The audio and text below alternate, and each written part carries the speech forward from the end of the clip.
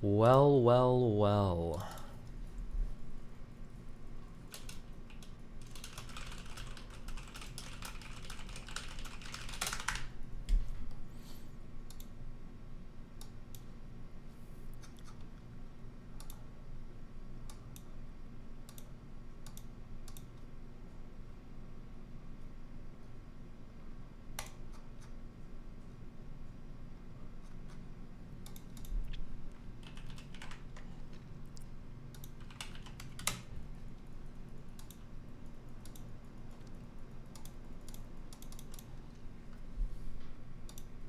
Any good orbiter drama today?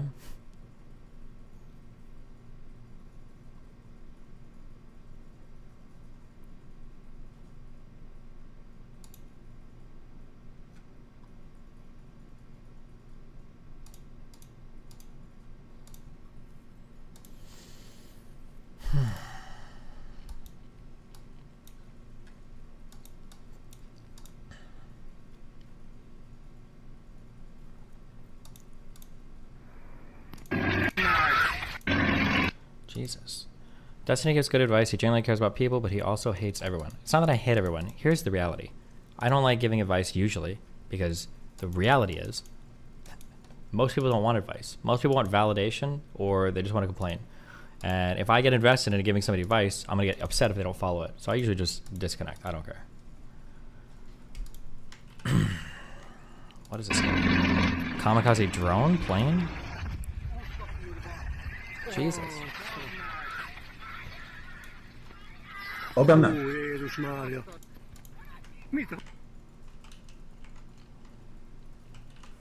From. Why are you trying to trigger me this early in the day? Envy, thanks for the $9.99.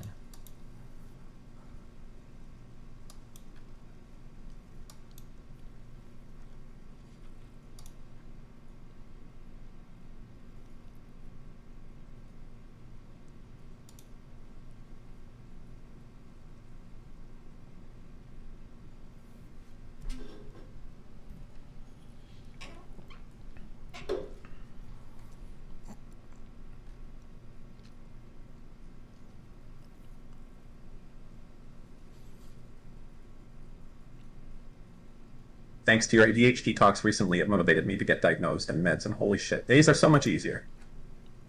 Yeah?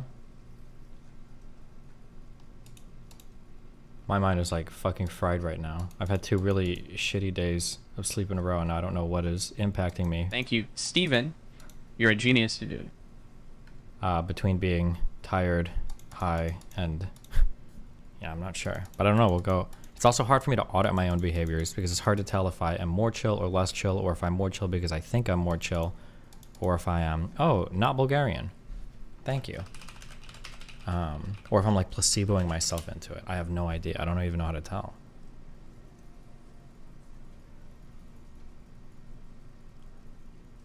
Follow. There you go.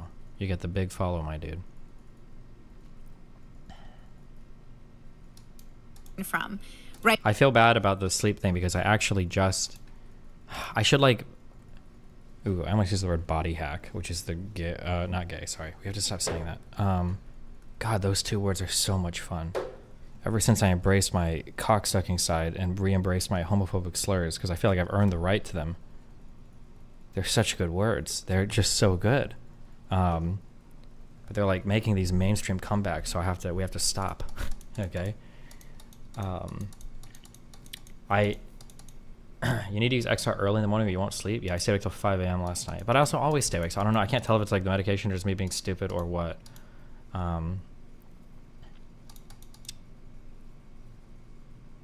Oh, I was going to say, and it's too early to tell because I only did this for about a week. But, oh my God.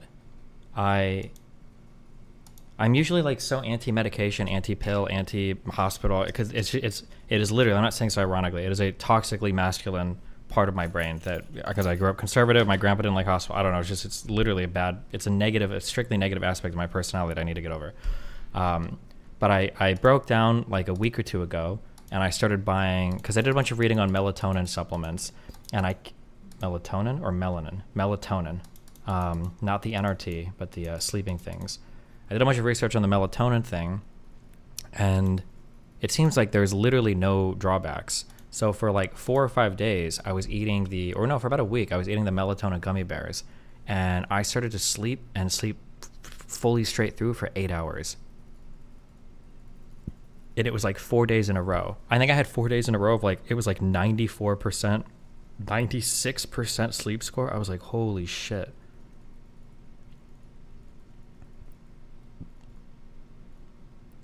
Besides dependence, right?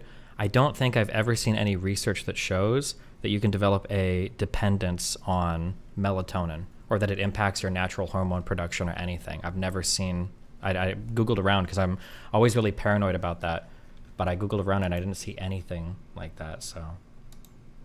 How do you track your sleep? I use a Whoop. How many milligrams can you take? The bottle recommends 2 gummies, so. I think is that like 100 micrograms or something? Is it like, or 100 or 50? I don't know. I think each one is like, I don't even know. I'm not sure, but the bottle says 2.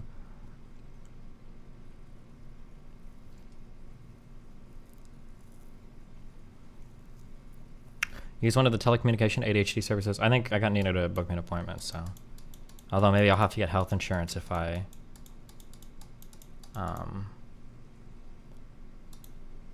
because apparently Adderall is like $400 a month, and I really should have health insurance anyway. You probably should.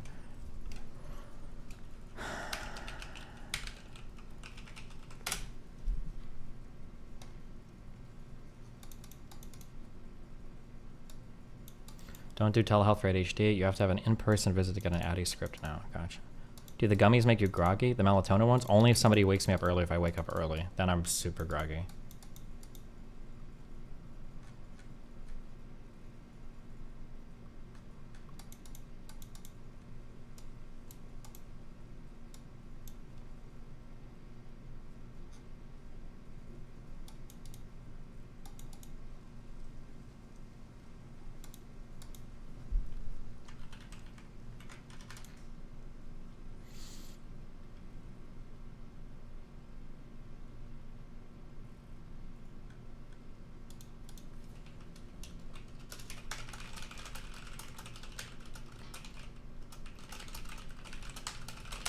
Skip the gummies and go straight to morphine. Options. I'm gonna dig straight down. Options. FOB 90 slider.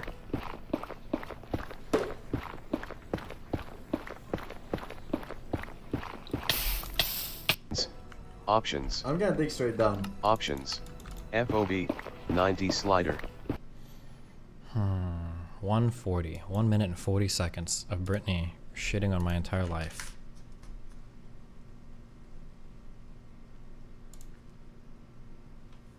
Destiny can actually have an effect on testosterone too. To the aromatic ring, Andrew Huberman talked about it too.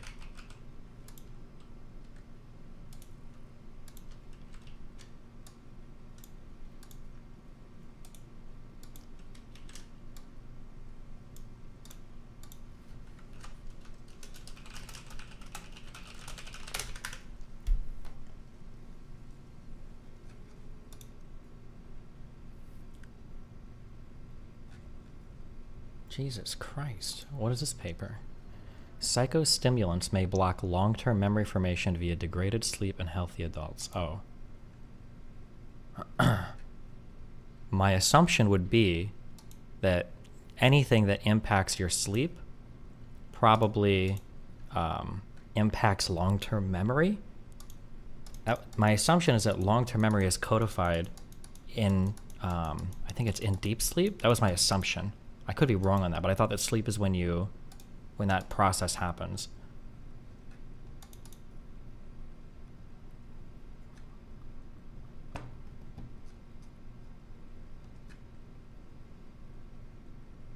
I was disappointed when I get Adderall. I've done it before and thought everything else would suck, but I got something else and it makes me feel just as great / productive. I think Adderall's a bit overhyped. Maybe. Okay.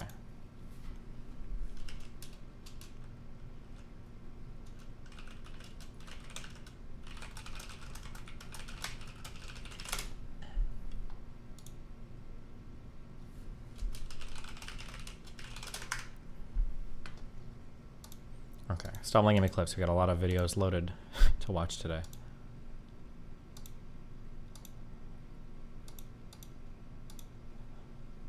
Was Nathan ever on Adderall? I think initially, Nathan tried Vyvanse, but I think Vyvanse had a horrible impact on his mood. So we switched him off of Vyvanse to another newer medication that I think starts with an M, but it's too complicated, and I literally always forget what it's called. Merc is getting an XQC tattoo live.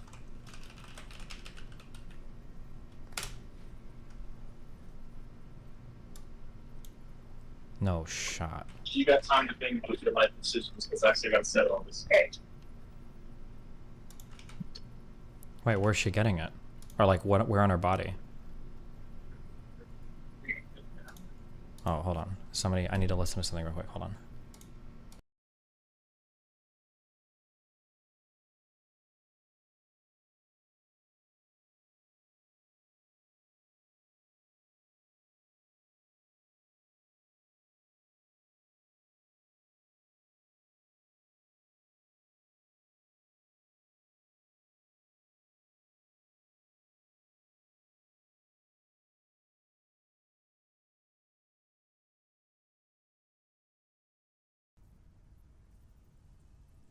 What? My Discord just crashed. Really? Okay, whatever. I'm like a partner with Kick, so Is that where this is coming from? As a streamer? yeah. I love, Wait, yeah, where is she so getting where is she getting the tattoo at? One of my goals was to get a lip tattoo. Like Is this your first one? my first what? Tattoo? Oh no, I haven't. He was worried about my first one. Yeah, some ladies can get a tattoo. If he's fine. Cool. Yeah, that's how it'll be. But like, it's something like where at? No, I mean, where on her body? Yeah, like, it's in the week about it. I don't know. Yeah. It's for your first tattoo, if it's in the action, like Yeah. things. And at the end of star, you gotta be all stable. Like you have to sit still. Yeah. I'm not sure if 15-year-olds want to sit perfect. Yeah. Kind of like a head.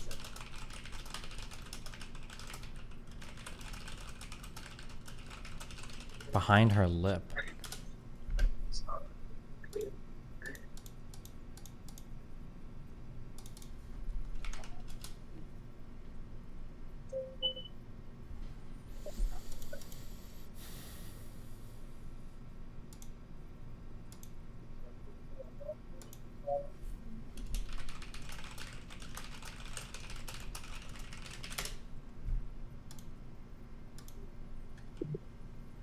Hey, Christian, you come here for a second?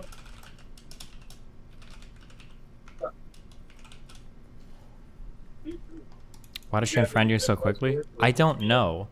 2 or 3 days ago, she unfriended me, and somebody said that it was because she didn't want to leech off me anymore. But I don't know if she unfriended me because she thought she was going to upgrade to XQC, or if she unfriended me because she, whatever. So I haven't seen the clip yet. So I haven't. She keeps trying to re-add me, but I don't. What? You removed me, so.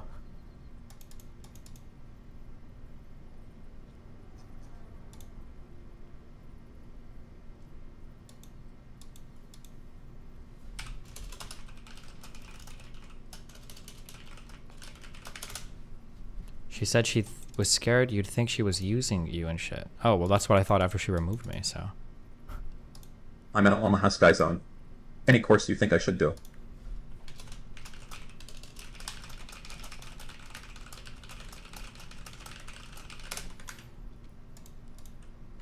Okay.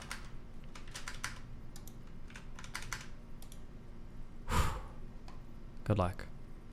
Oh, I think for this, I think what we're gonna do is, because I know how much you care about my factory planning. It's very important. I agree. Fritz is a bitch. Also, are there some glitches in this game? Like, I can already scan for sulfur, but it's like part of the unlock here. Why? Really makes you think, you know?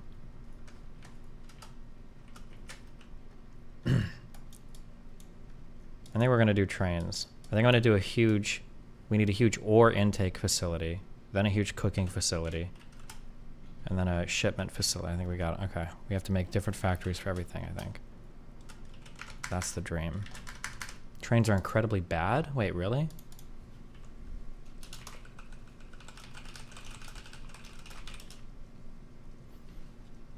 Why do you use walls? Well, initially I wanted things to look better, but now I think I run into the issue with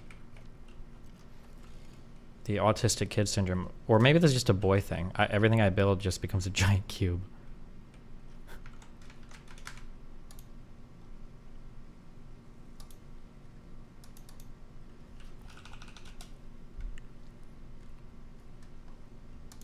They aren't bad, just do it right.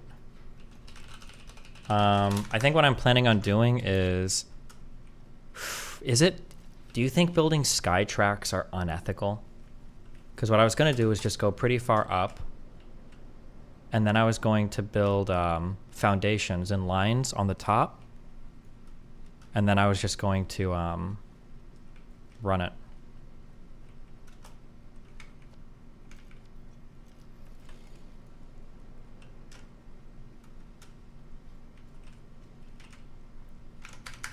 Used to watch Hassan. Never understood the beef and didn't care, but I finally watched your content. What can I say, you got me? Yeah, duh, because I'm fucking awesome. Damn, bro, what are you doing over here? Little bruv has got fucking ruse and shit.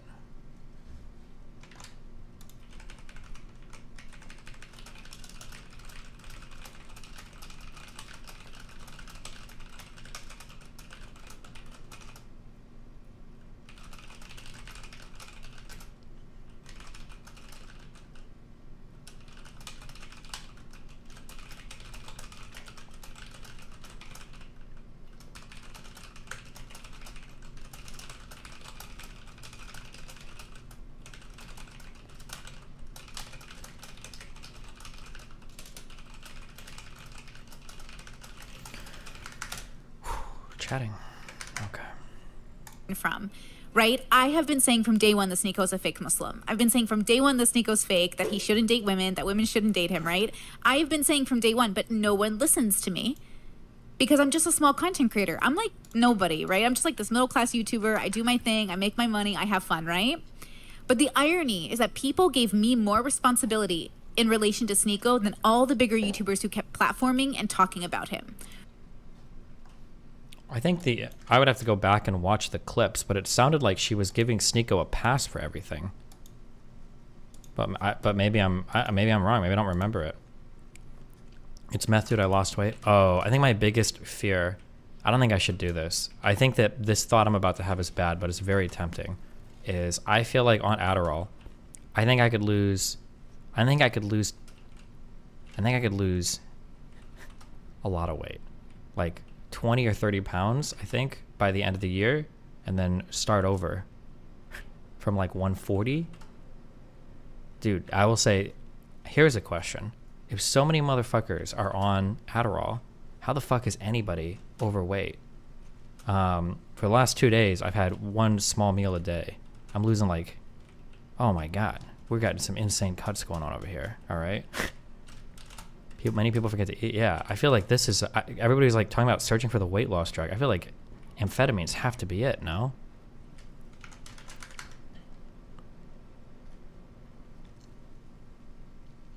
You're becoming a stimulant zombie? Yeah, have I become a zombie already? True, I feel like I've lost that sparkle in my life.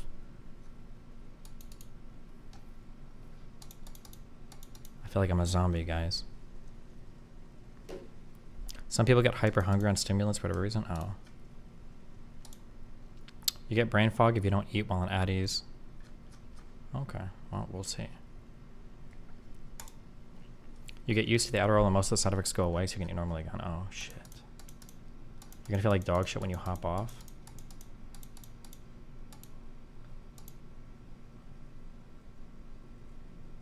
One big issue with that is if you want to start lifting consistently again, eating is much harder for gains. Our entire defense of Sneeko is that he's an introspective person on a journey. Okay, can I ask you guys a hypothetical question? Need Russell Brand take, sir. $13.99. Thank you. You become acclimated and eventually learn to eat while on it. Enjoy it while it lasts. Okay.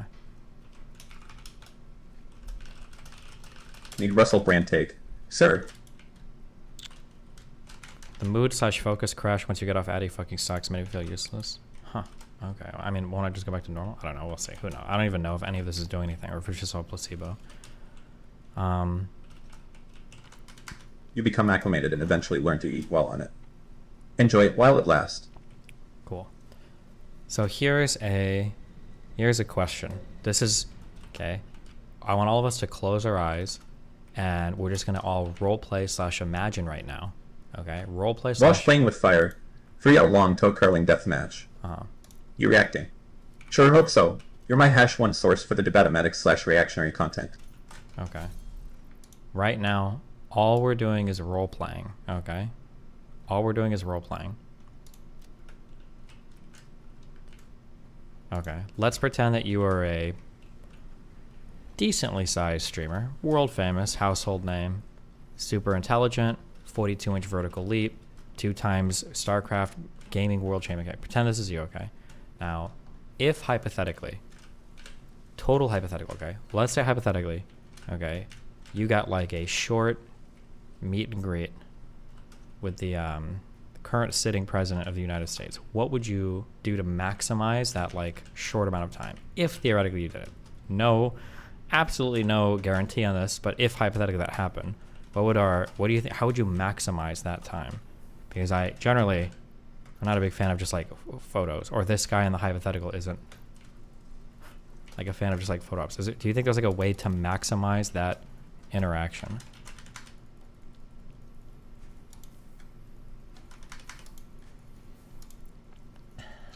Give him perms to jump into Discord. Dog warts. Ask about Hunter Biden's okay, well, never mind.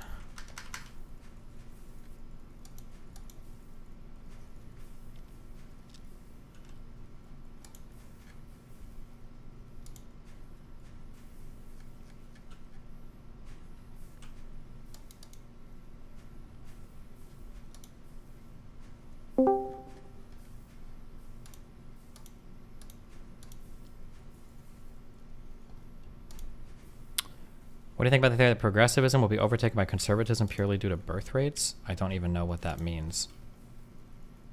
What's up, buddy? Hi, what's up? So, to answer your question, what is one local issue that is super important to you that you'd want to get involved with in local politics? Fuck if I know. Damn, dude, I live in Miami Beach. Well, you could also think about back home in Omaha as well, but ask him what he would do or what his strategy would be to address that issue. Also, what do you think about the theory that progressivism will be overtaken by conservatism purely due to birth rates? It feels like a general question. I feel like I'm just saying, like, how would I get involved in local politics? Wouldn't that? Well, no, it would be like more specific of, okay, what is your advice? What is not necessarily your advice to me to get involved in local politics, but how do you, as somebody who's been in politics for 30 plus years? Clear your throat. You're driving me crazy. Okay, how about this? Is this better? Much better. Okay, so how do you, with 30 years of experience, address this, or where do I start? Not necessarily where do I start in local politics, but what is so unique about this? I got it. Okay, you've inspired me. You've been a politician for longer than most people have in the Senate, Vice President, President. If there were like 3 things that you could have known at the beginning of your political journey that you could have executed immediately, I wonder what those 3 things would be. I think that'd be an interesting question to hear. Pretty much, yeah. And then if you wanted to frame it in a specific thing of like, okay, well, like this is my whole thing. What can you give me as far as those 3 things to immediately get me off my couch and not necessarily? I don't give a fuck about that, bro. This isn't advice for a normie. Okay, I'm a world famous intellectual athlete. Okay. Well, I know, but I'm not here asking for how do I get involved. I am involved. I know you're involved. Yeah, I am that guy. That guy. Do these couching it in a specific thing to show that you know what you're talking about is really what it is. It's more like a show and tell, where it's like, I'm already involved. This is what I'm working on. Now, give me your advice. Rather than Biden wants to come on stream, but I understand what you're saying. Talk about. I understand. Never mind. I'm sorry. I understand what you're saying. It's not relevant, but I know what you're saying and I know why you're saying it. Here, hold on. Yes. Yeah. It's because hold on.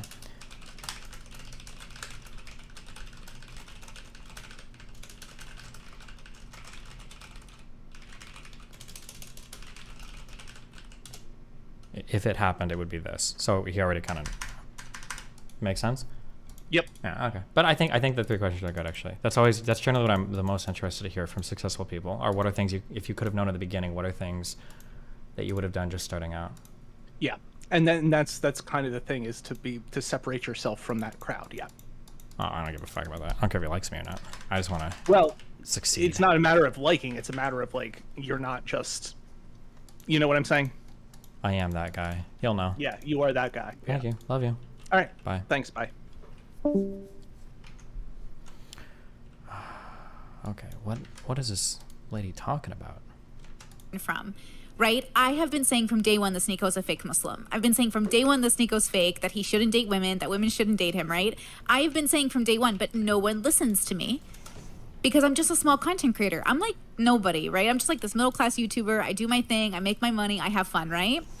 But the irony is that people gave me more responsibility in relation to Sneeko than all the bigger YouTubers who kept platforming and talking about him.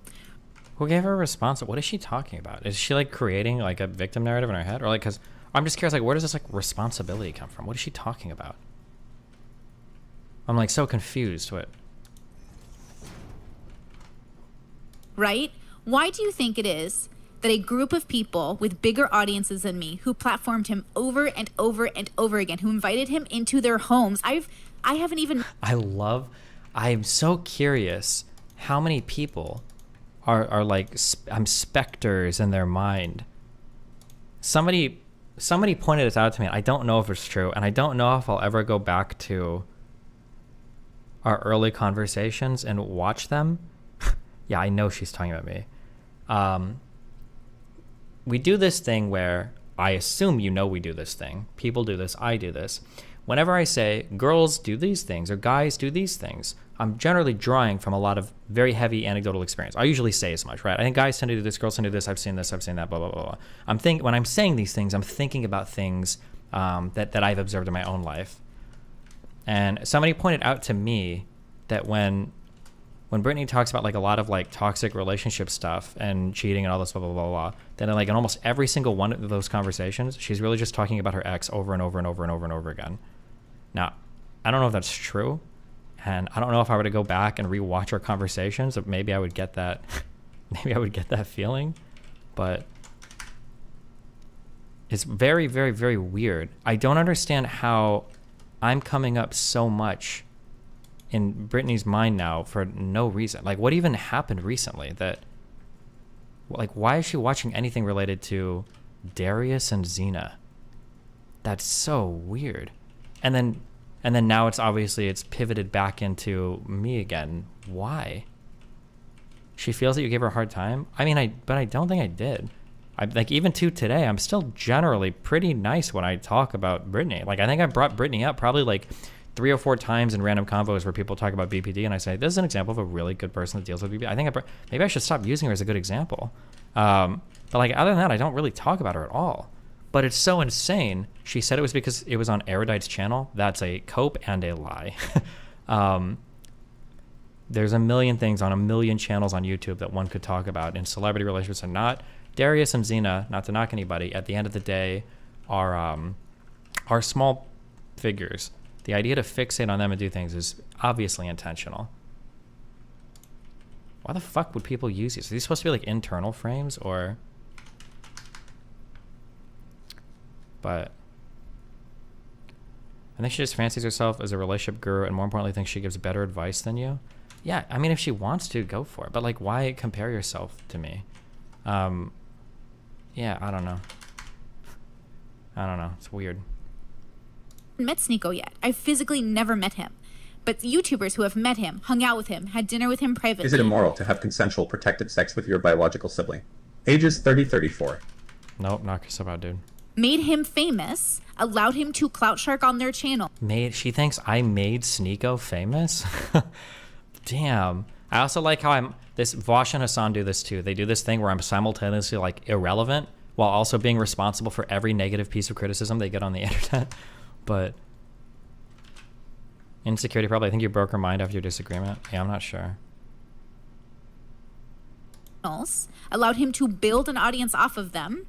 Why do you think I was given most of the responsibility in Sneeko's not his success, but like his allowance for his bad behavior, even though I've been calling out his bad behavior from day one, the same way I call out everyone else's. Did she? Because I feel like I'm so curious. I'm open to being wrong. I could be, because I only get clips from you guys, and I don't know if you guys, like, has she ever, is there a single video of Brittany ever bringing up anything related to Sneako's cheating? Because once she remembered that about me, she didn't even find out about it. She remembered it because she'd known this. Once she found out about that for me, bro, this thing came up like over and over and over and over and over and over and over and over and over again. Has she ever mentioned that about Sneako? Ever? Yeah,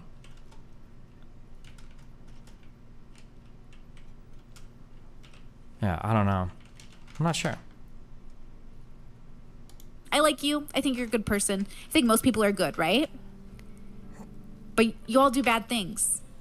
Like I said, every time I hang out with YouTubers, they're always shocked at like, what do you mean you don't lie? What do you mean you don't cheat on your partners? What do you mean you don't like do this and this? So again, why do you think that all these big YouTubers keep saying, but you were friends with Sneako? No more than I'm friends with you guys. Literally. Sneako doesn't know me like that. I don't know him. I've never met this man. And again, I'd have to go back and listen, but the feeling I got, and this is a feeling I could be totally wrong, but the feeling I got when I listened to her is she made it sound like they were quite a bit closer than this. Could I be wrong? Maybe that was just me wanting to hear that, maybe, and I was delusional. But I feel like when I was so like for her saying, for instance, like when I heard her say that like she'd never even met him before, I was like, oh, I didn't know that. The way that she spoke on it before sounded way more positive. She was calling him her son, did she? I feel like if you guys are saying this, I feel like you should link clips, because I don't want to just like read fake shit off chat and it's actually not what she said. She said they had spoken privately quite a bit. Oh, maybe.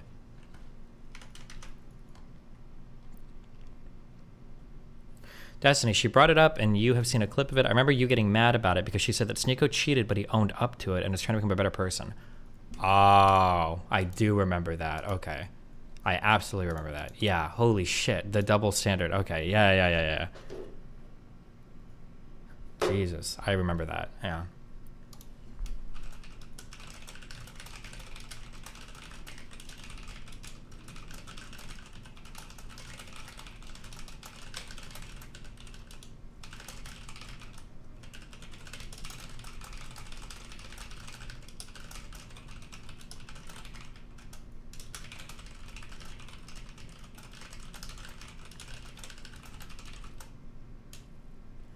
Sorry.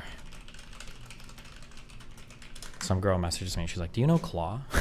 Jesus.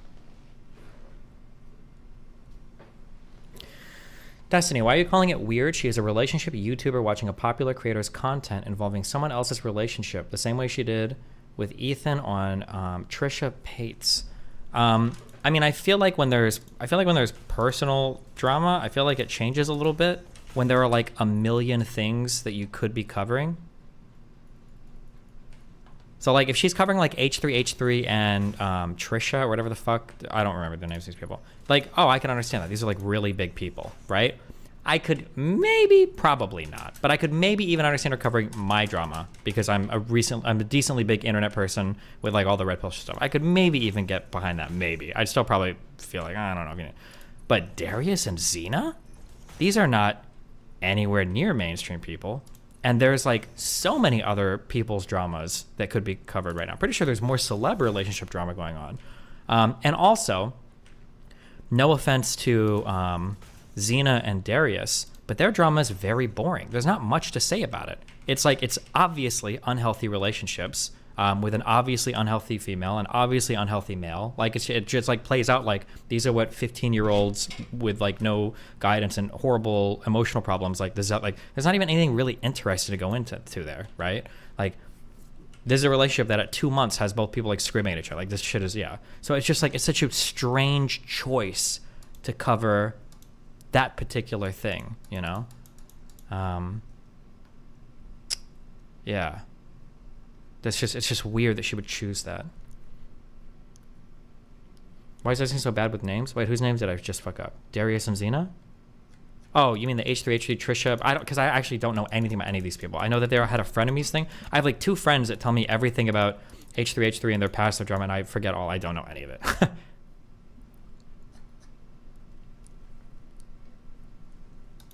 Because I'm a It's Paytas? Trisha Paytas? Okay, maybe. woman. Do you think it's just sexism? How boring. Right? But that's what I want to talk about. So I'm going to give you guys a quiz from.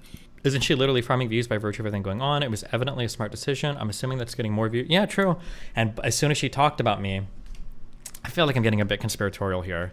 But, I mean, as soon as she talked about me and that video ended, she put it immediately behind a paywall. Does she do that with all of her videos? I should have checked that. Maybe she does that with all of her videos, but I was like, okay. Okay, Chief. Okay, I don't even know why I'm building this here. I should go find, you need Frenemies 2.0 with you and Hassan? I need Ethan to drop Hassan from Leftovers. And then I need to make a podcast with Ethan called The Main Course, okay? That's what I want to do. That's what's going to happen. I'm going to find Ethan in real life, and I'm going to chat with him. I'm going to give him a big old hot chalky, and I'm going to convince him, okay? Okay. We had 10 minutes left in this, and we didn't finish it yesterday. So... You spent 3 hours and 4 minutes in the high stress zone today, the majority of which came from sleep. This is the second time I've gotten this. What is it? How does it? I wonder how your Whoop reads stress. I don't know how you can be stressed in your sleep. It must be the adjusting to this, I guess. I don't know. Jesus. August already posted the video on this? I didn't even finish it. Well, let me just finish this, I guess, right? We can talk about these other scenarios. The battle is way, way, way higher. Yeah. The battle is what we call so-called gender care. The removal. By the way, if it's the 2% or under 1%, whatever you said of detransitioners. Yeah. I believe it's as close to a pure lie. You're not telling it. I know you read it. I read it too. There's no doubt in my mind it's a lie. There's a lot of lying on a lot of these issues because people feel if they have a humane agenda, they don't have to tell the truth. Well, no, listen, I mean, I have proof for this. Virtually every European country has stopped this care for minors. It has ended. England has ended it. Sweden has ended it. You know what? I just realized I don't actually want to listen about trans issues for another 9 minutes. I'm good. Saw this video, Destiny's vision for Vosh and Hassan's huge potential, and was confused by some of the things Destiny and Turkey Tom said about Vosh. Here's the video. Specifically, I mean what's said around the 23:49 mark. Destiny says that Hassan and Vosh have specific no free clout policies. Can't speak for Hassan because I don't really watch his content, but when has Vosh said this, and what's he mean by no free clout? Destiny doesn't provide any context for it. Really, he just makes the claim and further says that they, Hassan and Vosh, only engage people larger than them. Okay. That's fair. The specific source of this claim is, I think it was prior to the Fortress arc. If somebody can find a video clip, I would love somebody to find it for me. But I remember him saying this, is what Vosh said was, it doesn't make sense for him to engage with content creators that he disagrees with that are smaller than him, because that would be irresponsible platforming. But he will engage with people that are larger than him because he can increase his fan base and reach more people by doing so. That was more or less his argument. Now, you could argue that me saying no free clout is kind of an unfair or uncharitable characterization of that argument, but the way that it works with Vosh and Hassan is that's essentially what it is they'll only ever engage with figures that are more clouded up than them. And we can say that it's just for like political efficacy. However, my big criticism about Vosh and Hassan is that it's very convenient that at the end of the day, every single thing these guys are doing for their political project also coincides with what they need to do for maximum self-enrichment. That's probably my biggest criticism with Vosh and Hassan is that point, that everything they do to further their political agenda and everything they do to further their beliefs always coincides with whatever they need to do to further their personal enrichment. If there's something that they can do to further their political beliefs that doesn't really help enrich them, they tend not to do it. That's the thing that bothers me about both of them, especially Hassan. Kind of Vosh, but especially Hassan. I'll read the rest of this post. Somebody just linked this. Did Hassan respond to being called a clout shark? Or actually, this is loading. Again, can't speak for Hassan here, but how is this the case for Vosh? I'm guessing Destiny isn't exclusively talking about friendly engagement, since with the orbiters that come onto his stream, it doesn't seem like it's just for friendly engagement. I've heard Vosh say that he doesn't really like having people on for friendly engagements or whatever because he thinks it's boring for them to spend an hour just nodding along at each other, agreeing on everything. But that doesn't sound like a no free clout policy. As for negative engagements, Destiny's claims make even less sense. Vosh just yesterday debated Big Papa Fascist, so Vosh might be changing recently. Maybe as of very recently he'll change, but my understanding, and again, if there's a Voshite here, I have no idea how can you be mutual fans of me and Vosh. I truly don't understand. That makes me worried for myself, but sure. But if you're mutual fans, my understanding is that for the most part, over the past like 1 to 2 years, I think, ever since the beginning of the Fortress arc, Vosh very explicitly does not debate smaller conservatives. He'll only debate if like Charlie Kirk, like on the Tim Pool, like if that stuff comes up, he'll do it. But for like smaller conservatives on the internet or like panels or anything like that, he won't go unless there's like a huge figure there. That's my understanding.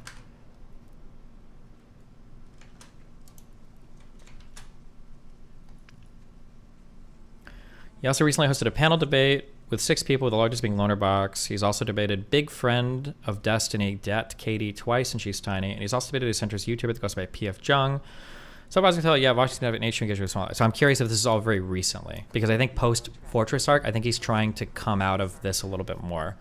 No, Destiny, he has debated random ass conservatives. To be clear, it's totally possible that I could be wrong. However, not only was that my impression, and not only did he say that he wouldn't engage with smaller people because he thinks it's irresponsible platforming, it was also I believe you could say it was the mainstream or ordinary position of the Vosh subreddit, because I remember towards the end of the Fortress arc, we read these on stream and laughed about them. There were 2 or 3 huge posts about how the reason why Vosh is dying is because he doesn't do debates anymore. Because Vosh stopped debating people, because Vosh stopped having arguments, because Vosh stopped engaging with conservatives. And again, I wish you guys could like find these Reddit posts for me, but maybe he did do some every now and then, but I think the perception of his fan base was that Vosh kind of like cut his teeth being a debater, and then he basically dumped that almost completely in favor of just kind of like talking at his audience about the news, doing reaction to the news basically.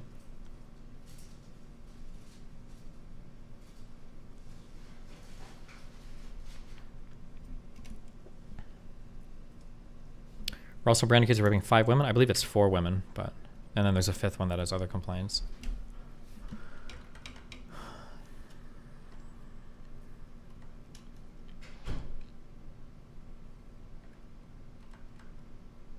Again, can't speak for Hassan, but in Vosh's most recent stream, I mentioned Destiny in a positive light and I wasn't banned. I mentioned him several times, none being negative, and I haven't been banned or timed out for it. Oh, okay. Maybe in Vosh's chat, I don't get banned. In Hassan's chat, I will be banned for if somebody mentions me, and then the subreddit will be. In Vosh's subreddit, I will be banned for, you will be banned if you mention anything about me in Vosh's sub. So maybe in Vosh's chat, they don't ban references to me, but in Vosh's subreddit, they do. But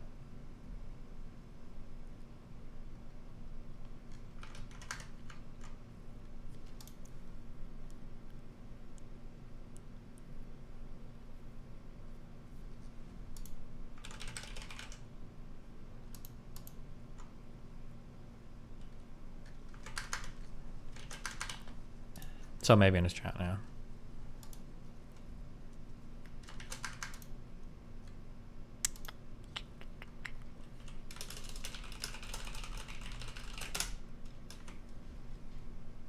Here's the thread.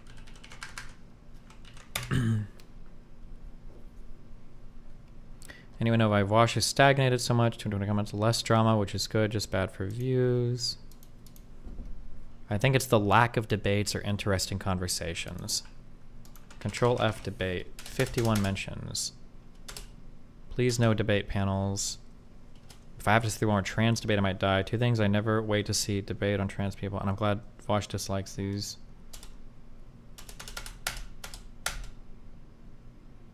He posts a ton of debates to YouTube though, but they're mostly with random chatters. Panels suck. Try to get on more podcasts, do more debates.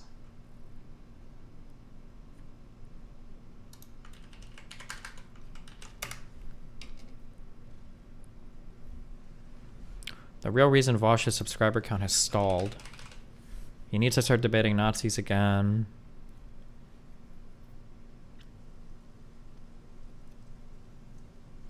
Oh, apparently, I guess Vosh was trying to do trans athlete debates because he did that one with the professor, but that debate was so bad. That's the Agua one. Oh my god.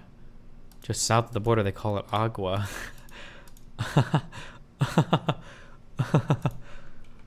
Oh man.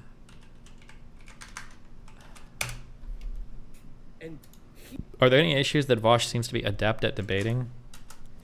Let's see if I can trigger chat with my takes, because I always do. Vosh's biggest problem right now is that he is very ideologically partisan, which is unfortunate, because I'm going to say it, get ready, okay? Here comes the trigger. I do believe that Vosh is far more intelligent or intellectually capable than Hassan. I think Vosh is an intelligent person. So he chooses to be politically partisan, I think, in his takes. Or at least, or maybe he doesn't like consciously choose it. He's like subconsciously navigating in that direction because of emotional reactions to other things, I think, yeah. Watch the BPF debate, Vosh fucks up. Okay, guys, hold on. No more videos, okay? Here, I think, what is prohibited today, there is another problem with woke and trans ideology. Again, as for the trans rights and so on, I'm all for it, not hypocritically. But did you notice how most of the trans people who attack cisgender and so on... Hello? Oh no, you really want to do this? Are you sure you really want to do this? Are you actually going to trigger the fuck out of me right at the beginning of my stream? You're going to do this? Yeah, I just want to talk to you about what you said about Brittany. I just think you're being really unfair. First of all, I think you're making like, oh, she's so obsessed with me, like, argument. Why? Like, don't you say that, like, oh, anyone on the internet can just talk about anyone? Okay. Like, also... Wait. Also, no, wait, I'm not done talking. Can I just finish? No, you can't. This is my Wait, room. can I just finish my... Okay, fine. Okay, thank you. Thank you. And also, like, Darius and Xena, they are on the internet. Their whole relationship is playing out on the internet. Okay. Obviously, it's an interesting thing to look into and to talk about. How many examples of people's whole relationship, putting everything on the internet, are there, besides, like, stuff that's going on your stream? Probably literally thousands, okay? Who? Name one. Okay, she talked about Grace already. There's no celeb stuff going on right now? Isn't there like a whole like divorce with the Jonas Brothers and the fucking Do you think that that's all on the internet? Do you think their whole life they're having conversations on the internet, talking to each other? Couldn't she like be like a little investigator? Do you think that that's the same thing? Oh, I feel I'm like sorry. that's really dishonest. Am I not allowed to finish my sentence? Yeah, you can go ahead. Okay, yeah. Don't take advantage of me because I'm mellowed out from my Adderall, okay? I'll go fucking get some cocaine, okay? Chill.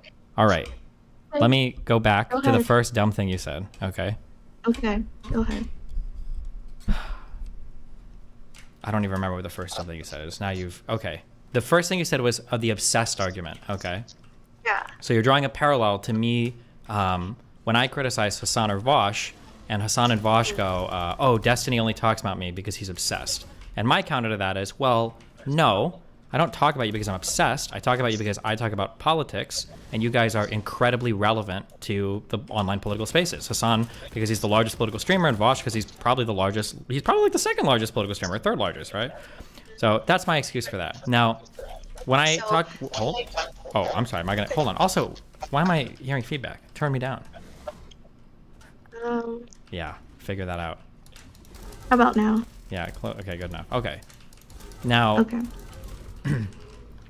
if I were to be religiously covering a much smaller political streamer stuff, I think that there's a stronger argument that, like, now I'm just doing this because I'm, like, obsessed would be one way to say it, or just, like, spite-driven. For instance, if I started watching, do you know, like, President Sunday?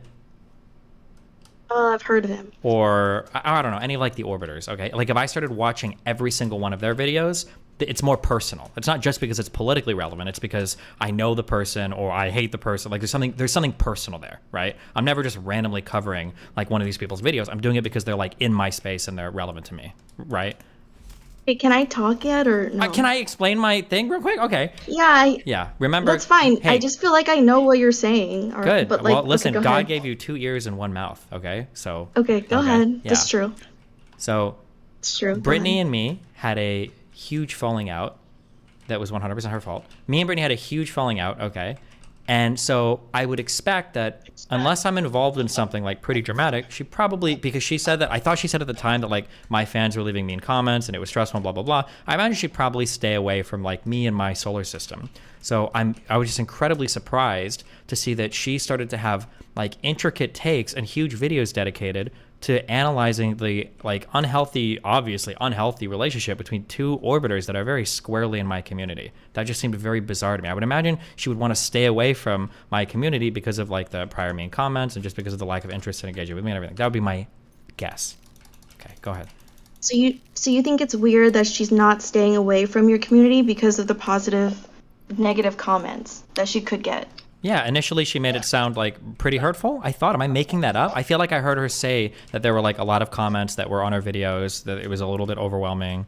But maybe I'm making that up. Maybe she did. So you're assuming a lot of her right now. Like, so you're saying that it's weird that she's making videos on. Okay, so first of all, she makes relationship videos, just like how you make political videos. She likes to dissect relationships that happen on with Ethan and Trisha. Yep. And so your stream just happens to have a lot of people's relationships playing out in detail the way that you don't see in celebrities gossip or other things like that. So I feel like it's a very rich pool of material to pull from, and I don't know like why you're saying it's weird, besides that I think you're just like, you know, kind of a little bad faith on her now. Okay. Which let's is say that understandable. Let's say that I grant you all of that. Let's say that I grant you all of that. If I were to start making videos being highly critical of Britney's relationship, do you think that would be fair of me? Do you think that she's been making videos highly critical of your relationships? Yes, because my second issue with her is that when she's talking about Darius and Xena, she cannot wait to throw in subtle jabs at me on the side constantly. So if I were to start making videos covering her relationship, so let's say, so here's the thing. I could grant you that like, okay, fine, Darius and Xena stuff is really interesting. My stream is the hub for all of the interesting drama on the internet because I'm a content fucking god. Okay, I can acknowledge all of that. But for her to cover that, I'll grant all that. But then why keep making weird, snide, sideways comments at me? If I was any other person besides the incredibly reserved man I am today, I would just start nuking her relationship. I'd be like, okay, well, today we're going to talk about Britney's entire relationship, start to finish. Like, and I think I would be justified in doing so. Go ahead. Also, you have. Like, you don't know her. You don't know her. You've talked about how they've known each other for a couple months. She moved all across the world, like, for him and all that. And she doesn't. I feel like you mention her just as much as she mentions you. Like, she does talk about you, like, without naming you, just kind of like, you know, or sometimes she names you. Big difference. But then you also, like, have a little snide remarks all the time. Like, when you talk about, like, people who, you know, think that they, you know, you just kind of allude to her about how, like, she doesn't include herself when she's talking about toxic relationships, and she moved all the way across the world for someone she knew for 2 months, like, which are, you know, you could make a video on it, but you just have snide remarks in your other videos, which is exactly what she's doing. Big difference, okay? Number one is I put out thousands of hours of content a week, okay? I'm streaming a ton, and usually other people might bring her up. I don't think this happens all the time. I think you typed to me that I bring her up daily. I don't think that's true. Now, I don't have like an offhand like Britney meter to measure how many times. Not daily. That may have been an exaggeration. Maybe not daily, but weekly for sure. Okay. 100% weekly. I don't know if I do it weekly. Okay. You can go back to my calendar. Okay. Okay. All right. Okay. Listen. Okay. Okay. I don't think it's weekly. Now, other people might bring her up or whatever. However, I think, now this is a guess, and I could be wrong, but I feel like I bring her up positively about as much as I make a snide remark negatively. For instance, when I'm on other shows and they talk about BPD people, I still to this day cite Britney as generally somebody as a positive example who's dealt with a BPD. Now I'm starting to see that maybe that was a mistake. She also does that to you. Like, what was the last when she positive? says Yeah, you tell don't me. listen, she says that you make good content. You're a very interesting person. Stop. Like, just no. Oh my God. Stop. What? Stop. Make good content. That is hold on, wait, hold on. Wait, hold on. I mean, wait. This is really important. Quoting her exactly. But I know your comment, but this is a good autism test, because I don't know if you might be hyper autistic, right? So now I'm testing this. When Britney says something like, my relationship is real and special and true, and Destiny's joke of a fucking life sure does make for good content, does that sound like a compliment for the content that I'm making? Is that really how you perceive that comment? of all, that's not what she said. Also, this is not what I came here to argue about. Like, I understand that, like, sometimes she says things that are like, obviously she's only known someone for a short amount of time, and then you don't really know how a relationship's going to play out long term from that. So I'm not defending her relationship or her view of her relationship. I'm just saying, like, you seem like to have some just biases now when you talk about her, and you're just picking at such insignificant things that you also do. Hold on. I'm not here to defend her relationship. Like, I don't think I have any bias. I think every person that would talk to me would say that I'm being more than fair, and that it would be incredibly weird that an ex-friend whose bridge is completely burned decided to drop a video. And remember too, I'm a live streamer. Brittany's a YouTuber. So she intentionally did a video upload to a YouTube analysis and then paywalled it to talk about the relationships of my orbiters. That's a pretty intentional and a little bit out there thing. Now, if you want to say, what do you mean by that? What do you mean by that? What's so out there about it? I feel like if we're playing this all out logically, like, here's a question. In her mind, what do you think her thought is that my response is going to be to that? I don't think she thinks that much about it. I think that she just wants to tell her audience how she feels, and she puts more into making content than, like, keeping a friendship with you. So I don't really think that she thinks that much about it. Really? Yes.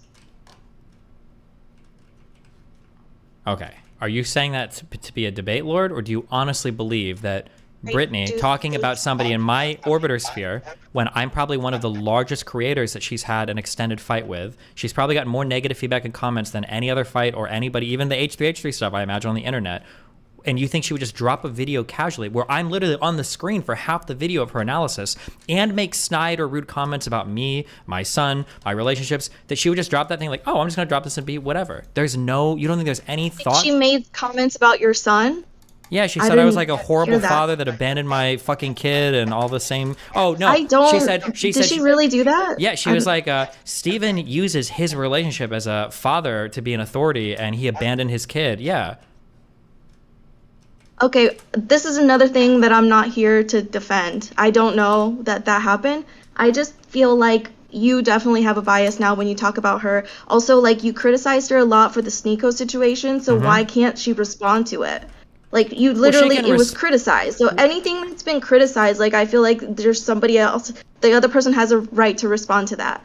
Sure, so she can. She absolutely has a right to respond to that. And if then, she was just talking about Xena and Darius. Stop stacking. Do one thing at a time, okay? She has a right to respond to it. People aren't mad that she's responding. I think people are mad because the response sounds a bit revisionist.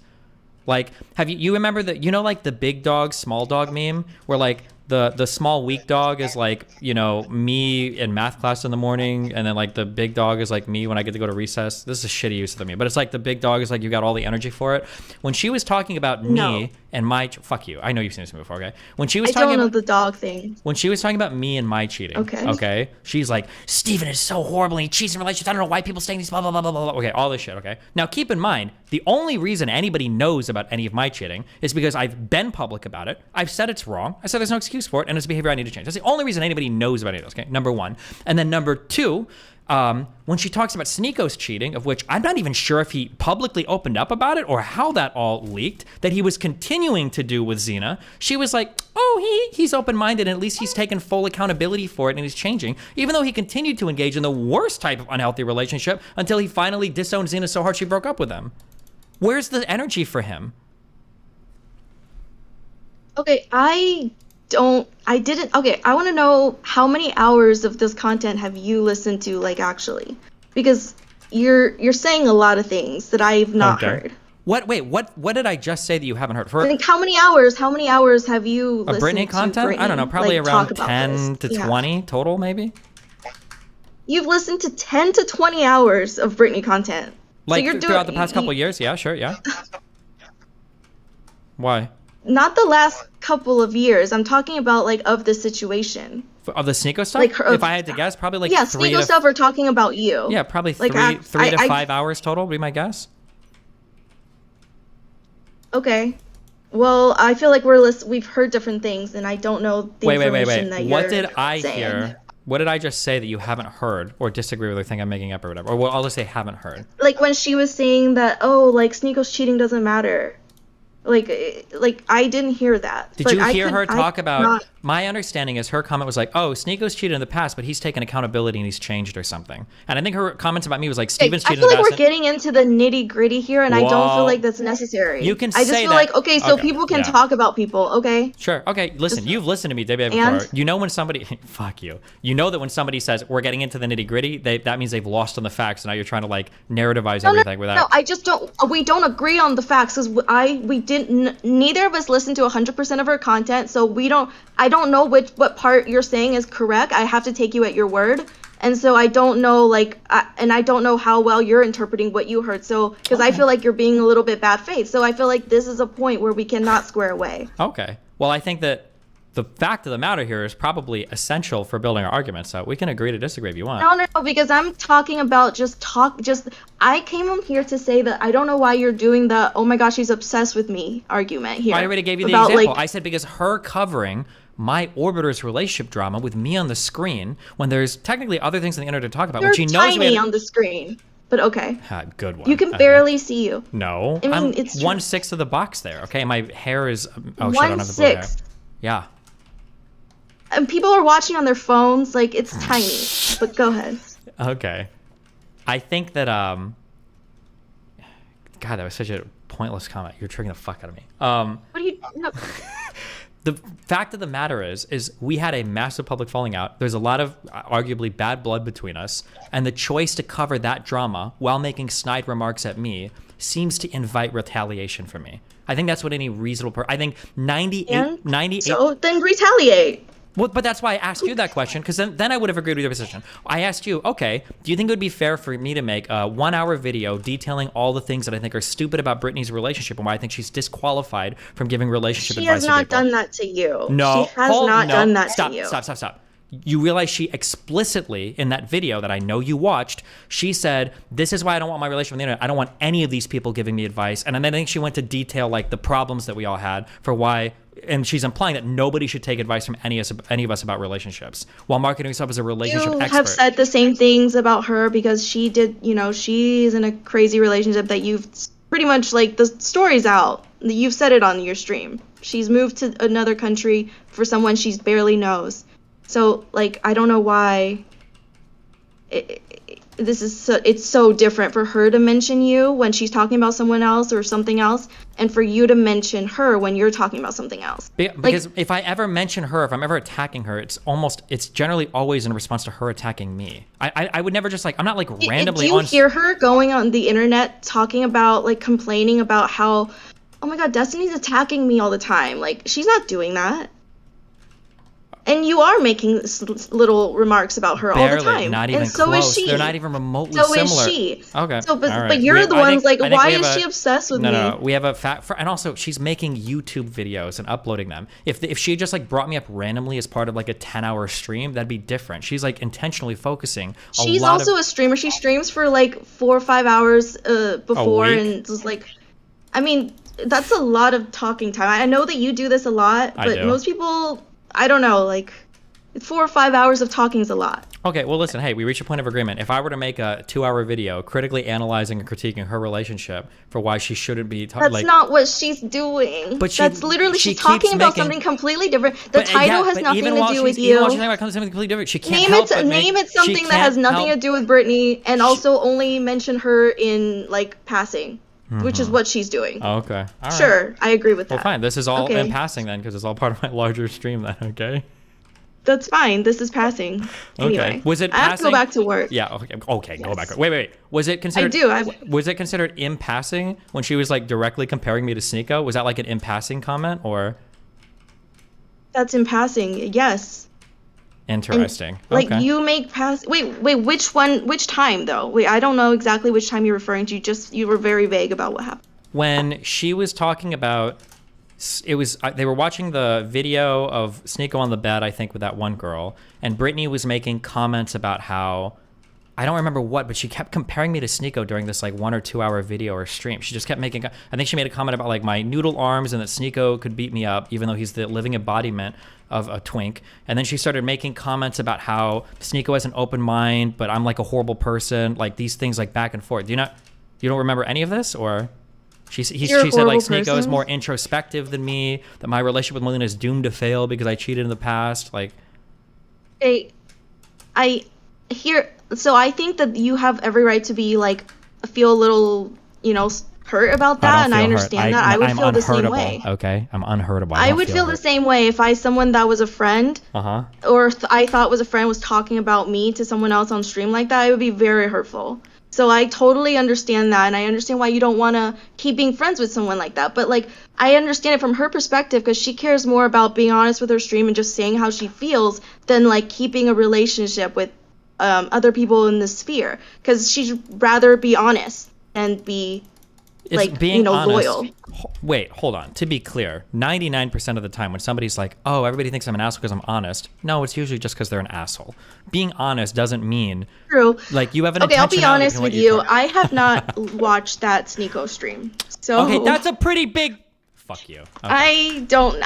I'm asking you questions about it. I'm like, oh, did she really say you're a terrible person? But no, like, I don't know. You're so, typing to me. You're I'm like, not sure. you're very biased when it comes to Brittany, and she's right, and you should rebuild the bridge, and no, you're an asshole. just blah, about blah, blah. no. I didn't watch really? the Sneeko stream, but no, I'm talking about like these other streams that I have watched. I'm saying that like, she's not complaining like, oh, Desi shouldn't be making little remarks about me and my relationship. She's not complaining. You're just two people on the internet making videos. Who cares who you talk about? Like, just talk about her if you want. Based? Okay. And yeah, okay. Why I'll take can't that. That's she talk fine. about you? Judge like, thanks for the 10 gift subs. If you're saying I can talk about it, that's fine. Based. Okay. We're on the same page. Okay. Yeah, like, I mean, she's not making... I mean, to be fair, I'm not saying that it's right for you to make, like, a 2-hour video on her relationship, diving in and how, like, crazy you think it is. I'm just saying that for her, she's not doing that to you either. Has she done a video on you and Melina diving in and talking about how crazy it is? Absolutely not. No. She makes little comments, which is exactly what you do. Maybe, okay, maybe it's like 50% more than you do. It's like 500%, but okay. No, it's not No, it's absolutely not. You talk about her at least every week, if not more. She comes up a lot. Yes, you do. Yeah, I watch you at work, so like I'm listening. I think I'm just talking about other Britneys, okay? And you just think that she's exclusively the one with that name, okay? But anyways, I'm glad that you agree with me and that we've come to a conclusion. Oh yeah, is that how you hear that? Okay. Yes. Well, how do you can you hang I have to go back to work, so I don't know how to hang up. Well, you have can to you hang up on me? No, I'm not kicking you. You're just going to sit here. Click the hang up button. It's the red button at the bottom of the screen. Wait, are you on your phone or on your computer? I'm on my phone. Wow, way to go. There should be a red hang up button. Can you hang up on me, please? Nope, we're all just sitting here awkwardly listening to you. It's like getting I'm gonna have to turn my phone off. No, I'm you about don't. to turn my phone off. Open the conversation on Discord on your phone and click the red hang up button. Which conversation? Oh my god, everybody's... Okay.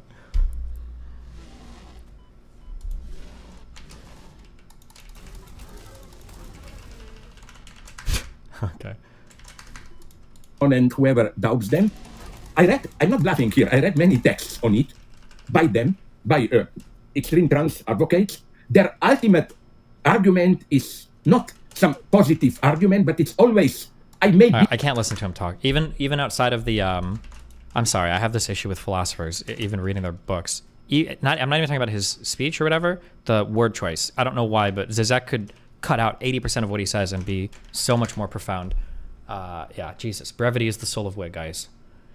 Brother, you speak on her with this react vid, plus calling her a bitch that's triggering you before you even play the vid. When she mentions you, it's minuscule, but when you mention her, it's a bigger deal. You're uncharitable right now. Wait, have I ever said Brittany is a bitch? Have I? I might have. I just don't remember. Have I said that?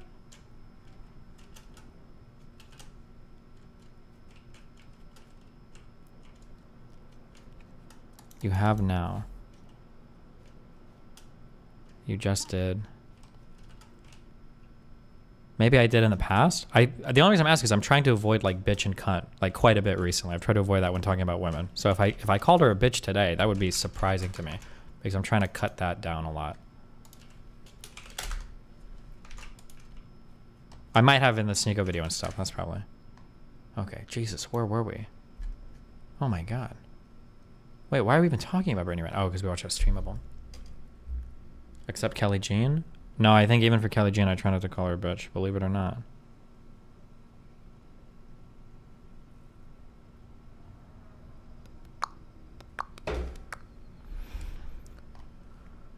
Although Kelly Jean drops bitch and cunt like crazy.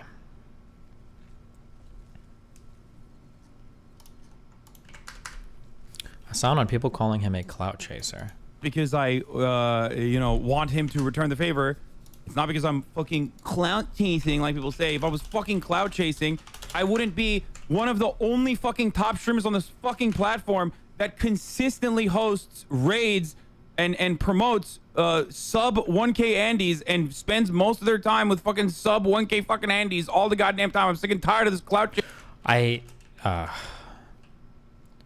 I feel like I'm worried that, so I think where I exist in the past few years of my life online, and maybe in general, it's annoying because like there are so many behaviors that I have that are completely contrary to the perception of me publicly. One of those is that I'm an incredibly aggressive and mean and spiteful person, when I think in reality, I think an issue I've had for the last couple of years is I'm actually way too charitable. I'm overly charitable, and I'm probably overly forgiving when it comes to a lot of people.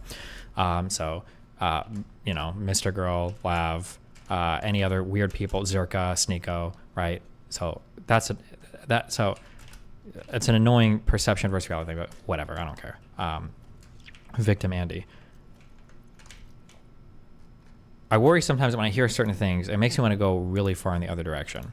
I hear people say some things, and I think to a normie, you guys might hear a certain thing, but to a streamer, they know they're lying. And I'm wondering, like, is Hassan really that stupid? Or is Hassan lying and hoping that like the viewer just doesn't know the dynamics? So in my opinion, and I fully admit I could be wrong, I'm not on Twitch and I don't see a lot, so I could be completely wrong, okay? In my opinion, there is no Hassan to success pipeline. Nobody goes on Hassan's stream, regularly collabs with him, and becomes popular or famous. That just doesn't happen. I don't even know, unless you literally like have a podcast with him, right? That just doesn't happen. Now I could be wrong, okay? That's my feel. This is a 2-year-old clip, by the way. Oh, who linked me this?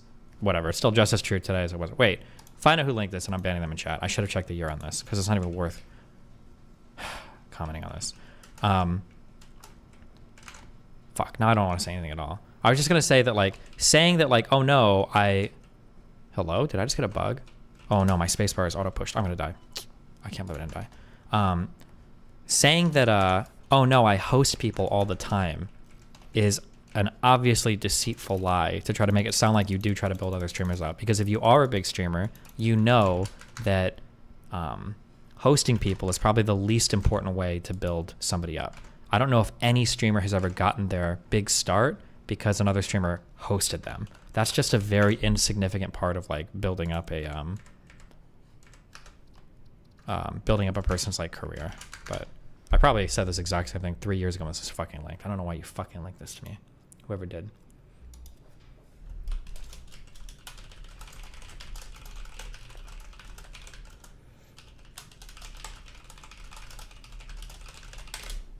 Indie Fox did, I think. Linked it to me?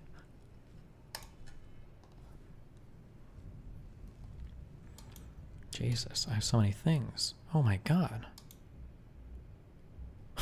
Onk. Vosh calls Destiny a sophist and says that he's the ultimate incarnation of the problem with online debate. What? Do you think he'll show a single clip or example of me when he says this, or do you think he's going to do the simulacrum thing again? Well, I would say that the ultimate like incarnation of the problem with online debate is actually Destiny. Destiny is really smart. I mean, I don't think anyone can deny that. But I think that he's kind of gone down a path where in many cases the satiation of his feeling of intellectual superiority takes precedence over... The satiation of his feeling of intellectual superiority. There's got to be writers for this arc now. I think there's so much money in streaming now. I think there are writers now for like some of the meme shit that people say. What a self-contradicting, hilarious statement that a person could utter. His satiation for intellectual superiority. of intellectual superiority takes precedence. He's kind of gone down a path where in many cases the satiation of his feeling of intellectual superiority takes precedence over anything material in a debate, whether that be what's actually true or like, I'll put it this way, he like, can please God, I already know he's not going to, so I'm being performative now when I say this. No, I'm not being performative. I do genuinely hope he does. I hope he gives one example. I hope that he gives one example of me doing this in a debate. Maybe he will. Let's hear it. Maybe he'll, because he just watched the Jubilee thing, so maybe. Material in a debate, whether that be what's actually true or, like, I'll put it this way. He's been known to do the thing where he doesn't believe something but will play devil's advocate because he's like, I bet these stupid lefties don't even know how to debate against it. I bet, let me take this position. Yeah, you've no... When is the last time I've even debated a lefty? Is this guy in 2021?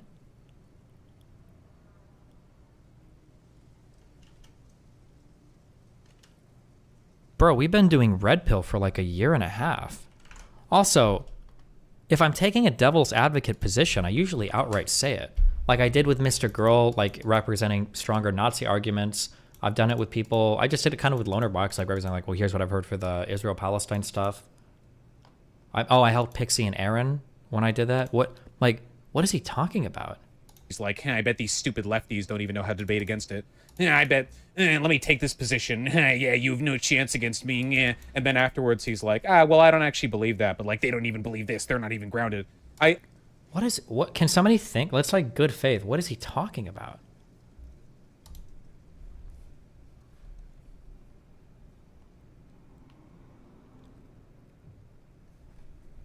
Meanwhile, he has his employees nuke Rose's website just for reviewing your article.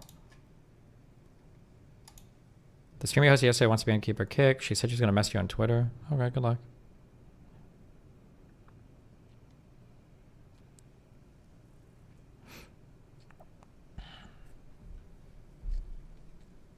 Maybe the police versus social worker debate? I feel strongly about everything I said in that debate, and I would continue to defend it.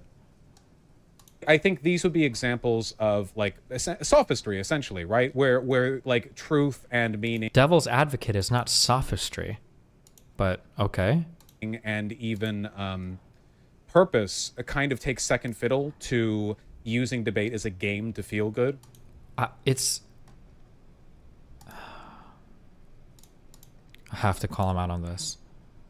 I don't know how our on-stage thing is gonna go. Sorry, hold on. I'm sorting through a lot of...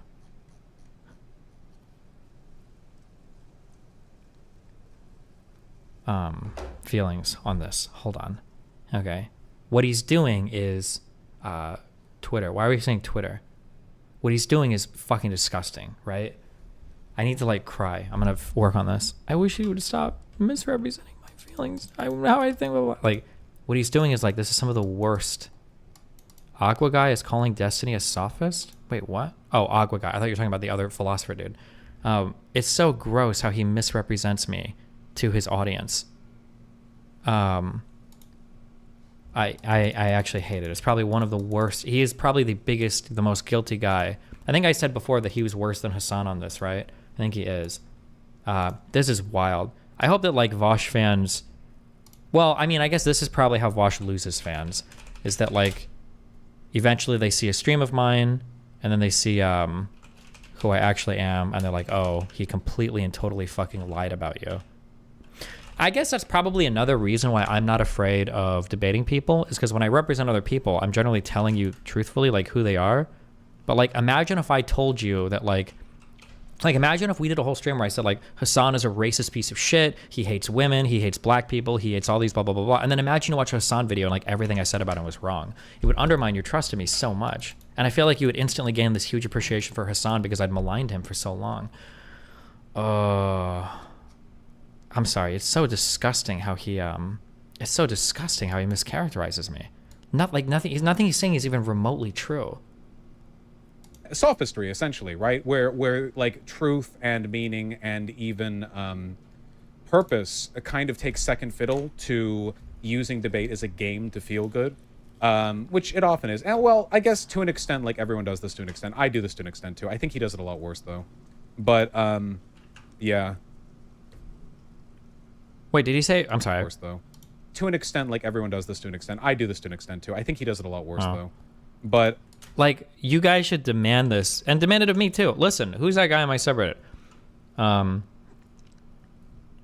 I'm glad this guy made this post, okay? Because I didn't actually give an example or cite specifically when Vosh said this. So that's good. You should ask for examples. If you're listening to me and you're a mutual fan of me and Vosh, or if you're some Vosh fan that stumbled into here because some Discord said that I was talking about him, you should, when you're watching content creators, and this doesn't just apply to me or Vosh, when you're watching content creators and they talk about other streamers, you should ask them for, wait, you said that streamer said that? Do you have a clip of that? Do you have a source of that? Is that true?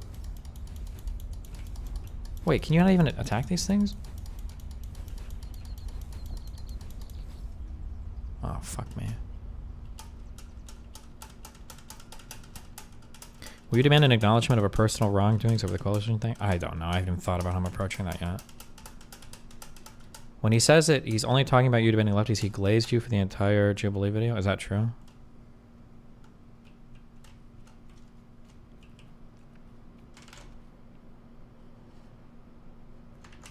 Here is Vosh representing your BLM protester take to an insane level. Biden, which makes him black. And he did say that it would be morally correct for rednecks to kill every single BLM protester with machine guns. So that would make him conservative. So technically, he should be on the other side. It's like a Christian conversion story. It's so wild that, like, Vosh is catching flack right now because Vosh said verbatim that ideally, in a world where socialism exists, we can lower the age of consent. Like, he's just memeing, is he? I feel like his fans unironically think that, but watch 30 seconds earlier, I think it's a joke. Biden, which makes him black. And what does his chat say about it?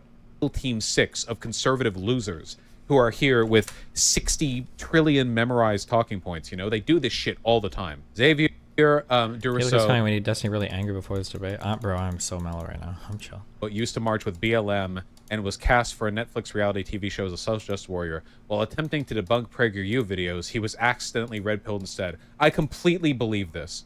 I totally believe that. He was totally like a Black Lives Matter protester, and then he saw a PragerU video, and he was like, I was gonna debunk PragerU videos for my Netflix reality TV show, but yeah. So grassroots, dude. So authentic. So many real people. Wait, Vosh, didn't Destiny vote for Biden? Shouldn't he be on the black conservative side? That's true. Destiny voted for Biden, which makes him black. And he did say that it would be morally correct for rednecks to kill every single BLM protester with machine guns. So that would make him conservative. So I'm gonna go back to the story that I bring up all the time about Nathan. That when Nathan was like 8 or 9, sometimes when we're driving, Nathan would do this thing where he'd be like, ah! He would like do this fake cry if he didn't get what he wanted. And I would get irritated and I would tell Nathan, you are not allowed to do these fake cry sounds when there are times when you actually do these things. Okay? I don't like that because I don't know when it's a joke and it instantaneously sets me off. It aggravates the fuck out of me. So don't do that. I don't think it's fair for Vosh to make these types of jokes about me. The child fucker, right? That was a joke, right? I don't think it's fair for him to make these types of jokes by me when over half of his audience probably thinks I actually unironically believe that, right? I don't even know if Vosh is joking, to be honest. I truly don't know. I can't tell. I've watched a lot of Vosh. I don't know if he's joking right now. Like, technically, he should be on the other side. It's like a Christian conversion story. That's true, yeah. You notice that when people talk about how like left-leaning people get radicalized, it's usually like this pretty authentic, like, oh, I just had these experiences that led me to question my blah. But then when right people talk about them moving to the right, what? Usually it's like I saw all my friends getting canceled around me and I knew that if I didn't toe the line.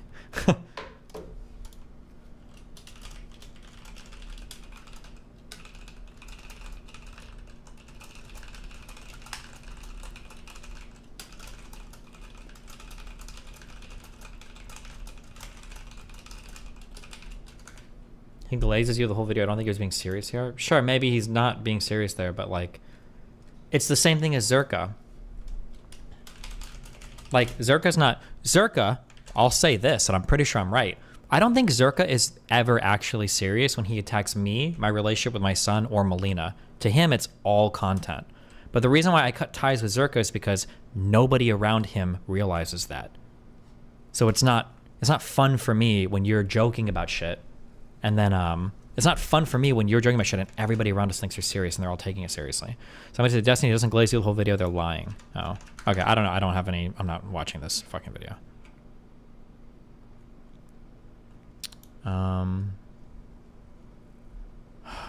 Ethan.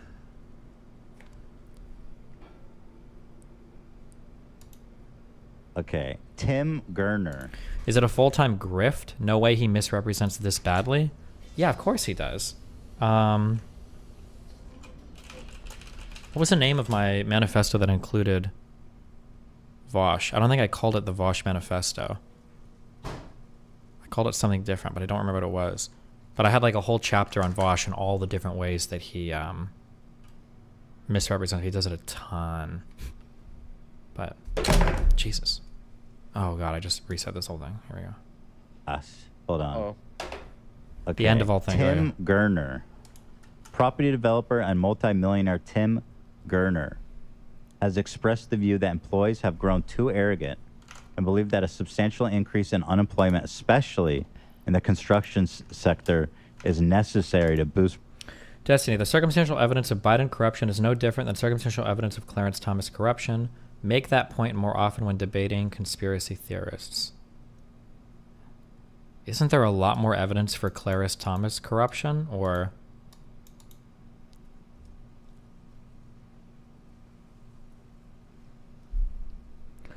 Limfeo Destiny, you've changed, my dog. You said you want context, however, repeatedly get your takes from chat saying the opposite of each other and wind up not even getting true context towards it. What? I don't care what Vosh, if he was glazing me or not in that video, and I'm not about to watch a 2-hour video to find out. Why do you think it's not relevant to anything we're talking about? It's not even an important claim. That's why I read both sides of chat. It could be one or the other. If you want, go watch it for yourself. But that's not really an important claim for literally anything where, no, that's the one text you read, really, dog? Okay. Wait, were you trolling me?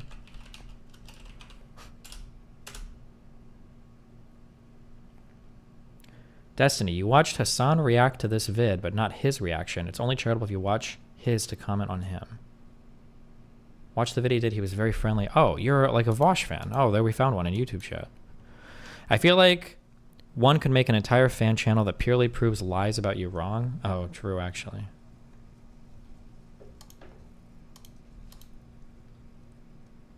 But, okay.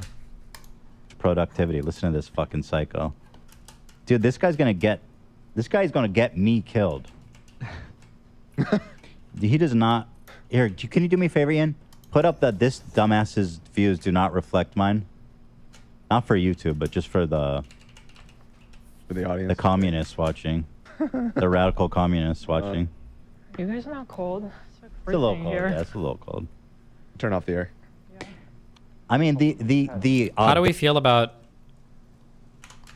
How do we feel about Gila's fashion arc? Do we have strong feelings about that here? Oh, sorry.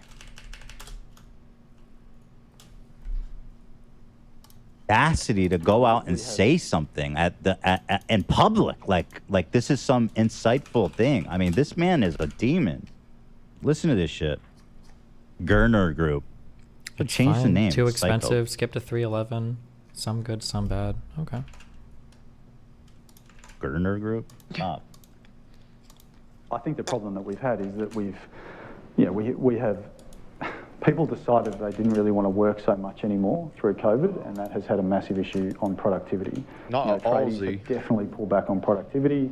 They have been paid a lot to do not too much in the last few years, and we need to see that change. We need to see unemployment rise. Unemployment has to jump 40-50% in my view. Nice. We need to see pain in the economy. We need to remind people that they work for the employer, not the other way around. I mean, there's been a systematic change where employees feel the employer is extremely lucky to have them, as opposed to the other way around. So it's a dynamic that has to change. We've got to kill that attitude, and that has to come through hurting the economy, which is what the whole global, the world is trying to do. The governments around the world are trying to increase unemployment to get that to some sort of normality. And we're seeing it. I think every employer now is seeing it. I mean, there is definitely massive layoffs going off. People might not be talking about it, but people are definitely laying people off, and we're starting to see less arrogance in the employment market, and that has to continue. You need to go higher above everything? How high should I go?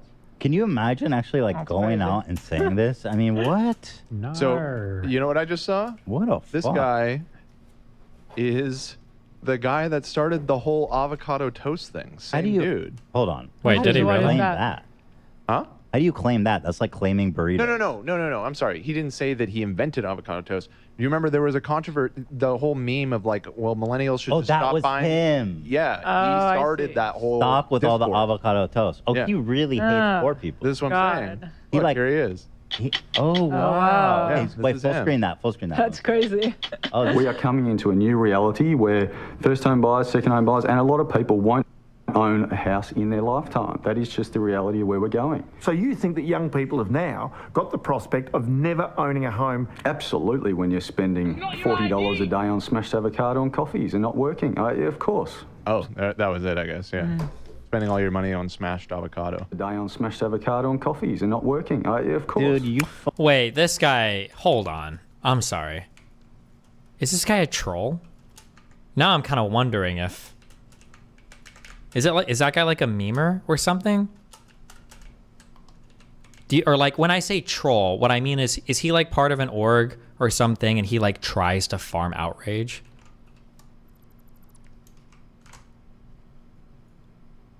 What is this guy's name? Millennials stop avocado toast.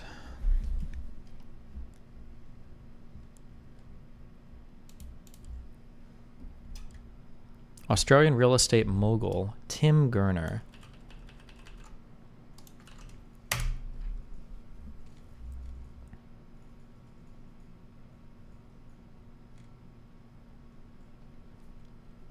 Oh, it's going to be all recent shit. Does he have a Wikipedia or no? 35-year-old. Oh, he's under the avocado toast. Wait, what? Economy. In Australia of late 2016, consumption of avocados smashed on toast became a target of criticism after columnist Bernard Salt in The Australian wrote an article how young people order smashed avocado with crumbled feta and 5-grain toasted bread at $22 a pop and more, arguing that they should be saving to buy a house instead. Salt later said that his piece was intended to humorously satirize the conservative attitudes of baby boomers. Millennials counted that they felt a sense of utility in saving a house with high-cost housing in Australia, and the Sydney Morning Herald calculated that a person saving $66 a week on brunch while property prices continue to rise year after year would only be able to afford a 10% house deposit in Hobart, with all other capital cities being unaffordable. Furthermore, cafes were said to have become the primary space for millennials to catch with their friends. On the wake of controversy, several cafes offered discount versions of smashed avocado. Tim Gurner, a 35-year-old Australian property developer, stated in May 2017 that millennials should not be buying smashed avocado and $4 lattes in the pursuit of home ownership. In response to this, the savings of foregoing avocado toast would be an estimated €500, euros, annually, and at this rate it would take over 500 years to save our house in the Republic of Ireland. Okay. His statements just sound like so hyperbolically crazy that... Fuck, this guy sucks. He really sucks. I'm also seeing that he is one of these weirdos that wants to be immortal.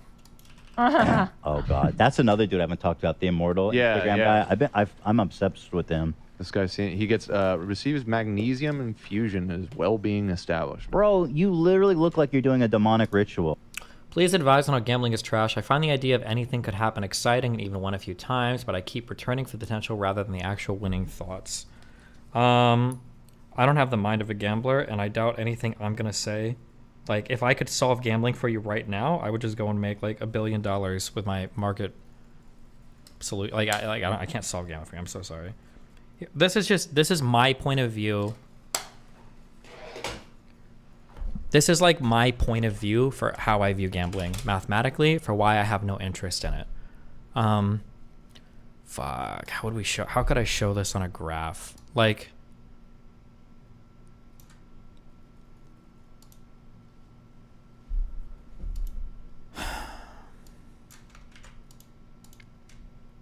it's the problem is I'm going to show it to you in a graph, but you either understand it or you don't. Like, every single time you make a bet, you like the variance from your bet is like you could either do like really well.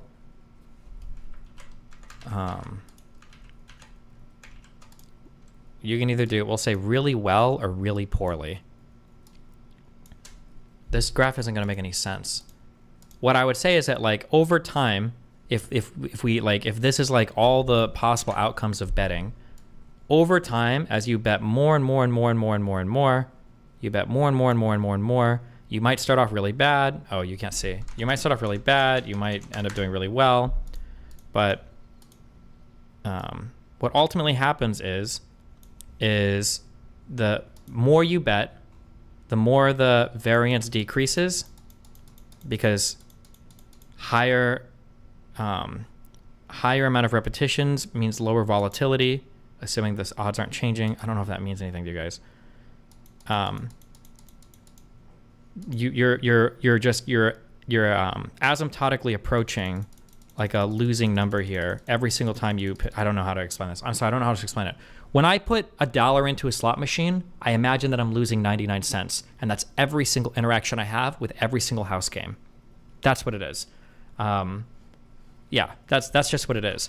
It can be disguised with different types of reward schemes, different types of payback schemes, different types of jackpots. But at the end of the day, every single time you play roulette, you play blackjack, you play a slot, you are being funneled into this mathematical scheme where you are asymptotically approaching a negative return.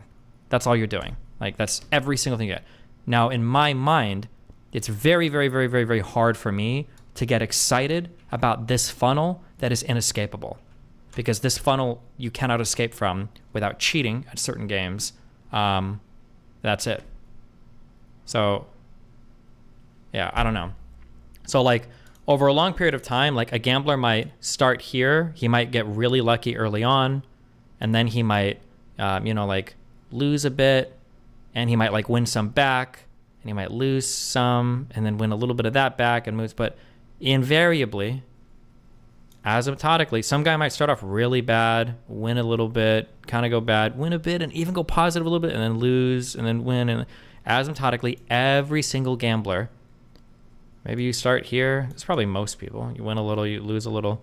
Every single gambler is asymptotically approaching this line. Asymptote meaning it's a value that is approaching a value that it'll never actually perfectly touch, which actually I don't even know if that makes sense here, because you could theoretically hit the perfect 49.51 returns. But yeah, you're always approaching a certain value here of negative return. So yeah, I don't know. That's how I view it, and that's why I think it's boring. But I mean, if you enjoy being funneled into, stupid math schemes that make you lose money in the long run, then knock yourself out. I don't know if I could ever talk you out of it.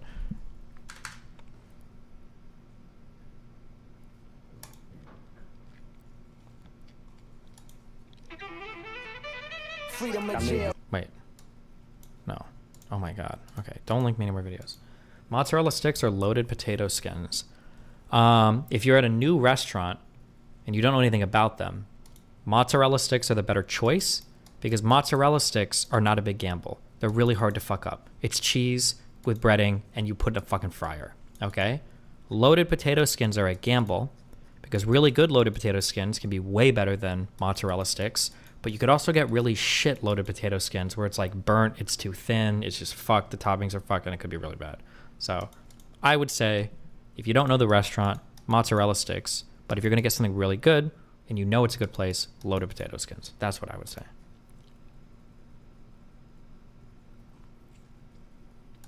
That I knew. I'm like, yo, this is the one. This is exactly what y'all was looking for. Why do I keep... Sorry, I keep playing the wrong video.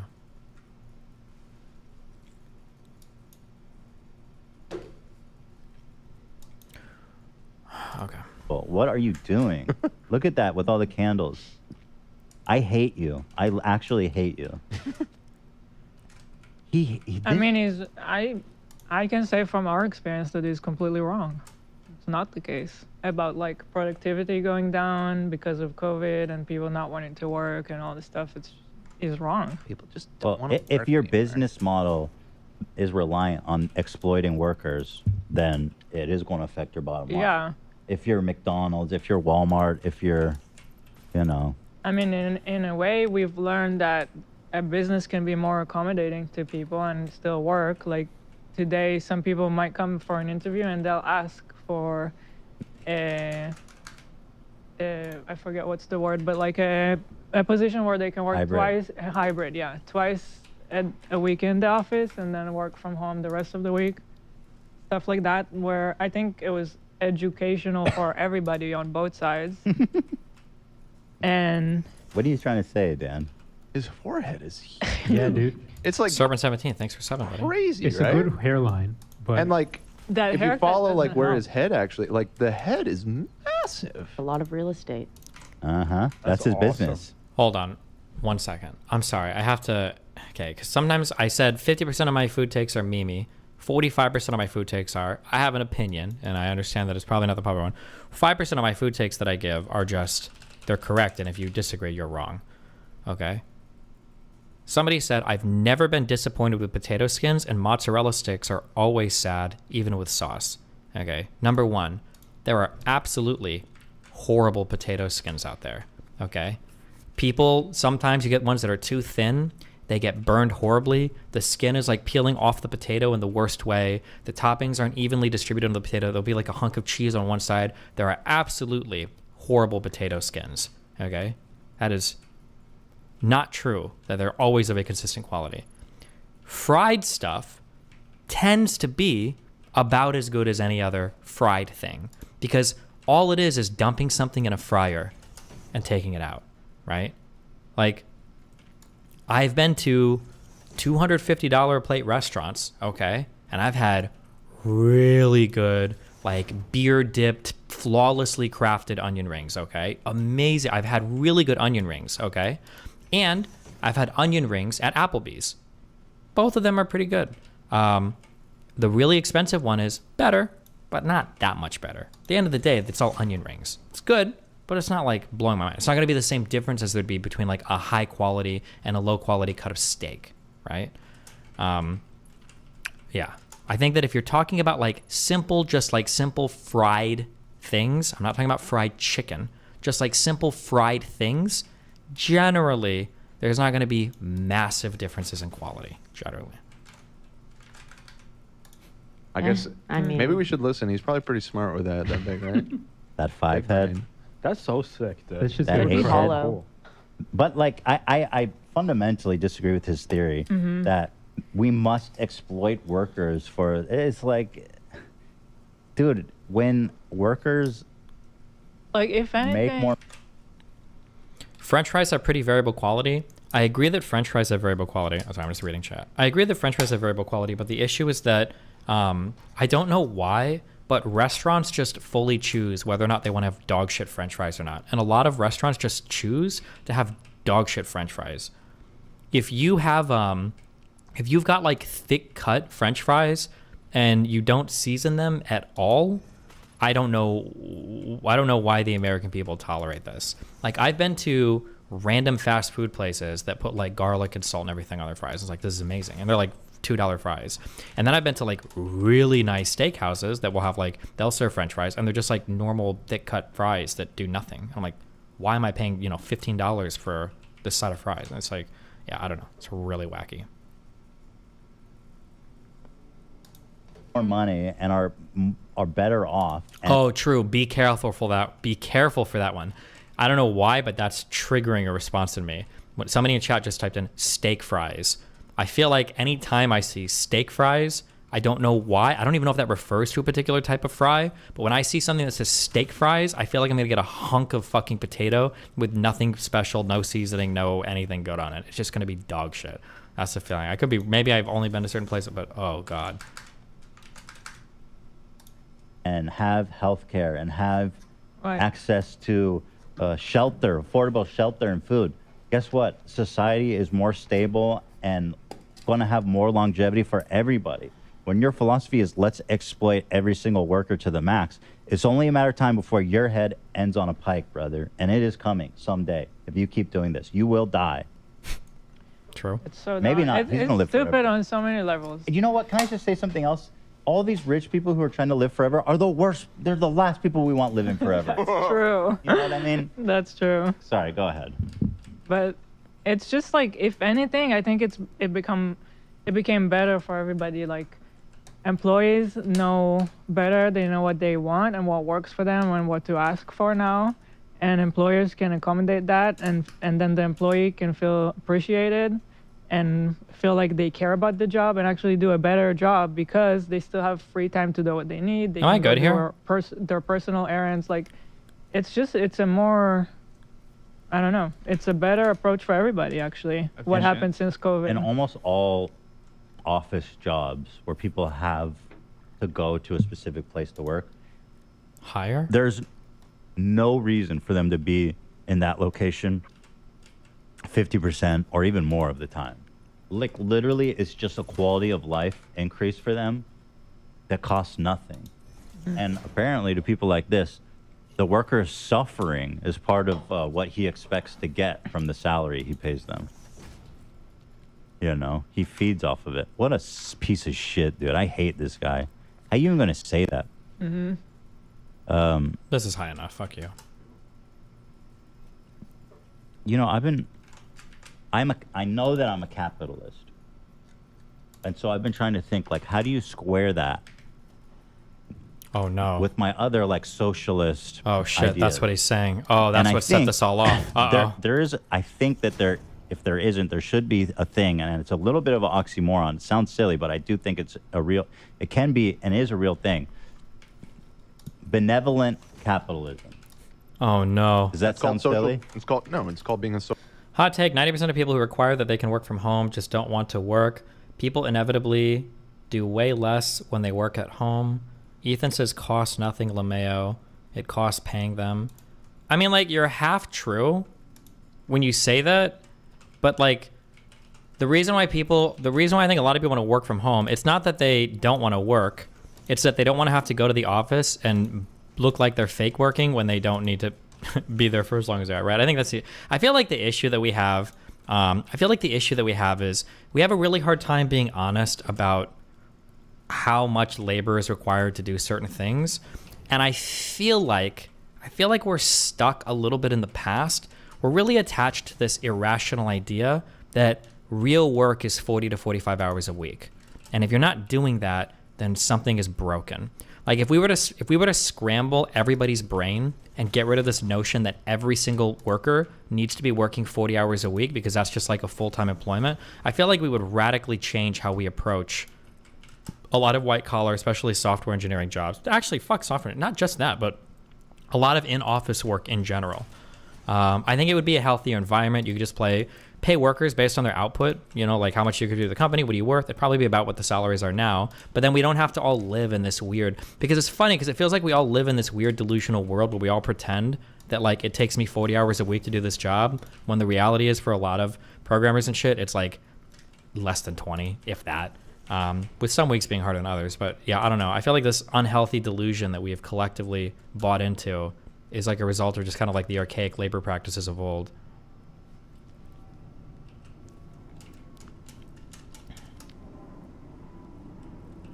Oh, Jesus. But Social Democrat. So, okay.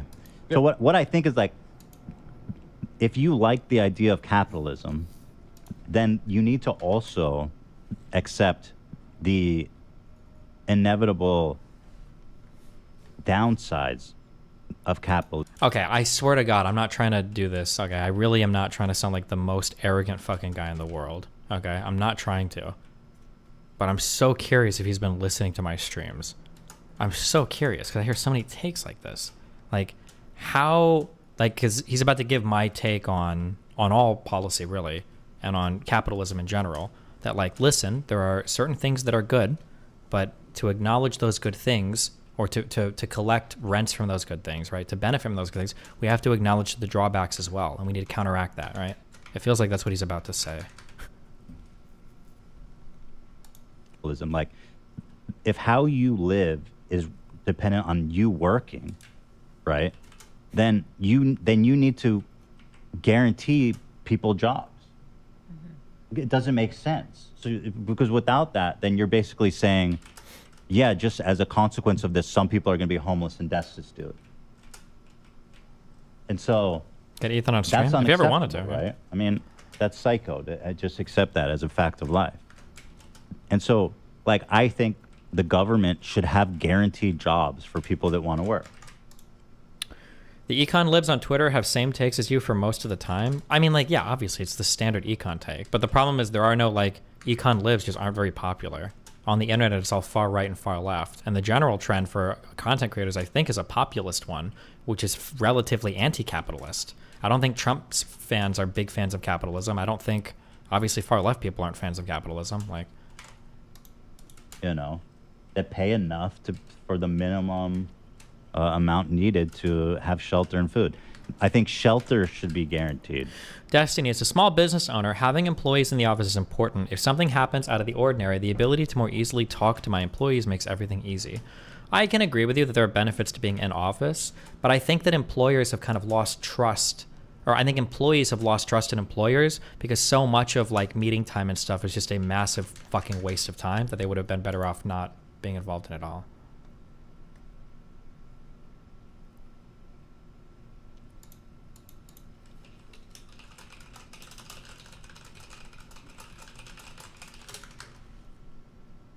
What do you mean by Trumpers are not capitalists? The newest era of the newest era of like populist Trumples don't have a strong attachment to capitalism. They might say capitalism, but like neocons, I think were very much like the Bush era conservatives were very much like, you know, low taxation, big business, chill on immigration. Like they say they didn't like it, but they wouldn't do anything about it because they like the cheap labor, support like American enterprise and all that shit and blah, blah, blah. Trade with other countries. But like the new era of Trumple is, I would say, pretty anti, I don't know if I'd say anti-capitalist, but they're not avowedly capitalist. Like hyper-protectionist trade and labor policies, generally always shitting on our large businesses and everything. Like, it started with the Tea Party, which was populist / anti-establishment, was radicalized against big business by the bank bailouts. Possibly, yeah. I think food should be guaranteed because, again, we want the capitalist society and all the good things that benefits us. I do like the system of capitalism. I think it's good. But so we want all the good things, but at the same time, it does, if it's unchecked, it makes society, the distribution of wealth and like the stability of society goes totally off keel. And if you need a job to provide food and shelter, then again, that's the capitalism, right? So you have to guarantee those things. So I think work, food, and shelter should be guaranteed rights of people living in capitalism. And education. What was the last book you read that really opened your mind or enlightened you in some way?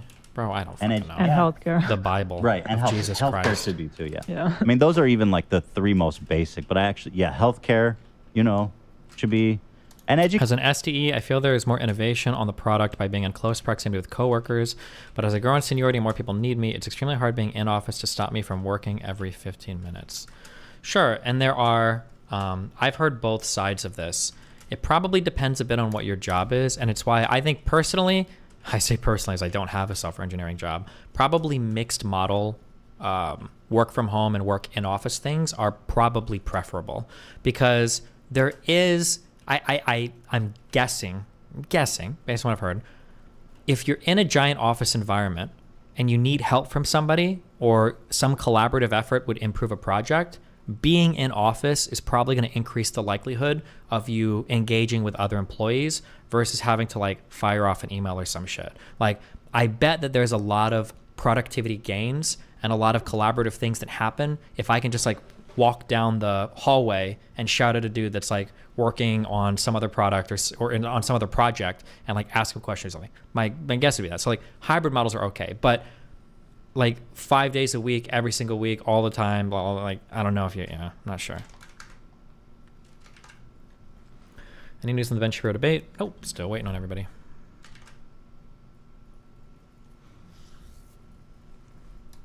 Education should be too, you're right. And it makes sense to me because you want to exist in this world where it's all about money. It's all about market forces and all this shit. You can't just regulate on the top. You have to regulate on the bottom too to control. I sort of agree, but doesn't Teams do the same thing? I'm gonna do the same cringe thing I do with like relationships, where I say sometimes whether or not I get along with somebody or love somebody, is a lot of it is just chemistry, and I don't know how to explain that.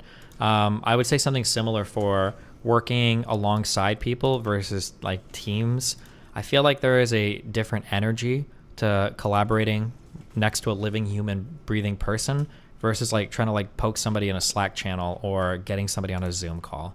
It's just a feeling I have. I might be an in real life elitist or something, or maybe, but that's just a feeling I have. Control for the outcome. Yeah. So yeah, you are everything you just described is almost social democrat to a T. I mean, this is what think Don't like say it, son. FDR. Okay. Democrat. I love his second Bill of Rights. Yeah, Democrats pre like 1970s is everything that you're describing. Dude, at least ideologically. They didn't always live up to all those things, but that was the kind of. Do you think you might have been slightly brainwashed by your audience into believing you're an actual genius? If I were to ever be brainwashed into thinking I'm a genius, it would be because of how stupid the people I debate are, not because of my audience fighting me on food takes all the time. Prevailing wisdom at the time. The second Bill of Rights would have been the greatest thing to happen to this country, man. That's crazy. Ethan, describe one good thing about capitalism. You completely ignore all the drama that happens because people meet in person too. Affairs and bullying is much more common when in person. So while that might be true, and I don't have like real, like my limit to even corporate experience is just like trading emails and sometimes having meetings or meeting with like VPs on like food and beverage or other restaurants in the casino. So I don't have that side of the experience. I also don't have white collar work experience because I worked in a diner as well. But I would say, and also this just might be me being socially wired or whatever, the drama and all that shit is like one of the few things that makes work interesting and fun. I want there to be drama. I want there to be relationship issues. I want two coworkers to be fucking and get found out. I want the manager to be trouble, like, because that shit is fun. It makes work interesting and fun. I want to have that kind of shit. Now, obviously, sometimes it's not fun. If the drama involves you, it's not fun, and it can become overwhelming. Like, overly dramatic work environments are dog shit. But again, I don't know if this happens in white collar environments. Sometimes it's nice to have the guys from security come on over and chat. It's like, hey, what's up? How's Chad doing? Is he still dating the one chick? Blah, blah, blah, blah, blah. Or, you know, hosts from the floor, cocktail servers, people come over like, hey, I heard that John got in a huge fight with whatever. What happened? I heard somebody got written up. What's going on? Like, I don't know. That shit I think kind of is fun. I think it adds to work shit sometimes. But that's my shit. If the jobs that I worked had no drama whatsoever, and you were just like coming in and doing it would feel a little bit robotic to me. But I could totally understand. No, I can't understand. I don't know why I was about to say that. That would have been a fucking bold-faced lie. I was gonna say I totally understand people that just want to get their work done and leave. I can't understand it. I feel like all that other shit is exciting and funny, but I also wonder how much. Yeah, I wonder how much is like generational and everything too, though, because I think my generation was wired for a lot more in-person interaction than a lot of like Zoomers are.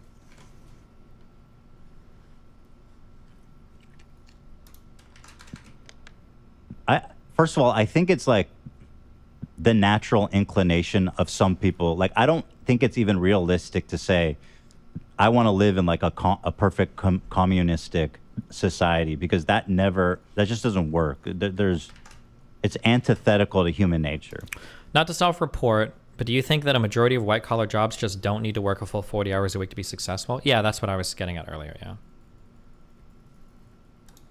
But I do think there are good things of capitalism provides, which is, I do think there is a sense of innovation that happens when people are motivated by money and pushed to, you know, do certain ideas. True, based. And to invest in certain ideas that like the government isn't doing. Yep. Base take. I do certain ideas and to invest in certain ideas that like the government isn't doing.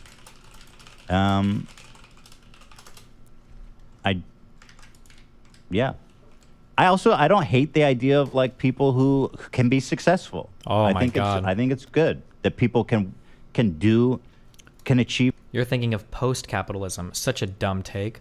Hassan, help us.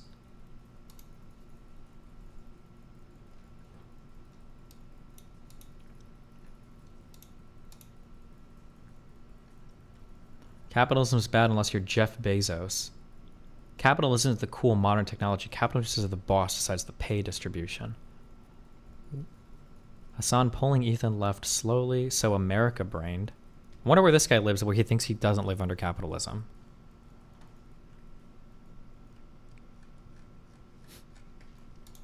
Achieve success in the term monetary success. I mean, that's what that means, right? I do. What do you think about job guarantees? Like, I think federal jobs guarantees, I think are generally shit, but I don't.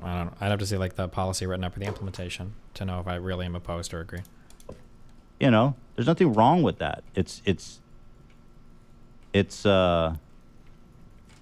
good. I think it's good. You know.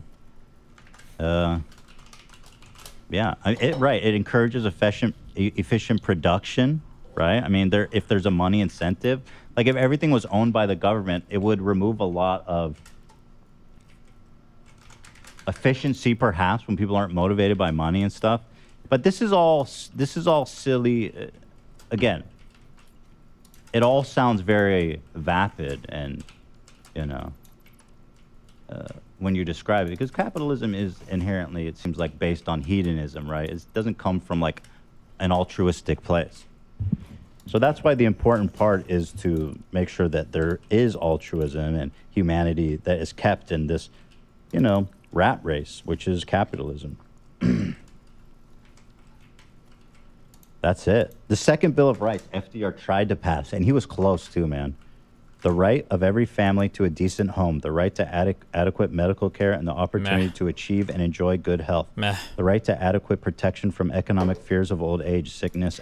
These one thing that I like about the American Constitution, and that I don't like Scalia. He called these parchment guarantees, right? On that little speech we listened to in front of Congress. I don't remember what he was giving testimony for, but like having like a second Bill of Rights or thing where you like outline these things that are fucking vague and vacuous is not good, because then we're gonna start to get like, do we put like, you know, we've got the 79th Amendment guarantees you to be a happy person, and it's like, okay, what? I don't know. I think it's kind of meh. I prefer to have things like more clearly defined. I think is better than that. Is the guarantee to shelter vague though? Yeah. What does that mean? Like, if you're in a homeless facility, is that shelter? Like, is this the same girl who called into Brittany's stream? Wait, hold on. But I think I told them that like you're who people come to if they want like just a blunt like wake up call. Oh shit! Wait, is it?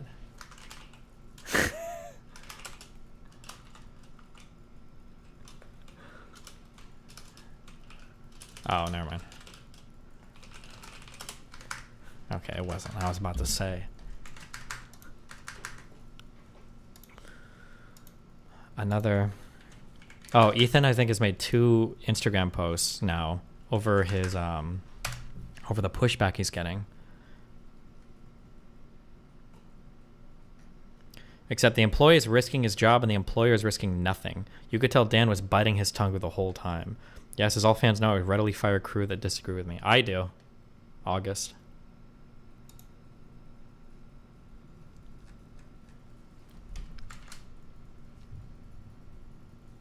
This is word for word a Hassan take. He says this all the time. Nice. Accident and unemployment. The right to a good education. He was going to draft the second Bill of Rights. And it was close. It was really close to passing. He was on some king shit, wasn't he? Oh. There you go. I don't know what the fuck you want from me. I think that capitalism is a more realistic system of governance than like fucking communism is, you know? Oh no. And based. It never works because people are inherently corrupt, and whoever... Now, this is... I don't like these takes, and I understand why people do them, because the simplicity is sexy, okay? We want like very simple takes on things. Capitalism works because humans are greedy. Communism doesn't work because humans are greedy. And yeah, we just can't share and get like, no, communism doesn't work because command economies are bullshit, because the calculation problem is probably insurmountable, because not letting markets like freely allocate capital or set prices or control markets using supply and demand, like these are way more efficient mechanisms to accurately determine prices and inputs and outputs. Like there are good reasons why capitalism works. There are really good reasons why communism will never work, absent like some master computer that can control all of society. It's not, I understand people like to say, but it's not really about human nature makes it so communism and capitalism doesn't work. Hey, J Trip Blacks, thanks for 10 gifted subs. It's just there like communism and socialism are just shitty ways of structuring economies. Like full stop. They just suck. It's shit. And capitalism is a really good way to efficiently allocate capital to things that make money. That's all it does. Whoever's in charge is they're gonna be greedy, they're gonna be corrupt, they're gonna fuck everything up. It doesn't make sense to me that system could work where everybody just acts in good faith and does the right thing. So as long as there's no like mega losers in capitalism, if that's something we can regulate, then I do believe that it can be a benevolent thing. Yeah, capitalism breeds greed, exactly. And you know, they say greed is good, and there is some truth to that in measure, right? It's, you know, it's an inherent quality of man, and it can sometimes drive innovation, efficiency, all this kinds of stuff, you know? You think that because you benefit from it, Ethan. Obviously. You all do, though. Yeah. Yes. Well, his opinion is obviously going to be his opinion based on his experience. But I feel like that's always been my opinion, frankly. So. This was the other story.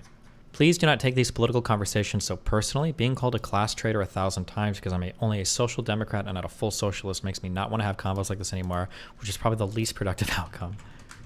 Damn.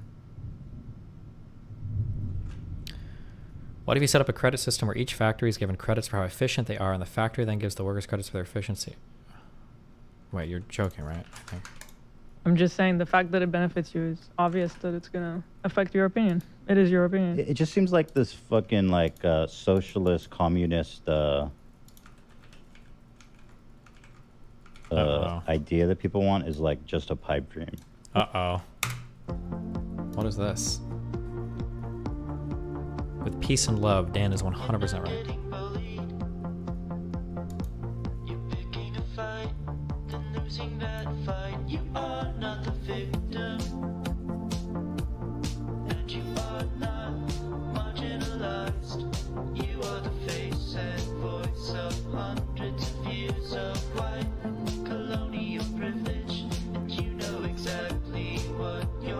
Wait, was this posted on the H3H3 subreddit?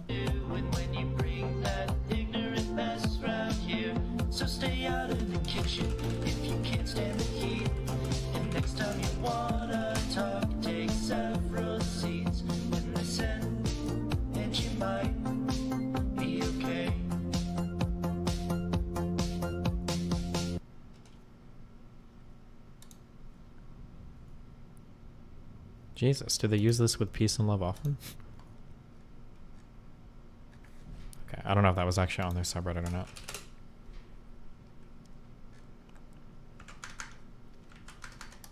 What is the idea that people want? I'm kind of curious because I see so many people in the chat saying no. I don't know what y'all are tripping about. Like, what the fuck do you What is the idea that you people guys, like, are just- looking for Uh-oh. to hear? I actually don't know. Uh-oh. Like, it's almost like weird virtue signaling to be like, I'm living in modern day America, but I want a full communist revolution. I don't know what the fuck. Oh, it was this. Oh, August sent me something to review. Fuck, August, you didn't tell me. Or remind me. I told you to remind me today. I just remembered. Poke me. Oh, it was this. Oh, well, how lucky are we, huh? Never mind. The thread got deleted.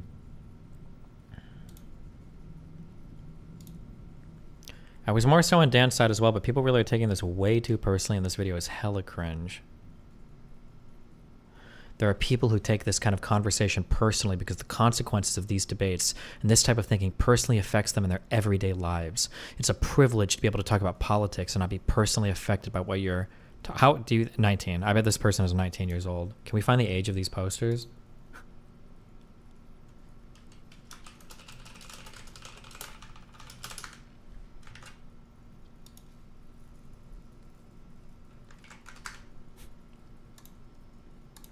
Wait, hold on. There was one more thing. What is this? 28 minutes ago. Did this just happen? Right. Yeah. Okay, so what if we ran companies that way? Because companies aren't democracies. They're totalitarian. So how do you run a company? What? A company cannot be totalitarian. Where did he get that argument from? Companies aren't governments. Like, that's like, I mean, like, you could like, as a joke, you could analyze things that way, or not really as a joke, but maybe it's kind of like an interesting, maybe it's an interesting thought experiment. You could run it that way, but like, it's not very meaningful, right? Like, do you think that democracy is the best form of governance? I truly do. I truly do believe democracy is really interesting, because you've got a child and I notice you don't let him vote on what his rights are. Well, okay. Oh, so would you say that you run your household incredibly pro the house's name? You advocate for your family, probably above all else? Yeah, well, obviously, it's my family. Oh, and what, you run it as a dictator? Sure, yeah. Interesting. So kind of like a ultra-nationalist, authoritarian, totalitarian. So you're a fascist. You're a fascist. It's like, okay, yeah, like, sure, yeah, I run my house like a fascist. I guess, technically, yeah, that's true. But it's like the form of analysis doesn't really work when you're applying it to firms or households or schools or, you know, like it kind of it breaks down a little bit for a variety of reasons. Namely that there are different expectations and responsibilities placed on firms and governments.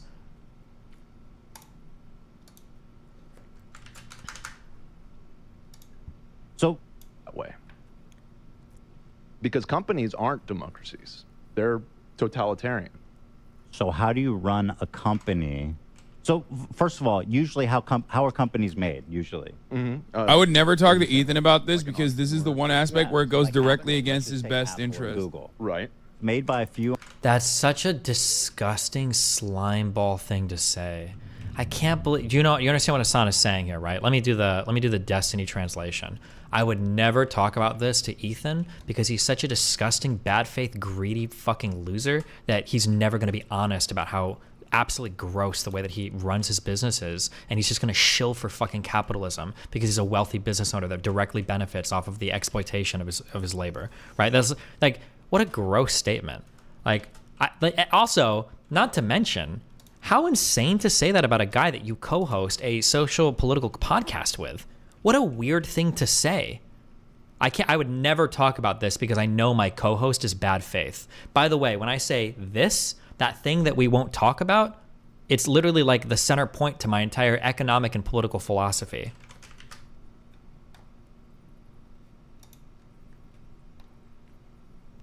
Move it a bit away from the edge. You can use floor hold to go through, then run it down the pillar. Can you replay what he says again? He basically just claims that Ethan is too Jew. Oh, not that. He basically just claims that Ethan is too bought into capitalism as a business owner to even have an honest opinion about this. So Hassan could never reach him. That's essentially what he's saying, right? First of all, usually how are companies made? Usually, I would never talk to Ethan about this because this is the one aspect where it goes directly against his best interest. Google. Right. Made by a few like, I wouldn't debate Ethan on this front. I mean, obviously it's different for Dan because, like, Dan is an employee instead of an employer, because Dan's nose isn't as big as Ethan's. I'm totally adding anti-Semitism here. I don't think Hassan is anti-Semitic. I'm sorry. I'm just being edgy. But like, bro, come on. What a rude thing to say about your podcast co-host about politics. That's such an unbelievably shitty thing to say. Like, imagine if Ethan was like, I think that talking about the current state of world affairs and what's happening to Ukraine and China is important. I don't really think I would discuss genocides, though, with a Turk. I don't think I would discuss genocide with Hassan because obviously he's very motivated to deny, you know, his people's path. Like, could you imagine saying something like that? Like, that would be so wild. Like, bro, Hassan is your podcast co-host. Why would you say that? That he's not capable of engaging on something on a political level? That's so unbelievably true. Dude, that's not what he's saying. Review this stream and come back in a month after you're unbanned, maybe if you want to. That is absolutely what he's saying. There's no other interpretation of this. And whatever other dimension of charitability that you're going to try to get on to change what he's saying, go fuck yourself. Get that ass banned. He's different for Dan because, like, Dan is you know, he works with Ethan in a different way. But if I were to debate someone who is a business owner, what does he mean? He works with Ethan in a different way. You mean he works for Ethan? Did he try to? Why did he just avoid saying that? He was a tier 2. He deserves a 7-day ban at most. Okay, you're right. You know what? You get a 1-hour ban. Pegatron talked me out of it. You're lucky. Friend or not friend, like, that's not a talking point that I would use because that shuts you out of the combo aggressively. That's why. Right. Yeah. Okay. So, what if we ran companies that way?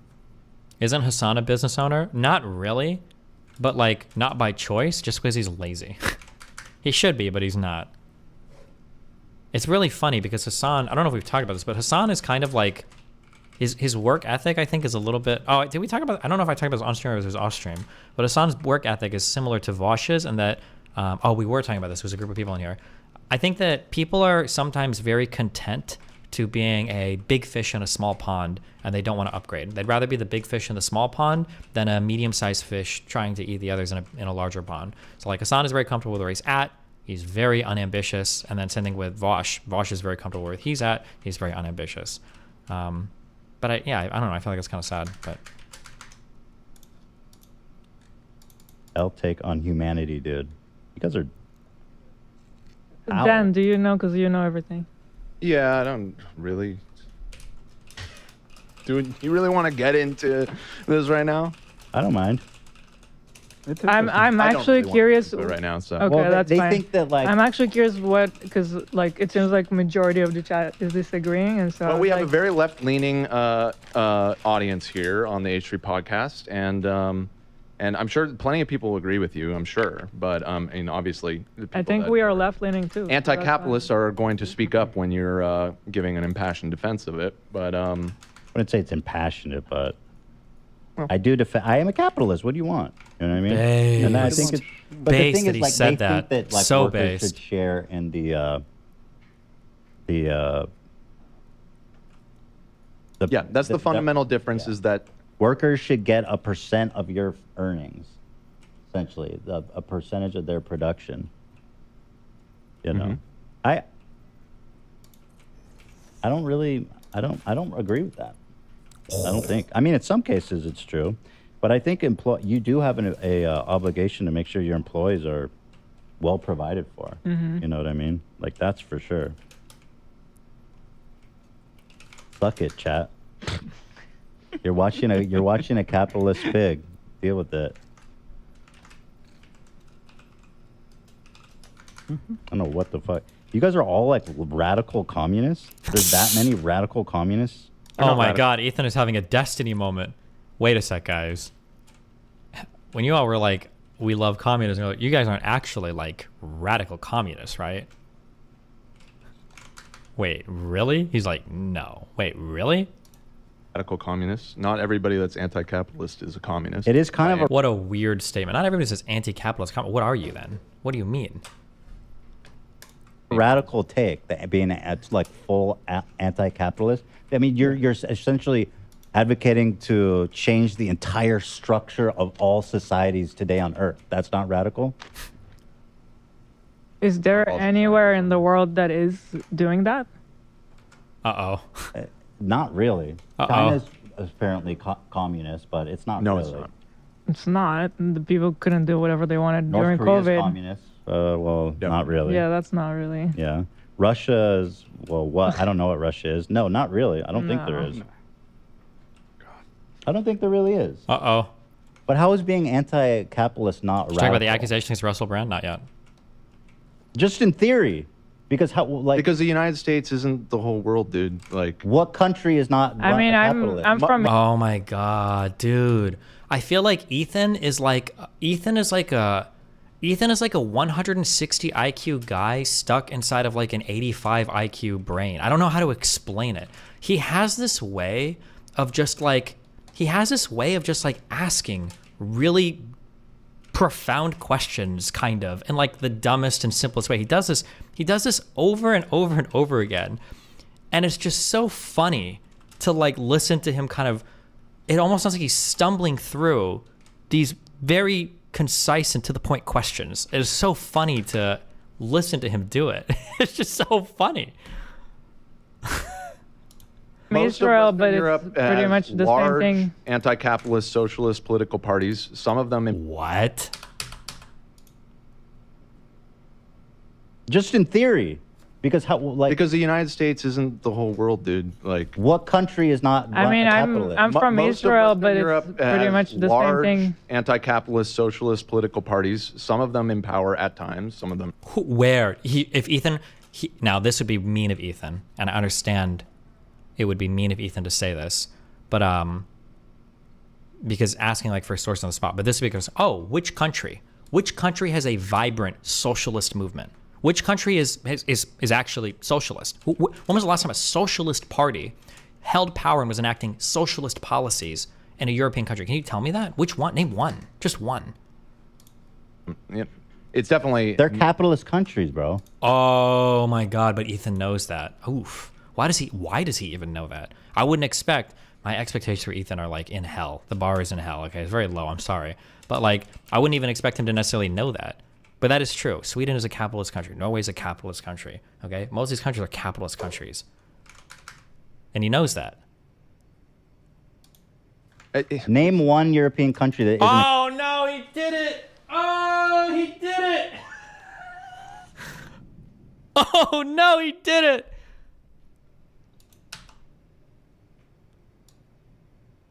It's definitely... They're capitalist countries, bro. Name one European country that isn't a capitalist country. No, yeah, you're right. They're all capitalist countries. Oh, and he's like, is he saying it like half sarcastically when he's like totally fucking wrong, but he just doesn't want to admit it? Oh my, and with a single question, you watch the entire socialist world viewpoint crumble. With one question, who are the socialist European? Remember, where did we just go from?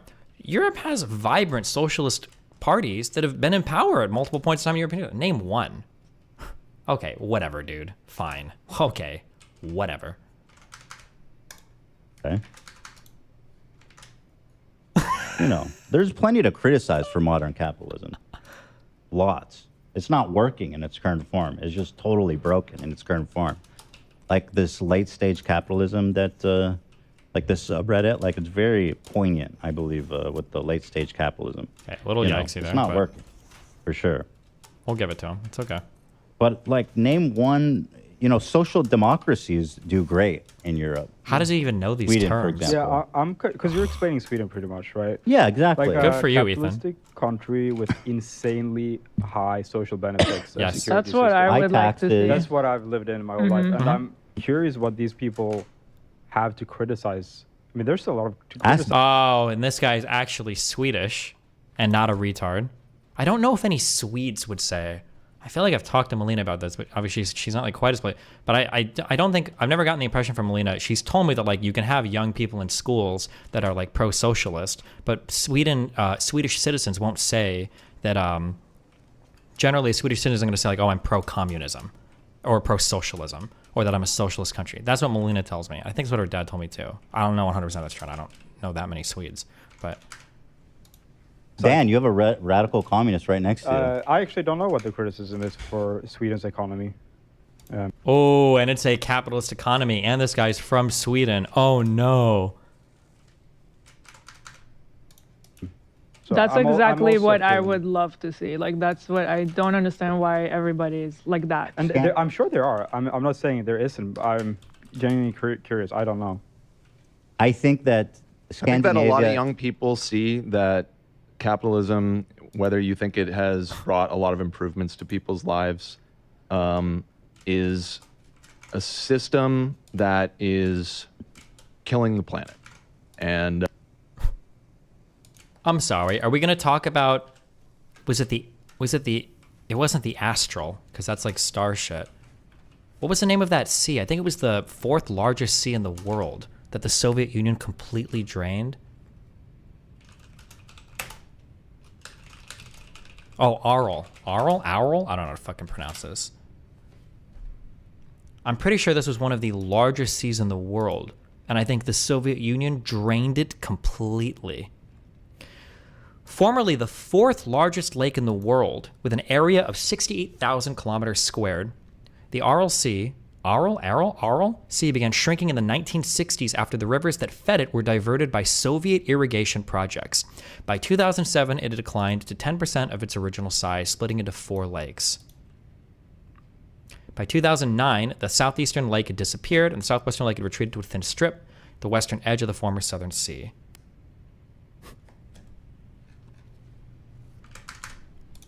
Soviets hunted multiple species of whales into almost extinction. Soviet Union tried to hide exploding nuclear reactors. Wait.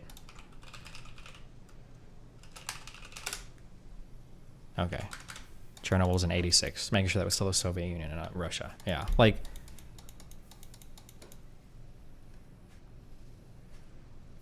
For reference, the size of that sea is the Netherlands and Belgium put together. Why would you think that's a for reference for me? I'm an American, bro. Put it in terms of like units of Texas.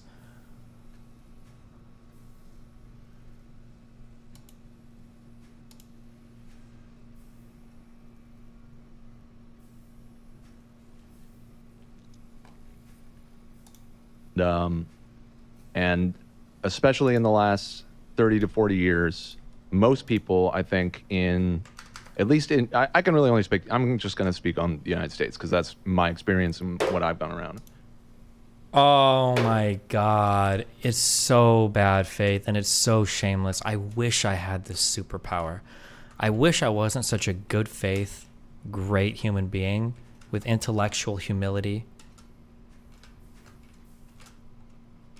And I could just fucking lie out my fucking ass like this.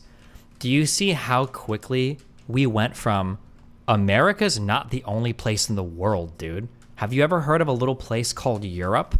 Notice how quickly we went from that to... I can really only speak, I'm just going to speak on the United States because that's my experience and what I've done around. Notice how quickly we switched up when we realized that 1, there was a suite here, and 2, we couldn't name a single European country that backed what we were going to say. I can't believe how shameless our switch in tone here is. That's unbelievable. Oh my God. But okay, dude. Is like you said, you were just talking about that subreddit that's kind of all centered around it. I feel like people see the decline happening and they're fundamentally unhappy with the way that we have arranged our society. And to act like it was eternal and was always like this is kind of naive. I mean, capitalism... Huh? Well, because capitalism is something that has only existed for about 200 years, and like the... Oh, I'm sorry. Did you want to go back to feudalism? Oh, I'm sorry. Did you want to go back to, what, serfdoms? That might be a part of feudalism, actually. Do you want to go back to tribes murdering each other? Did you want to go back to pre-agrarian societies? Did you want to go back to, what, like, I'm sorry, what period in human history had better economic development? Can you, please, we'll wait.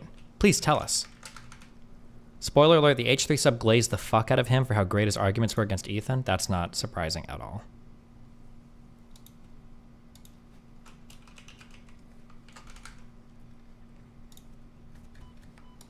Form that we know it. I didn't say it's always been like this. Right, but I'm just saying that, like, do you think that we have figured it out, that we've found the best system of organizing society? I think that, you know... We're at the end of history. I think part of it you have to tangle with is what's realistic. Like, what's a realistic way for people to form? I feel like if we're talking about America... What is realistic about a society that... I mean, we live in Los Angeles. There's thousands of homeless people starving on the street in our neighborhood. I'm not advocating for that. Right, but... Wait, starving? They're homeless. But I don't know if you know what starving on the street looks like. That's a very American take, but okay. I'm saying that people see the flaws in the system that we currently have, and so that they I see them too. And there's a lot of, and this is the thing, you're saying like everybody's a radical communist. That's not necessarily the case. Being anti-capitalist doesn't equate that. It just is somebody that has landed on the side of the coin that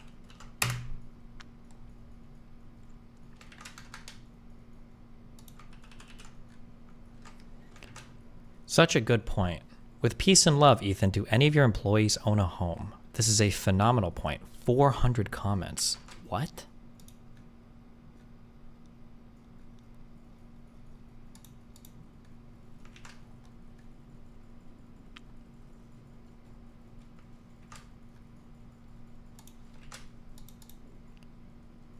What did this guy say? Love owns a pool house and a cool white van. I think Lena and Ab have a house in Dearborn that they rent to his brother or something. I'm willing to bet they make a decent salary. It's not Ethan's fault that LA has insane housing prices.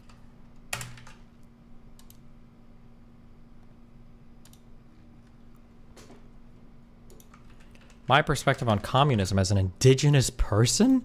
I just wanted to answer Ethan and Gila's question on naming societies that have been communist. Native/indigenous people gave Marx the concept of a collectivist communist culture. We organized ourselves this way much longer than capitalism has been around. I would say people have known this way of life for a longer period in history than Western notions of private property and capital. Yeah, okay, and let me farm my hater clips now. What happened to those people?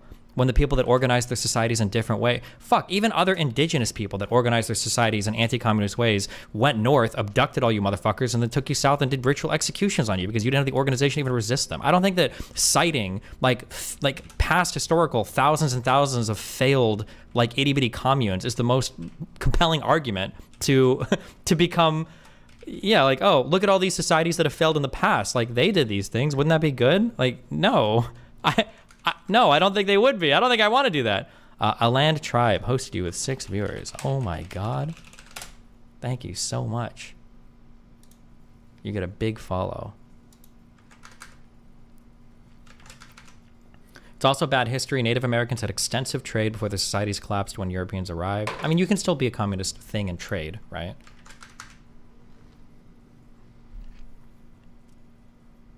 Wow, M55K. Thanks for gifting 5 subs.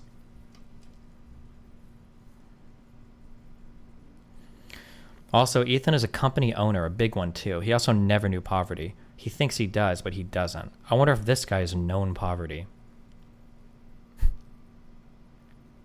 From what he's talked about, it sounds like neglectful parents would be more accurate. He's talked about his parents wouldn't make him food as a teen or make him eat gross food as a kid. Also, for anyone interested, here's a living example of a native collectivist anti-capitalist democracy. It's possible.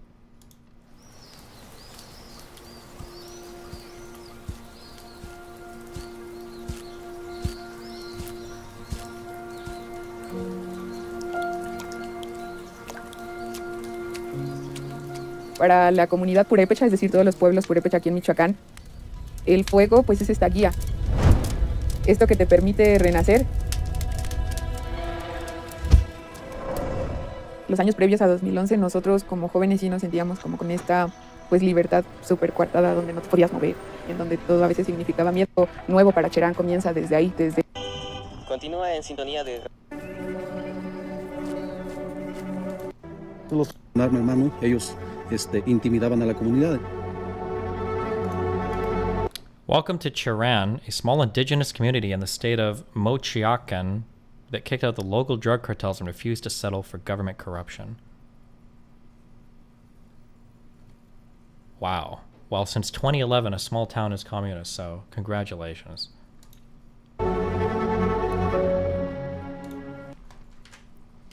Yeah, you are right. Of course, communism has markets. I guess what communism doesn't have is a stock system to gamble on which company will continue to be good or bet against. Is that capitalism? Or I don't believe most forms of communism would have markets. I'm pretty sure you would have external allocation mechanisms. I don't believe communists rely on supply and demand to do trade. Don't think so. I believe that that's the definitionally true. I could be wrong on that, but I don't think I am. And I trust myself more than a random fucking pro-commie chatter.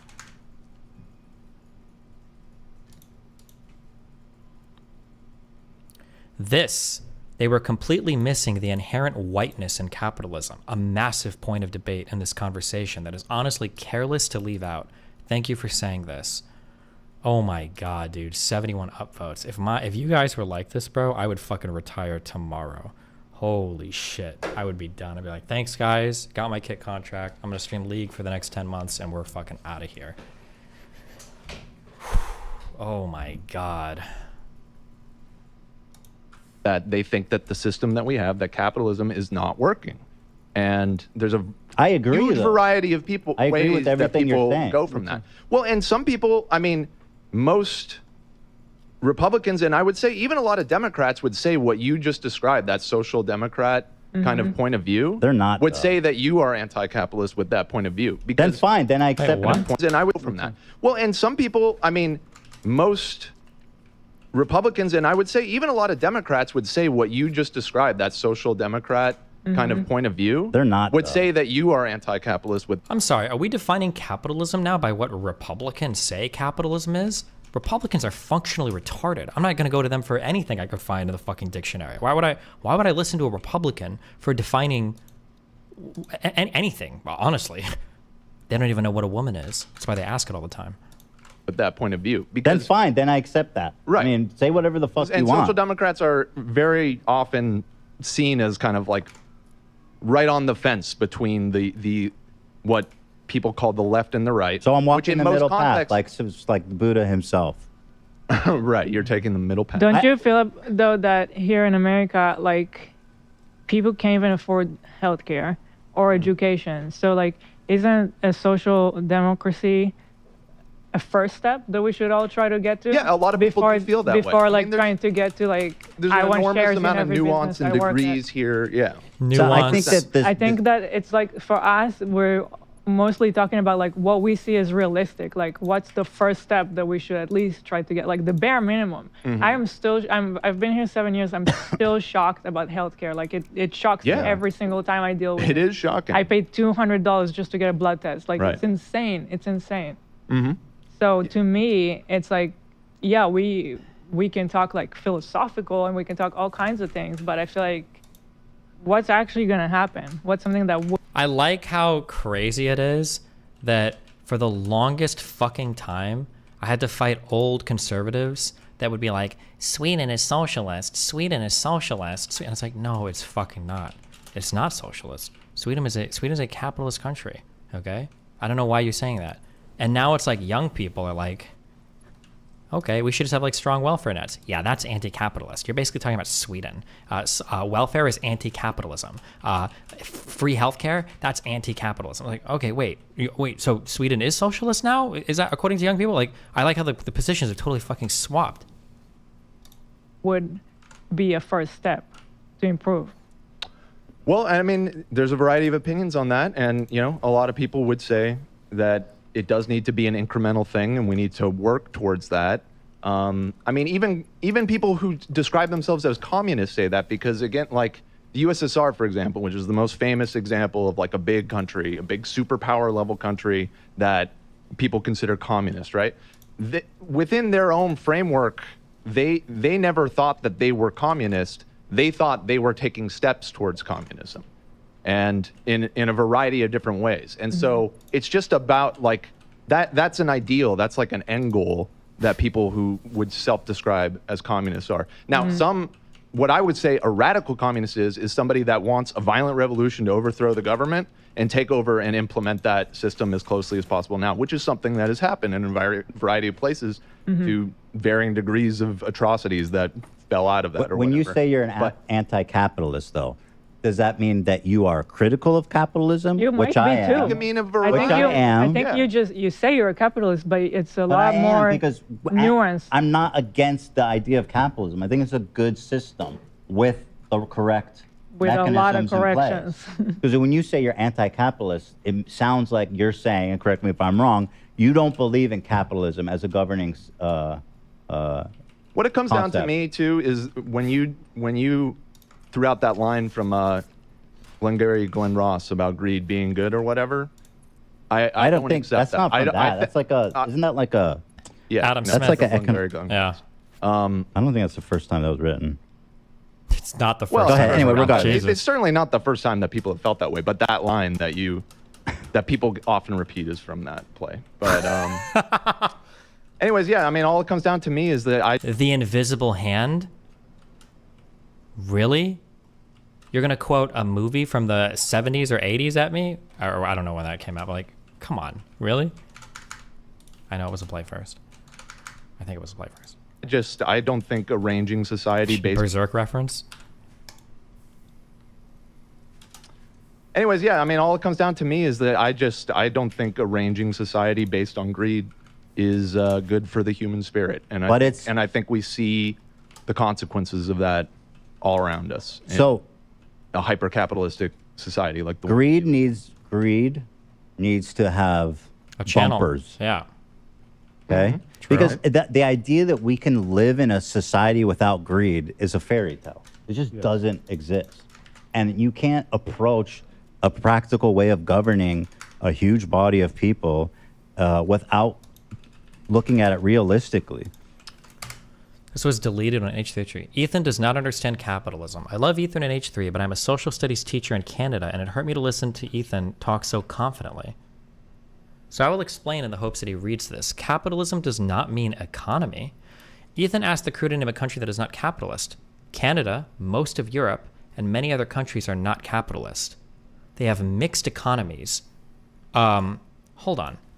Most people would agree that they have mixed economies, but the economies are largely dictated by the flow of capital. We have markets, we can invest in things, we've got private ownership and employees that work without ownership stake in the companies. That is a capitalist system. Obviously, to some extent, they're mixed markets. Everything probably to some extent is going to be a mixed market, unless you're in like the pure anarcho whatever, or pure anarcho-capitalist or anarcho-communist or whatever society, right? What a stupid statement. This is a social studies teacher? Cringe.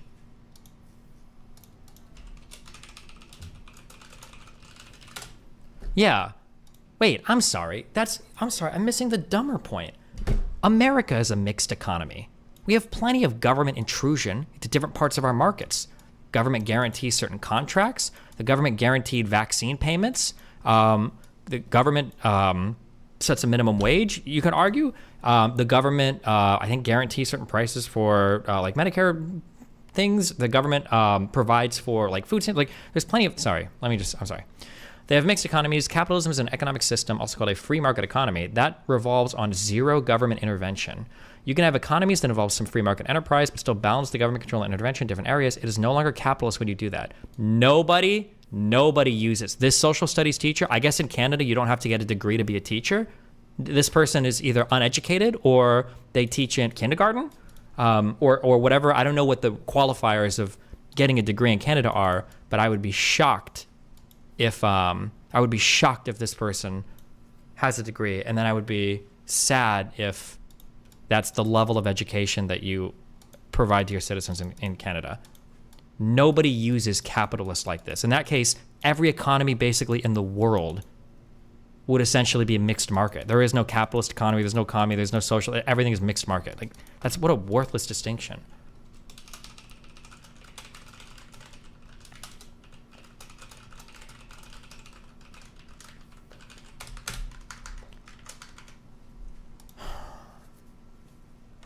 If Ethan was truly a you're gonna have economies. Okay. If Ethan was truly a full capitalist, he would not support social programs like lunch in schools. The fact that you think that lunch in schools is communism or socialism, like what is he? The ideals of capitalism revolve around competition, supply and demand, but so does every other economic system. That's not true.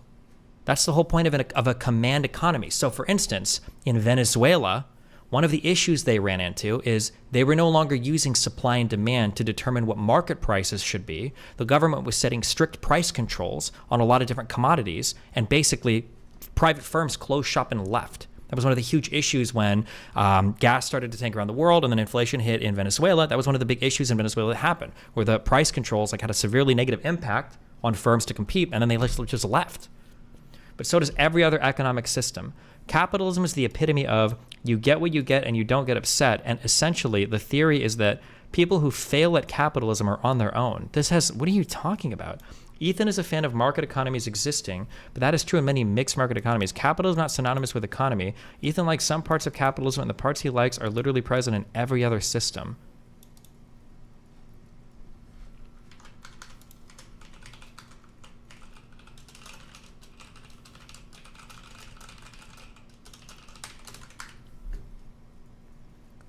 I felt bad for Dan, who was trying to explain to Ethan without the rhetoric of someone who explains these differences to kids for a living. This is like child abuse.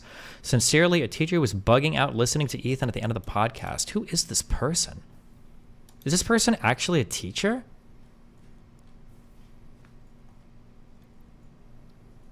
You're the asshole. I'm a teacher and my principal is permanently wait, oh my God. Am I the asshole for making a teacher come to school on her day off? Oh, fuck, removed. Oh, they had the most upvoted post here, I think. Oh, no, it's because I clicked this. You're the asshole. I'm a teacher and my principal's permanently moved to video/phone parent-teacher conferences to help stop parents from eating into others' times. What likely happened was another asshole parent would not stop talking about their kid, which ate into OP's time. The teacher can't just pull out their phone to text or email you in the middle of an interview. OP could have requested a reschedule to a day where the teacher actually is scheduled to be working. Why does it have to be their day off? Teachers often work 7 days a week as it is. And savor time that is specifically scheduled off. You could have been nicer than I don't even know what I'm reading. I want to show them this person, but I don't know if they're actually.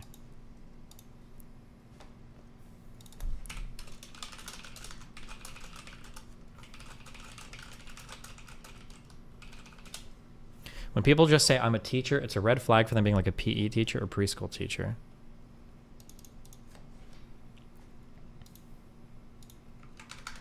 It's a troll account.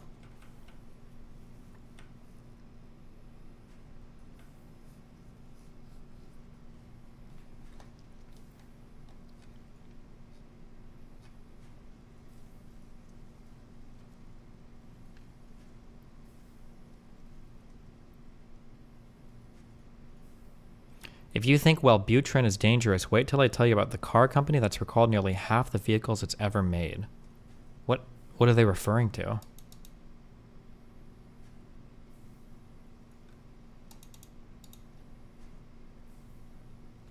Did Tesla have like a huge recall or something, or?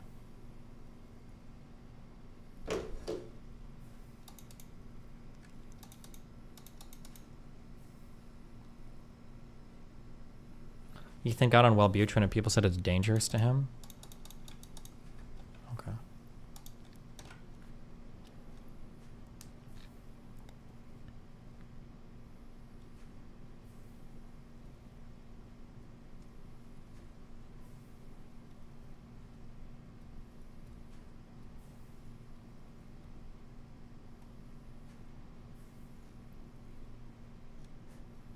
Fuck, I'm so triggered by this dog shit post. Ethan believes in regulated capitalism, which is not capitalism. As soon as you want the government to intervene, you are no longer talking about capitalism. By that logic, the US is not a capitalist country. It's such a reductionist and like stupid way to like nothing is anything then.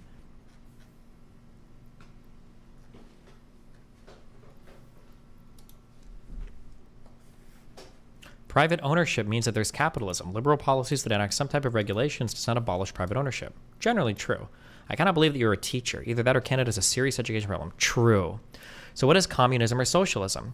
It's, okay, I'll tell you, a political and economic theory of social organization which advocates that the means of production, distribution, and exchange should be owned or regulated by the community as a whole. You can sling insults at education like a weird hog, or you can just use Google and rely on your own. Wait, what is wrong with this? Yeah, that is communism and socialism dictates that the means of production, so like the buildings and the capital, the things that make goods and services in society, and then like the and then the distribution there, and the mode of production, the exchange, right, should be owned by the people that work it, essentially, right? That there aren't owners, there's just laborers who own what they, I think in the strictest of sense, I think in communism, even the laborers don't own the capital is owned by no one, or it's something weird like that in a truly communist society.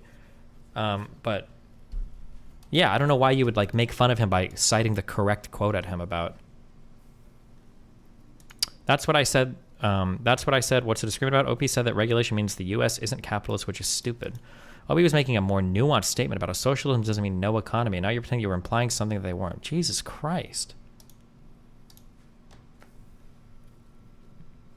We're doing HH, you might as well do the Uyghur section. Oh no. Wait, what?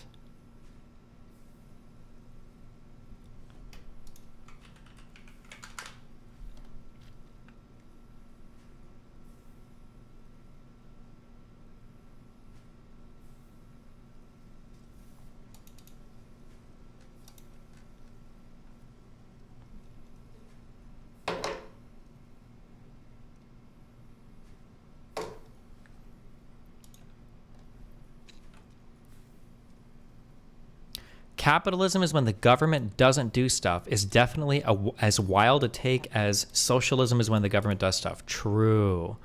My guy, capitalism is literally an economic system where the belief is that the only purpose of government is to enact laws that protect private property. Whoa, what?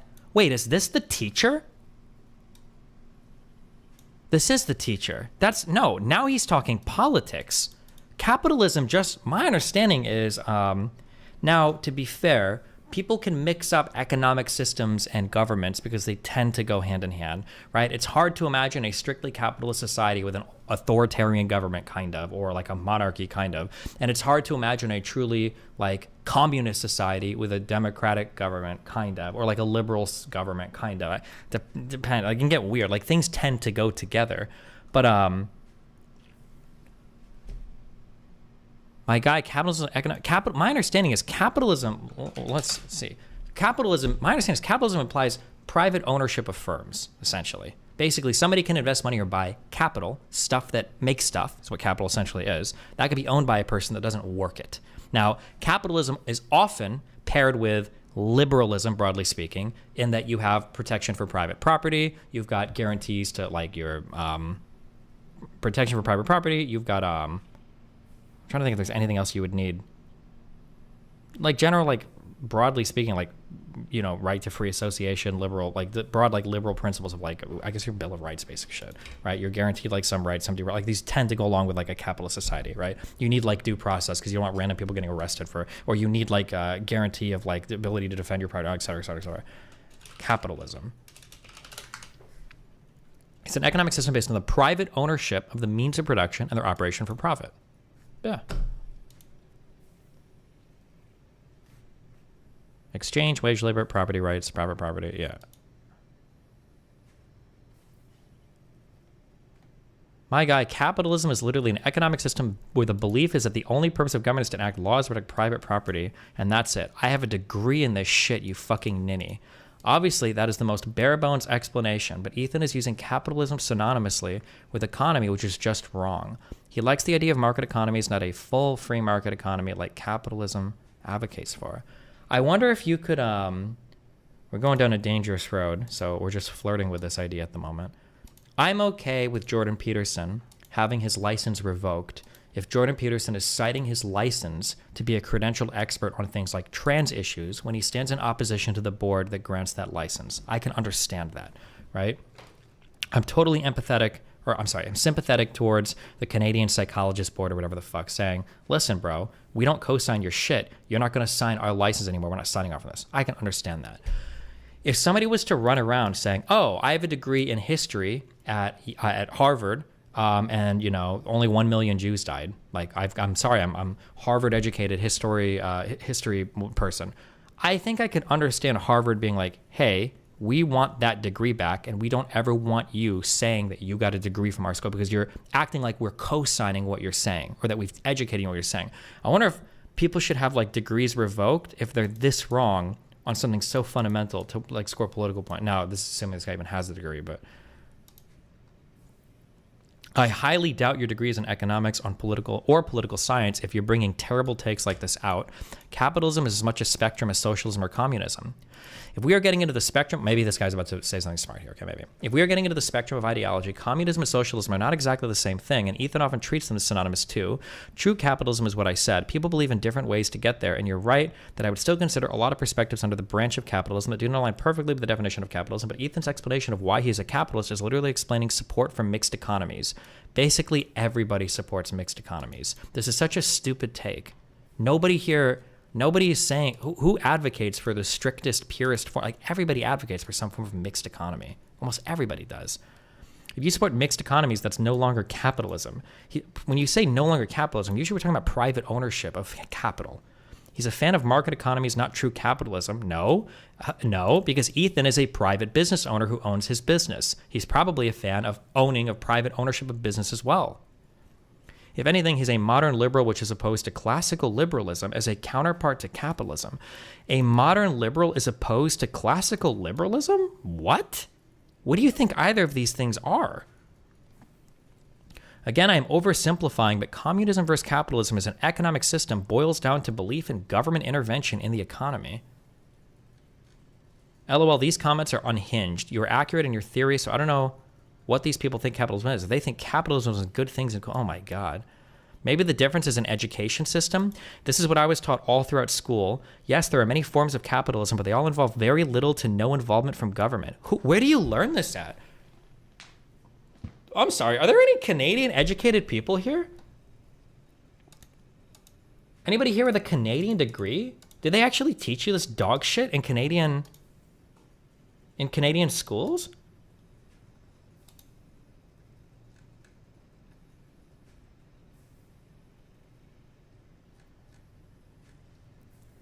Oh, well, I guess we can agree to disagree on these things. It's not like I hate Ethan for his take. I was just adding an outside perspective because, again, I'm not American. Having a degree makes you super smart. I feel bad for your class. You sound annoying. You sound annoying to heat around smartass. Oh, to be around? Limeo, when having a degree in something is an insult because people are so unhinged in their love for being uneducated. Bro, they're acting elitist, telling people they're super smart because of a degree. Degrees mean nothing, dude. LOL, okay, anti-education chatter. I happen to still value education. If I were learning something, I would much rather it come from somebody with a degree. But keep this, I think this is fake. Never mind. I actually totally changed my mind. Here's what I think is happening. This is just a total guess. This is a total guess. My guess is this person is like 13 to 15 and their mom or dad is a teacher. That's my guess.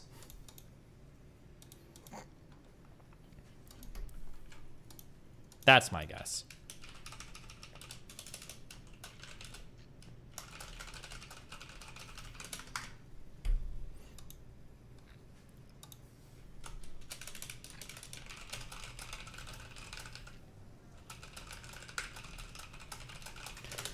Destiny, stalk me for a link to the Canadian Social Studies curriculum overview for social studies. Only goes up to grade 6 and does not lend him any expertise in this matter.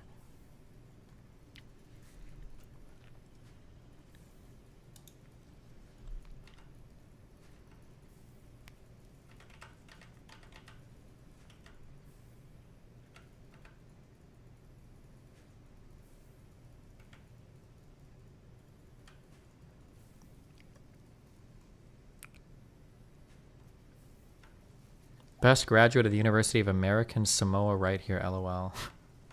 That's a Better Call Saul joke. University of American Samoa is an online university where graduation is notoriously easy. I don't feel the need to brag about what school I went to. Ooh, yikes. Imagine bragging so heavily about your degree, but being ashamed of the school you graduated from. Oh, no.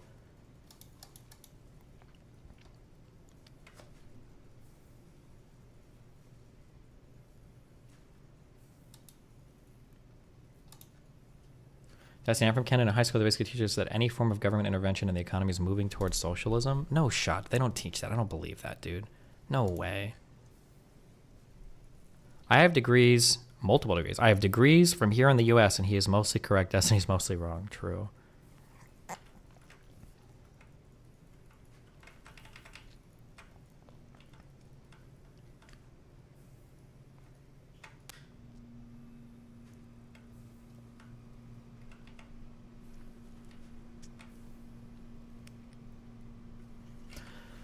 In the United States, most production happens under private ownership in the context of market competition. Sure, there is still some regulation, and you can argue that this makes our system not a theoretically perfect capitalist system, but it still operates predominantly in a capitalist structure. Calling it capitalist is fine, and most people understand the nuance. Saying that Ethan doesn't understand capitalism because of this seems like kind of out of touch. True, that is correct. Sorry, perhaps I did not explain myself well enough. I'm not saying Ethan doesn't understand capitalism because the US is not 100% capitalist. I think you can totally still refer to yourself as a capitalist and not fit the criteria 100%. But after listening to Ethan's explanation, it became clear that he's a fan of economic competition, private ownership to a degree, etc., which yes are found in capitalism, but he also believes that there should be limits in pro-union shop, etc., that contradict the ideology of capitalism itself. Capitalism revolves around the idea that the economy regulates itself. No, it doesn't. What? Capitalism is just private ownership of the means of production. Well, I don't understand what he's saying. Ethan's explanation actually is just the definition of a mixed economy. Mixed economy doesn't really tell us much. Mixed economy doesn't tell us about I don't think it really tells us anything about the means of production, does it? You could be like a market socialist, theoretically. So what I'm saying is that he advocates for capitalism. He's just advocating for market economies. A market economy is not exactly the same as capitalism. There are many of the same facets, but it takes away the ideological component that is present in capitalism. Capitalism is both a social and economic ideology? I was frustrated listening to Ethan equate having some form of market economy as being capital. What is the social ideology of capital? I mean, like I said, it tends to go hand in hand with liberalism, but... Dude, I'm getting triggered reading this. I need to stop.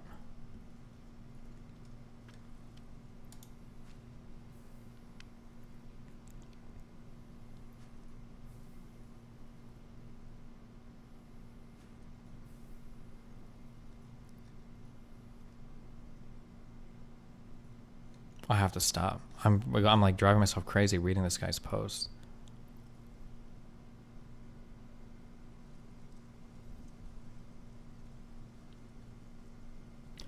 I strongly dislike the way you question the legitimacy of people's degrees based on whether or not an opinion they have on your mother is in congruence with your own view on the subject. Capitalism applies.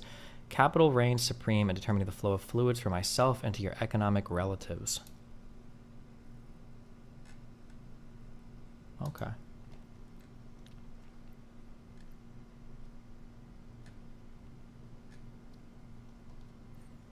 Sorry.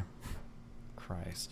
Because at the end of the day, if you look at the USSR again, and I mean, it's a catastrophe because the people on the top who rise to the top are the ones that are pathological. They are greedy. You don't think that happens in our society? It is, but like, but that's not the antithesis of everything that we stand for. You think that capitalism does a better job at you gotta harnessing you have to be aware. Say, listen, we live in a world where greed is inevitable, and so we need to harness that for the good that it does provide, and we need to put on bumpers for the bad things it does do.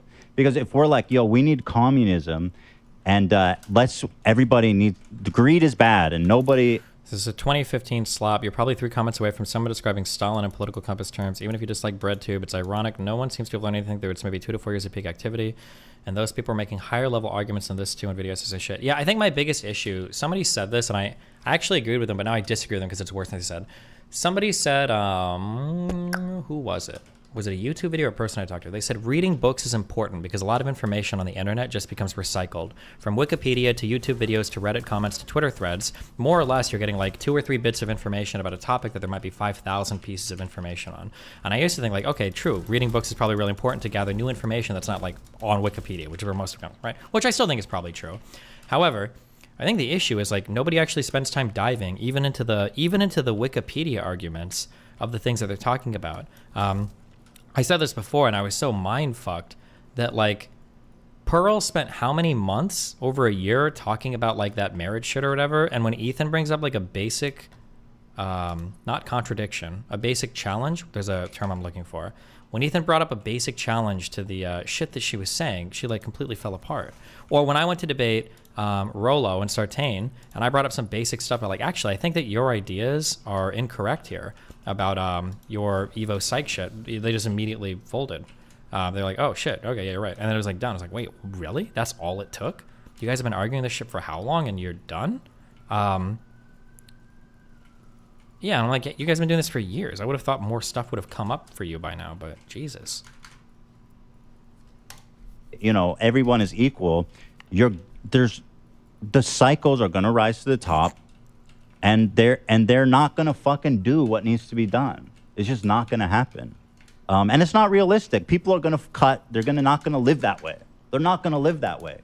The psychopaths, which there's going to be like 10, 20% are just full-on psychopaths, are the ones that are going to become powerful. And they're going to take advantage of the system. They're going to become our oligarchs. They're going to become So do you believe that exploitative. do you think the United States, with like its democracy, like our election system and democracy, gives good safeguards, or at least gives some safeguards to preventing the sociopaths like you're talking about that rise up through like a totalitarian system? That's not even a problem that you can control for.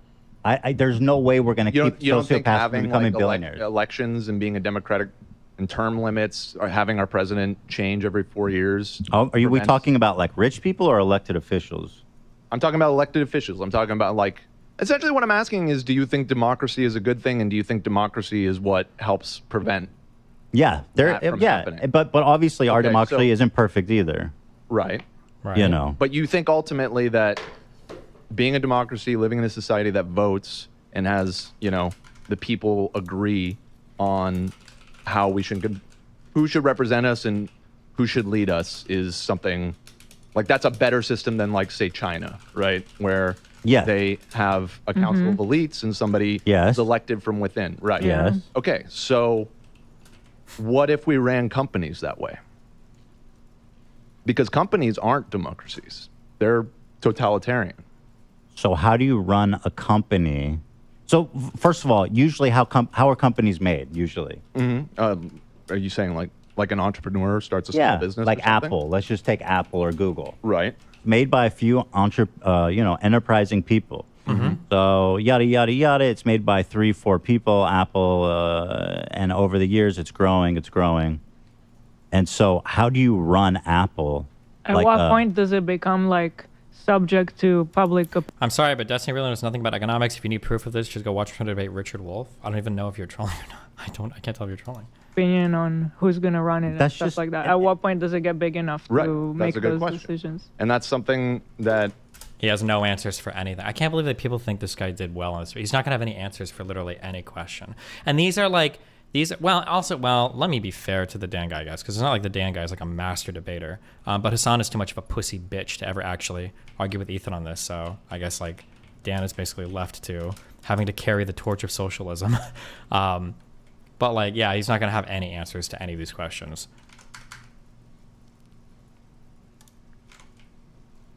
See, that's why I asked the question about how that's who's going to run. I've noticed this. I've started to call this out more in debates, especially as I become more educated or researched or well-read or whatever on a topic, is I notice that anytime somebody says, well, hold on, let's not get into the weeds. Well, hold on. We're getting into the, what was the other thing? Oh, it's nuanced. It's very nuanced. Anytime somebody says that, it's like code speak for I don't actually know what I'm talking about, and I kind of like just prefer to go back to the vague generalities of before.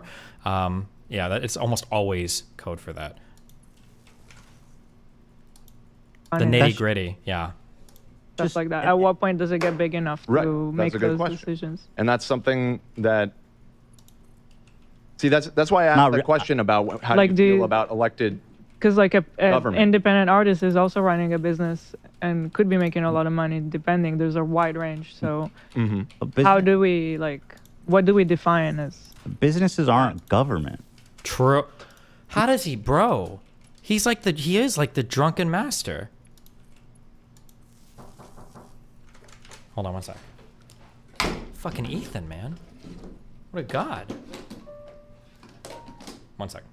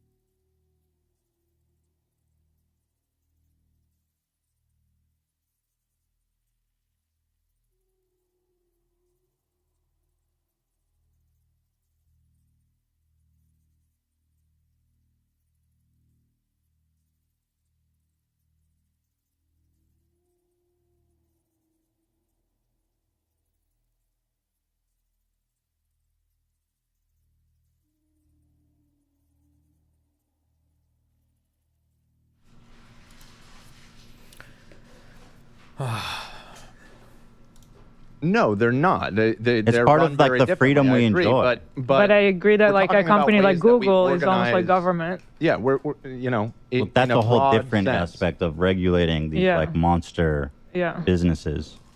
Right, and oftentimes, you know, when there are critical parts of Wait, I need that.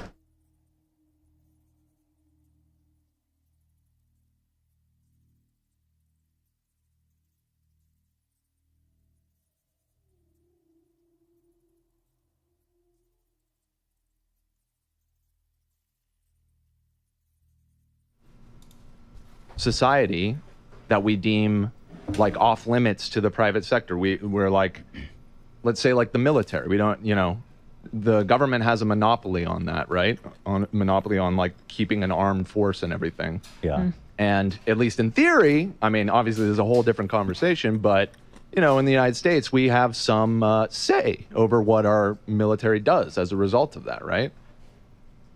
Because we elect the people, we elect the commander in chief, we elect who's in charge, and we elect the person who is able to control the armed forces, right? I mean, theoretically, the armed forces should be controlled by Congress, which hasn't really ever hasn't been taking place recently. You're right. Yeah, according to the Constitution. But so, but you're saying, what are you saying? Just you know what I mean.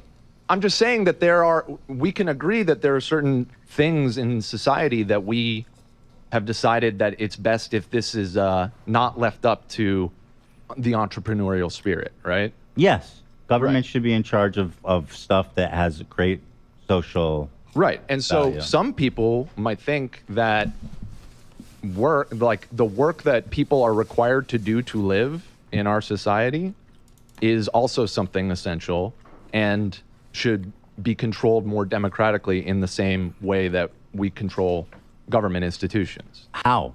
Like what? The same. I mean, How what do do you you do mean? that? How we do? There are public institutions, right? But so electricity isn't invented by one dude who's just like, I have this great idea, I'm going to make a company. Mm-hmm. Okay. The internet isn't owned by one dude. You know what I mean? Water isn't owned by one dude. Just by the definition of a utility. It So if belongs to Google, the common. how are you going to go to a guy who founded Google and say, how do we make the government? We're taking it for the government. So what does that mean? What does that mean? Okay, well, I mean, so I feel like there's two tracks here because there's how do we like you're now asking like how because we're in deep, right? There's a sunk cost here. We've built a society the way that we are, and ripping that all out is going to be a very disruptive process. So you're right. Like what, you know, he's not going to have an answer. If the government tomorrow were to nationalize all of Silicon Valley and just say, yeah, these are all publicly owned and take it all away, obviously people wouldn't go quietly with that, especially the people that own Google. They wouldn't like that, right? And so, I mean, that's something that has happened in history a lot when socialist revolutions happen, when, you know, the revolution happened. This guy's thinking like, God, these conversations are a lot harder than they are on Hassan's stream. He's like, usually Hassan just says the public should own a lot of the means of production, and usually just goes over well. Like, this is kind of like, it's kind of sad, but in a way, if you watch my stream and you come away from my stream like a debate bro, at least like you're ready to go and talk to other people. I can't imagine people coming away from like a Hassan or Vosh stream and you're like, yeah, socialism is way better than capitalism. Really? How? Or, well, I mean, like in like every way. Like, I mean, just look at Europe. Oh, where? Okay, I'm just American, so let's just talk about America. I'm just saying it's complicated, but we should be socialist. Oh, how? Well, like make the companies. How? Well, happens and it's like, okay, we're going to nationalize all the oil industry. Like that all just belongs to the government now. You don't get to own that as a private citizen anymore. And so where is that line? What is essential to society? But What oil, is it? again, oil, you're talking about a natural resource. I'm talking about like a big company. Sure. They invented their own product and sell it. I personally don't think there's anything wrong with the rules that govern that come from, the people, from the concepts of guardrails, high level, that they have to treat their employees with a certain level of, they have to compensate them to a certain Yeah, we're level coming to back provide. to that social democrat. So like, and listen, social. so like, I don't got a think problem with what you're describing, really. Like, I You know. agree. I mean, and I don't think putting the government in charge is going to improve anything. If you were talking about like massive businesses like, you know, Google, again, just to use an Apple, you're talking about natural resources that benefit all people that need them. Then that's it. Then, you know, but listen, I'm open to have. 1 second.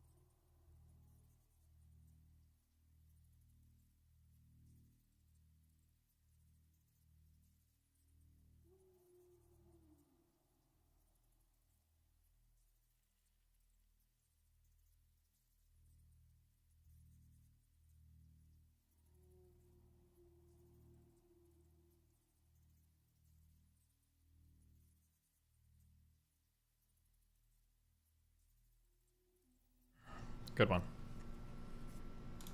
Having a debate about these things. I'm not yeah, no, I saying think one we're way or having the a good other. Like, conversation about it. I just think that, you know, I think it comes down to again where that line is drawn, and it's. Yeah, and that's nuance. That's into the nitty gritty, and it's really in the weeds. Shut up, Lex. Destiny, people that soy over nationalizing companies have never had to work with a government-owned business before. Yeah, the funniest thing is that these guys are all in fucking California, okay? Bro. It's like Lex under $20 a nice chair. Internet stuff, for example. You're right. I mean, especially in the early days when it's just little companies figuring it out. But then at a certain point, when does the internet become a human right? When does you know, living in society does Okay, just as a heads up, because some people use dog shit arguments for this, okay? The internet, okay. Just because something is important or vital for humans to survive doesn't mean that the government should provide for it. That's not true. People say things like that, but it's absolutely not true. The government should provide for things that markets can't solve for. That's the answer. For instance, food is probably like really important, okay? Arguably, we need food to survive, okay? So it's tempting to look at something like food and go like, oh, okay, well, should the government provide food or shelter or clothing or whatever else, right? But food also happens to be solved for pretty well by markets. There's a lot of people that do agriculture, a lot of different supermarkets for distribution or for selling, a lot of different truck companies for distribution. There's a lot of different market factors that make it so that food is something that is generally pretty easily solved for by market forces. Just because it's necessary for humans to survive doesn't mean the government has to provide it.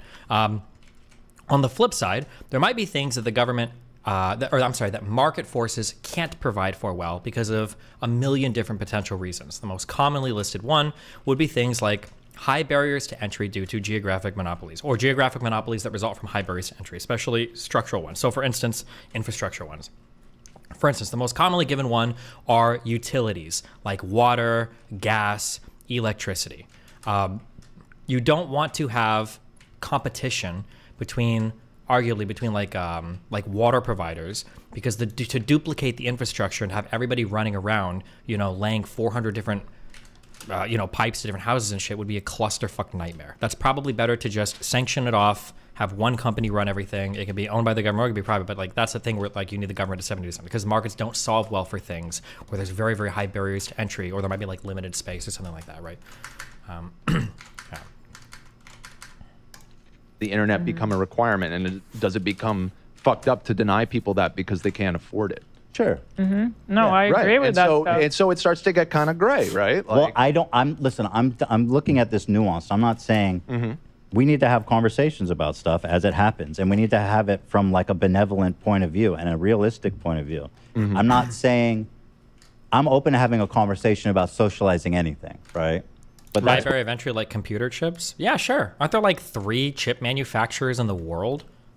Does AMD even make their own chips anymore, or does Intel manufacture the chips and AMD just license them the x86 64 architecture or whatever the fuck?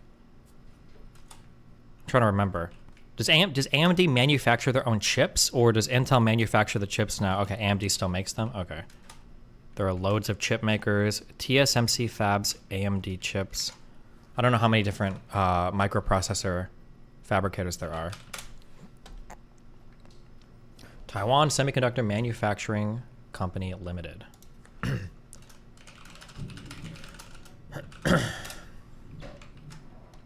You are talking way too confidently about this and are missing a point of quality. Agriculture in USA and Europe is way different because of regulations imposed by the government that increase quality. That literally has nothing to do with what I'm saying. Swing and a miss.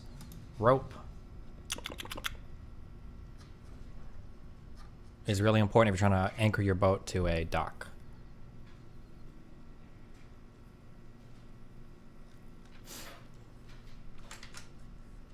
People say there are loads of fabricators, but most of them make the low-end chips that are used in things like IoT blenders and cars. Oh, okay. I don't know. Despacito.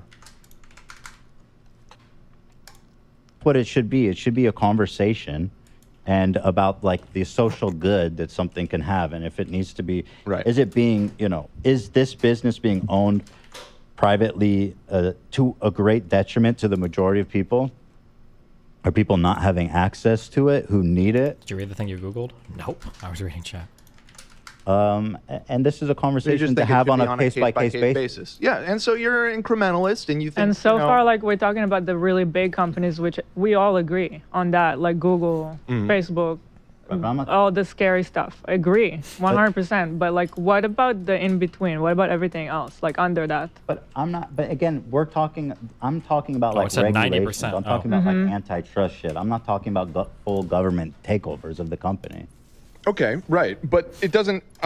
The full government takeover of the company is the extreme end of that. But like the middle ground of what I'm talking about is unions. That's what unions. I'm right? pro union. Now we've gone from Edmund. Thank you for the $20. Now we've gone from talking about socialism to unions. Socialism is when unions. Do you see how funny it is that young people like inadvertently mindfuck themselves into all of the conservative trappings of social democracies of the 80s, 90s, and 2000s? We can't have unions. That's socialism. I'm sorry, unions are not socialism. What are you talking about? And now, well, unions is like a step towards social. Like, union. I think unions are great, and I think workers should have power. So and so all a union really is in a sense, it's somewhat democratizing a workplace because now the union gets a say in how the business is conducted.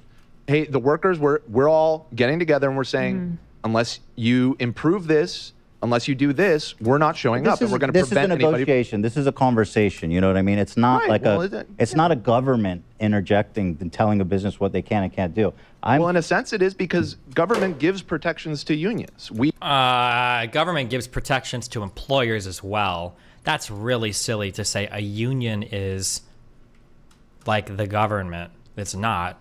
I feel like you could. Where's Econo Boy? I feel like you could make the argument that unions are just another type of firm, another type of business. I feel like you could make that argument, no? Could you? I'm sure unions are afforded protections by government, but employers are afforded protections by government as well. By the way, that's not to say unions are good or bad. I mean, and unions aren't good or bad. Anybody that says unions are good, ask them how they feel about police unions. And anybody that feels that unions are bad, ask them how they feel about teacher unions, right? Everybody has a different opinion depending on what union you're talking about. But unions are just collections of unions are things that represent collections of employees to give employees more bargaining power. It can be used in good ways or it can be used in bad ways. But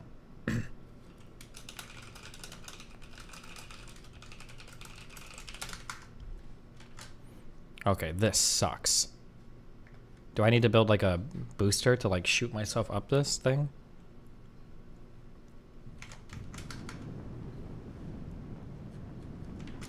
We at one point decided that these are important, and we created a structure where we. I'm in favor of that. Right, because prior to that, the owners of the factory or whatever, when the workers tried to do something like that, they literally fucking shoot them. Right. So yeah. You know what I mean? Not okay. That I'm happened. Okay, but I'm in favor of unions. Okay, well. And by I'm the glad way, to if hear you that, look but- at again, you look at Scandinavia, which I think is like as close to a model They have society. very they have very high tons of union unions, participation rate, right? Yeah, right? like extremely. And probably tons of laws protecting unions. And so again, I'm looking at social democracy like in Scandinavia and saying, this is a model society, and it's as close as we're going to get as an equitable I'm trying society, to, realistically, too. I'm trying to understand what is the point we don't agree on. Well, I just think. Well, I don't here's think, what we're I don't think we're disagreeing that far. Like I said, this is so much easier on a Hassan stream where I didn't know there's actually pushback to this. I thought you just kind of said that like capitalism evil and everybody's supposed to clap. Do you think, can I just like do this?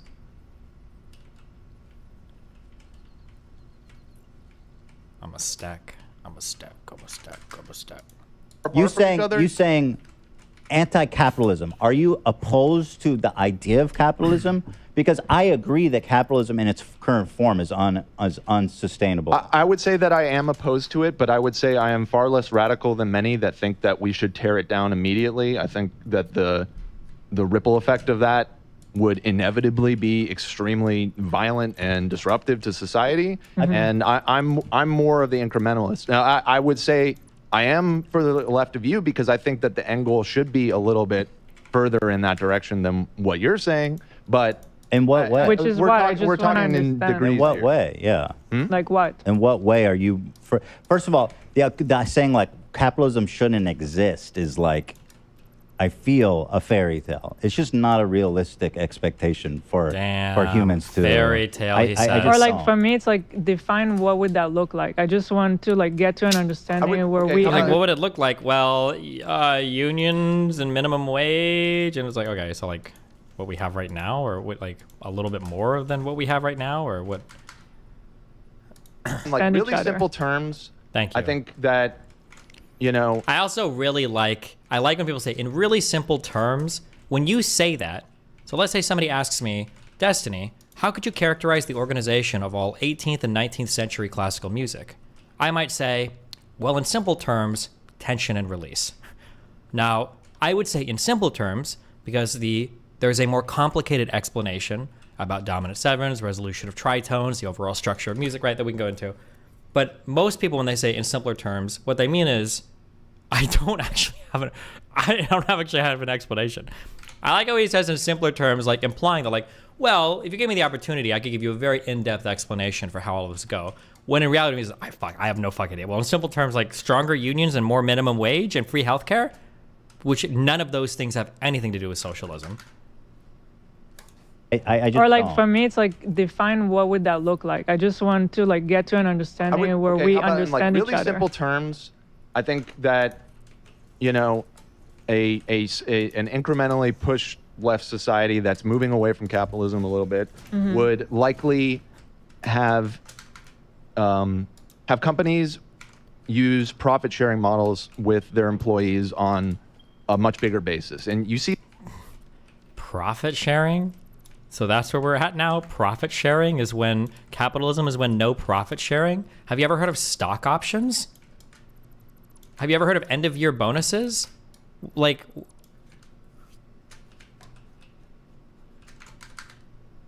have you heard of vestments? see some companies doing that, but if you study it over time, what has happened is the opposite of that, is that the profits of companies are getting concentrated more and more up. Well, we're just talking about Is that actually true? I feel like over time, and I could be wrong on this, I could be wrong, but I feel like over time, I feel like stock options and stuff have become a more common way to compensate workers instead of less common. I could be wrong on that, but like I guess you had like pensions back in the day, but I don't know if that's like profit sharing. But I don't even know if he is thinking about that at all. Regulating and stuff again. Right. So I would say that one thing that you could do is you could regulate it that you, as an owner and a CEO of a company, the profits that the company is generating, you're obligated to share that with the people that work for you on a much bigger scale. It's just a matter of rather than how right fairly... now, which the goal always is to pay your workers as little as possible. That is, and that's not like a secret. And that's or human nefarious. nature, bro. That's why we need to adjust where that Human bar nature is. is a bad We need to agree that that bar, because listen, it's only and again, natural. that's why I'm saying for we're not that far away. Big, We're talking in degrees of how far you move the bar. I I just- probably move it further than you, but I'm not. I don't own a company like. But yeah, I mean, listen, if you're just debating on like how much to compensate your employees fairly, that's like, you know. And we're talking about first steps to here. be like, too. yo, I mean, I think every company should give X amount of profits to employees. It's also, it's also overly complicated because in the God, he's just like, I love him. I love him. I don't know what happened. I feel like I became an Ethan fan like overnight. Like, because that would have been my next question. Okay, profit sharing for employees? Okay, let's talk. Now, it's not fair to say, I need a fully fleshed out, detailed profit sharing plan for how this is going to work. That's not fair, right? But like, can we talk? How would you even begin to do profit sharing? Do managers get a bigger cut of the profit share than employees? Does every employee get the same type of profit share? Do, like, when there is, how about this? If we're doing profit sharing, are we going to do profit loss or not profit loss? Are we going to do loss sharing? So last year, the company made $1 million. We've got 100,000 employees. All of you get a $10 bonus or some shit or whatever, right? Well, this year we lost $100,000. We're docking your paychecks. Or our employees only get to share in the good times, and when the company's a loss, now they're, well, you know, we're not like, yeah. the sense, it's like, what if you don't have a profitable year? Then the employees make less? I'm having a fever dream. I think I took too much today. I'm having a fever dream right now. I don't know what's going on.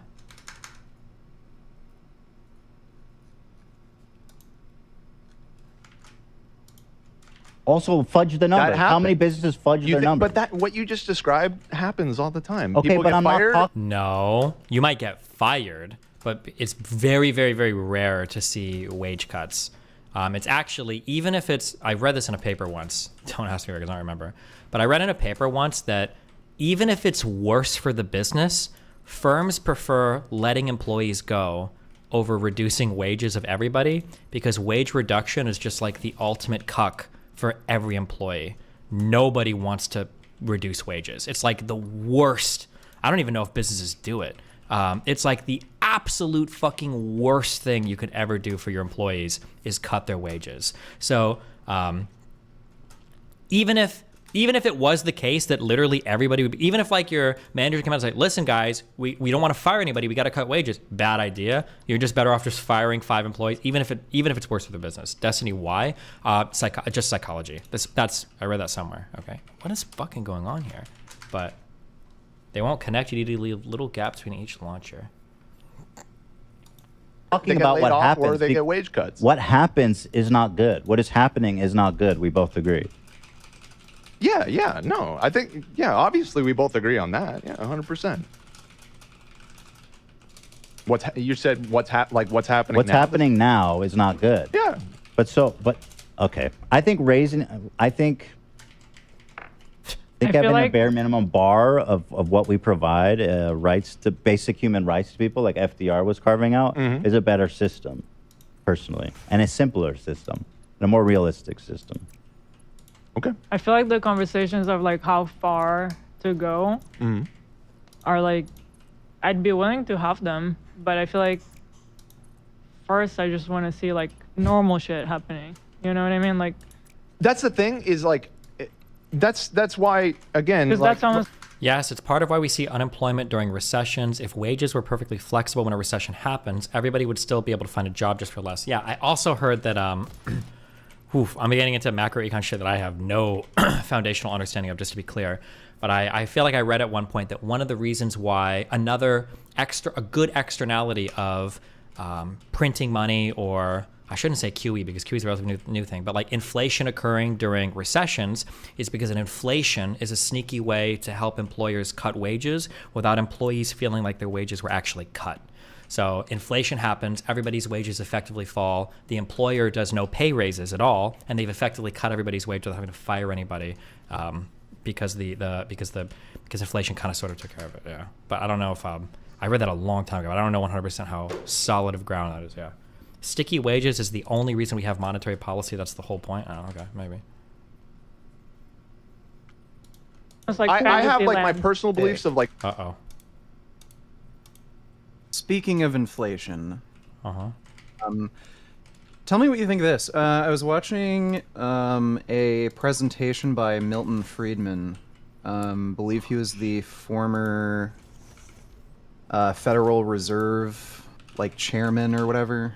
Yeah, very popular economist. Heard of the guy? Yeah. Yeah. He actually suspects that the government intentionally causes inflation to get more tax revenue because it can push people up into a higher tax bracket. Never heard that in my life, and it doesn't sound like sound monetary theory at all. I don't know how that would even remotely connect to anything. Yeah. Because I don't think inflation... No, I don't, that just sounds kind of wacky. I would be curious to see his explanation of that. That could be true, by the way. Macroecon is literally astrology to me, so... But I wouldn't know enough to say. Yeah, because basically he was saying when wages are adjusted for inflation, the tax bracket system doesn't usually catch up in time. So if you end up making more money technically over time, like just more total dollars, it can actually push you up into a higher tax bracket, even though you're not making more money. So this is what he says anyway. He said it can make some people who are like middle income earners end up spending a higher proportion of their actual income on taxes. Huh. Okay. Something interesting I heard. Gotcha. Yeah, I guess it's possible. Have you been working out? Fuck no. I traveled for 2 weeks and then I got sick for 2 weeks. Now I'm waiting to travel again for a week, and I will when I get back, beginning of next month. The final arc. Okay. Right now I'm abusing stimulants to lose 20 pounds, so. Oh yeah? What are you taking? Stuff. Like just over-the-counter fat burners? Let's go with that. Listen, I got an appointment. I got ADHD, okay? Listen, okay. Yeah. What's up? It's for ADHD? Yeah. Okay. You ever thought of getting a prescription for Ozempic? The fuck is that? It's semaglutide. It's a GLP-1 agonist, and basically it just crushes your appetite. Oh, no. I'm like half joking on the losing weight thing. I'm not like, yeah. But, okay. Yeah. I'm dieting too. Yeah? Yeah, it's pretty crazy diet too. I lost 43 pounds in 4 weeks. Okay. What? Yeah. That's like I went from 295 to 252. That has to be like a ton of like water weight too, right? No. So I weighed myself after 3 days of dieting. Uh-huh. And it was 295. So usually it's between 5-10 pounds you lose immediately when you start dieting. But yeah, I like if that was mostly water weight, I wouldn't be able to put on my shoes. Like I'd have really bad edema. The I'm only eating 1,000 calories a day, and I'm training like fucking crazy. It's like at least 4 hours a day. Oh. So you think you're legit burning? So, oh yeah. Wait, you said you're losing 10 pounds a week? Yeah, for the last 4 weeks, that's been the average weight of weight loss. So wouldn't that mean that you'd have to be burning on average? Is that 5,000 calories a day in excess of your TDEE? Yeah, it would be somewhere close to there. It's not exactly always 1-to-1 because it's also a high protein diet, so you're going to end up losing some calories through thermogenesis. Sure, but the I have a process, very like high physical activity. Okay. I have a very high physical activity. I'm also a big dude. I'm 6'3". True. Still like 5,000 250. calories a day, though. That's a lot of. That's a I'm lot of training calories. all day. I understand, but that's basically. still a lot of calories a day. That's insane. Yeah. Like, I don't know if you can lose that much without having like almost like semi-permanent negative effects on your metabolism. No. You can actually look at some research. Ansel Keys actually, way back in the 1930s, did the what was it, the Minnesota experiment? Okay. Something like that.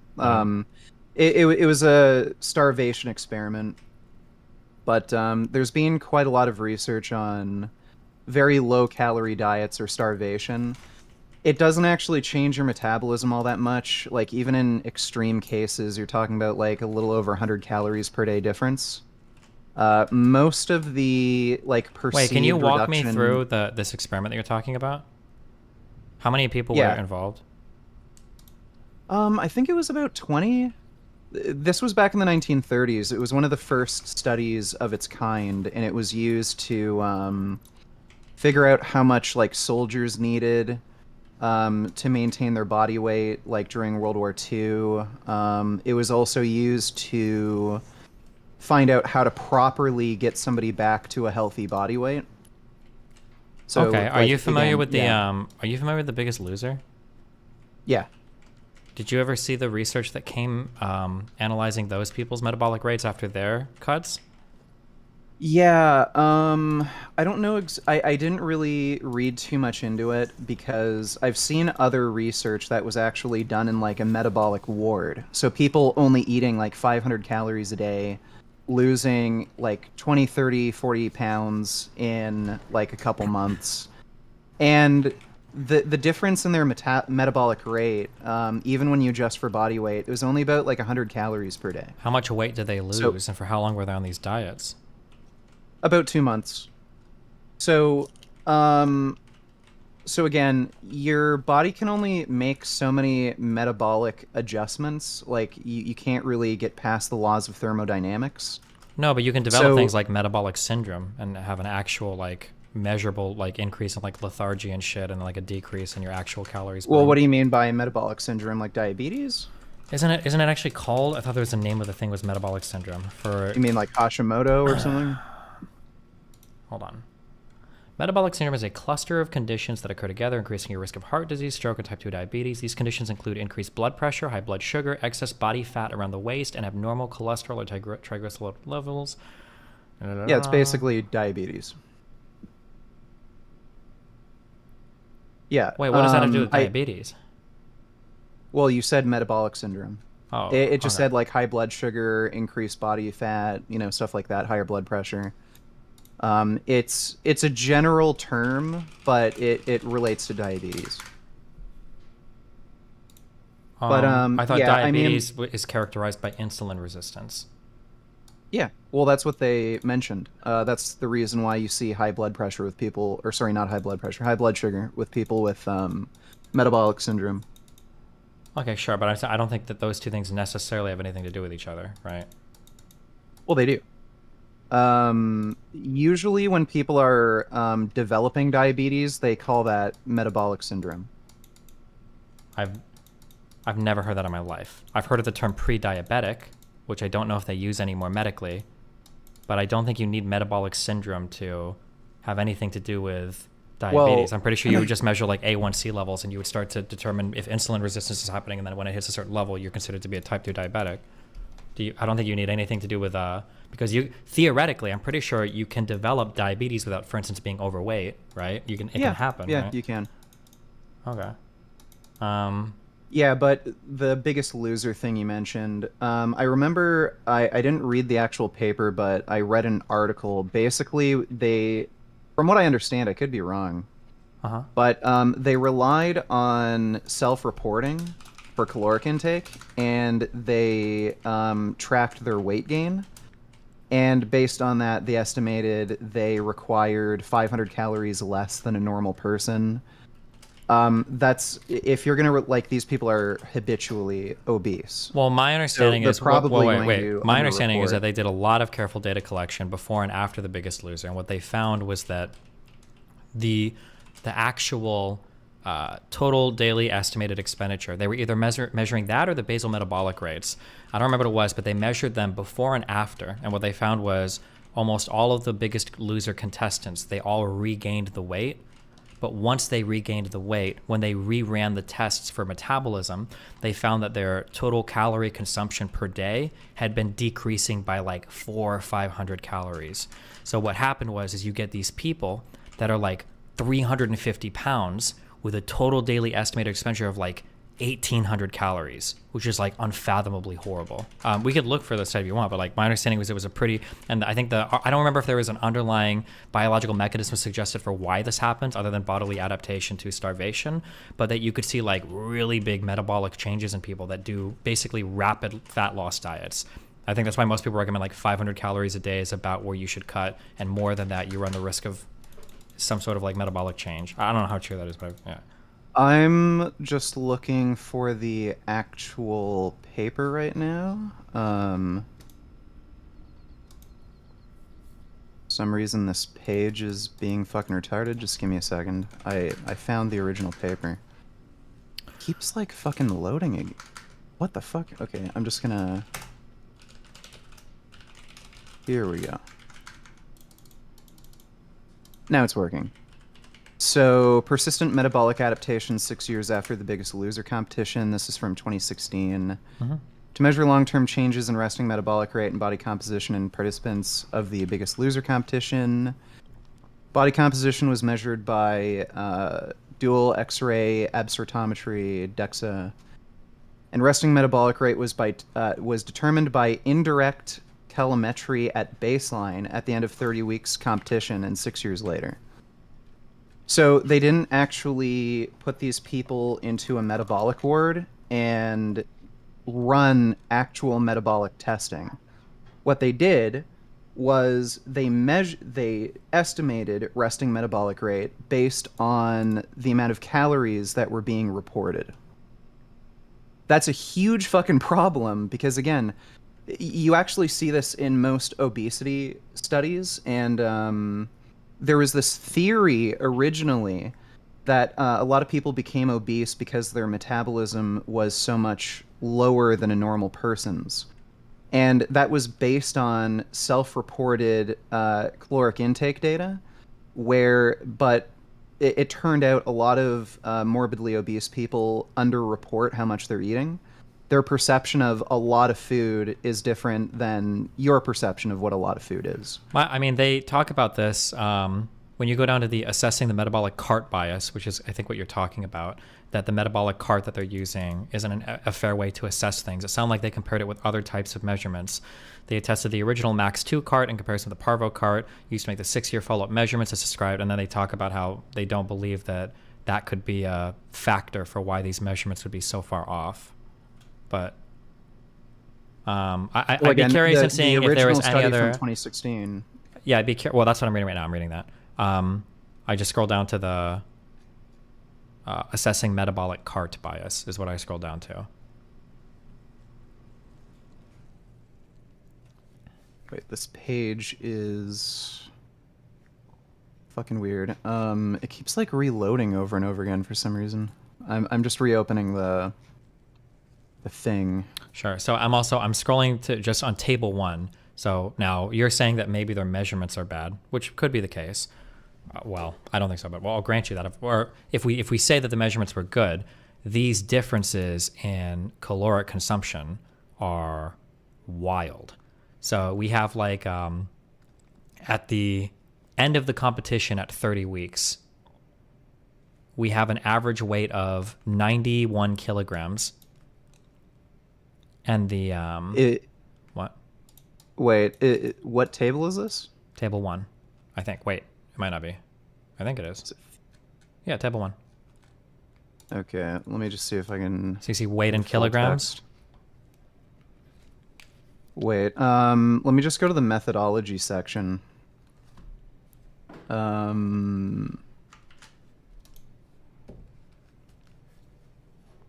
Yeah, study protocol was approved by the Institutional Review Board of the National Institute of Diabetes and Digestive Kidney Disease. 14 of the 16 subjects who were studied previously provided informed consent via telephone, visited the NIH Clinic Center for follow-up testing, all within a time span of 6 weeks.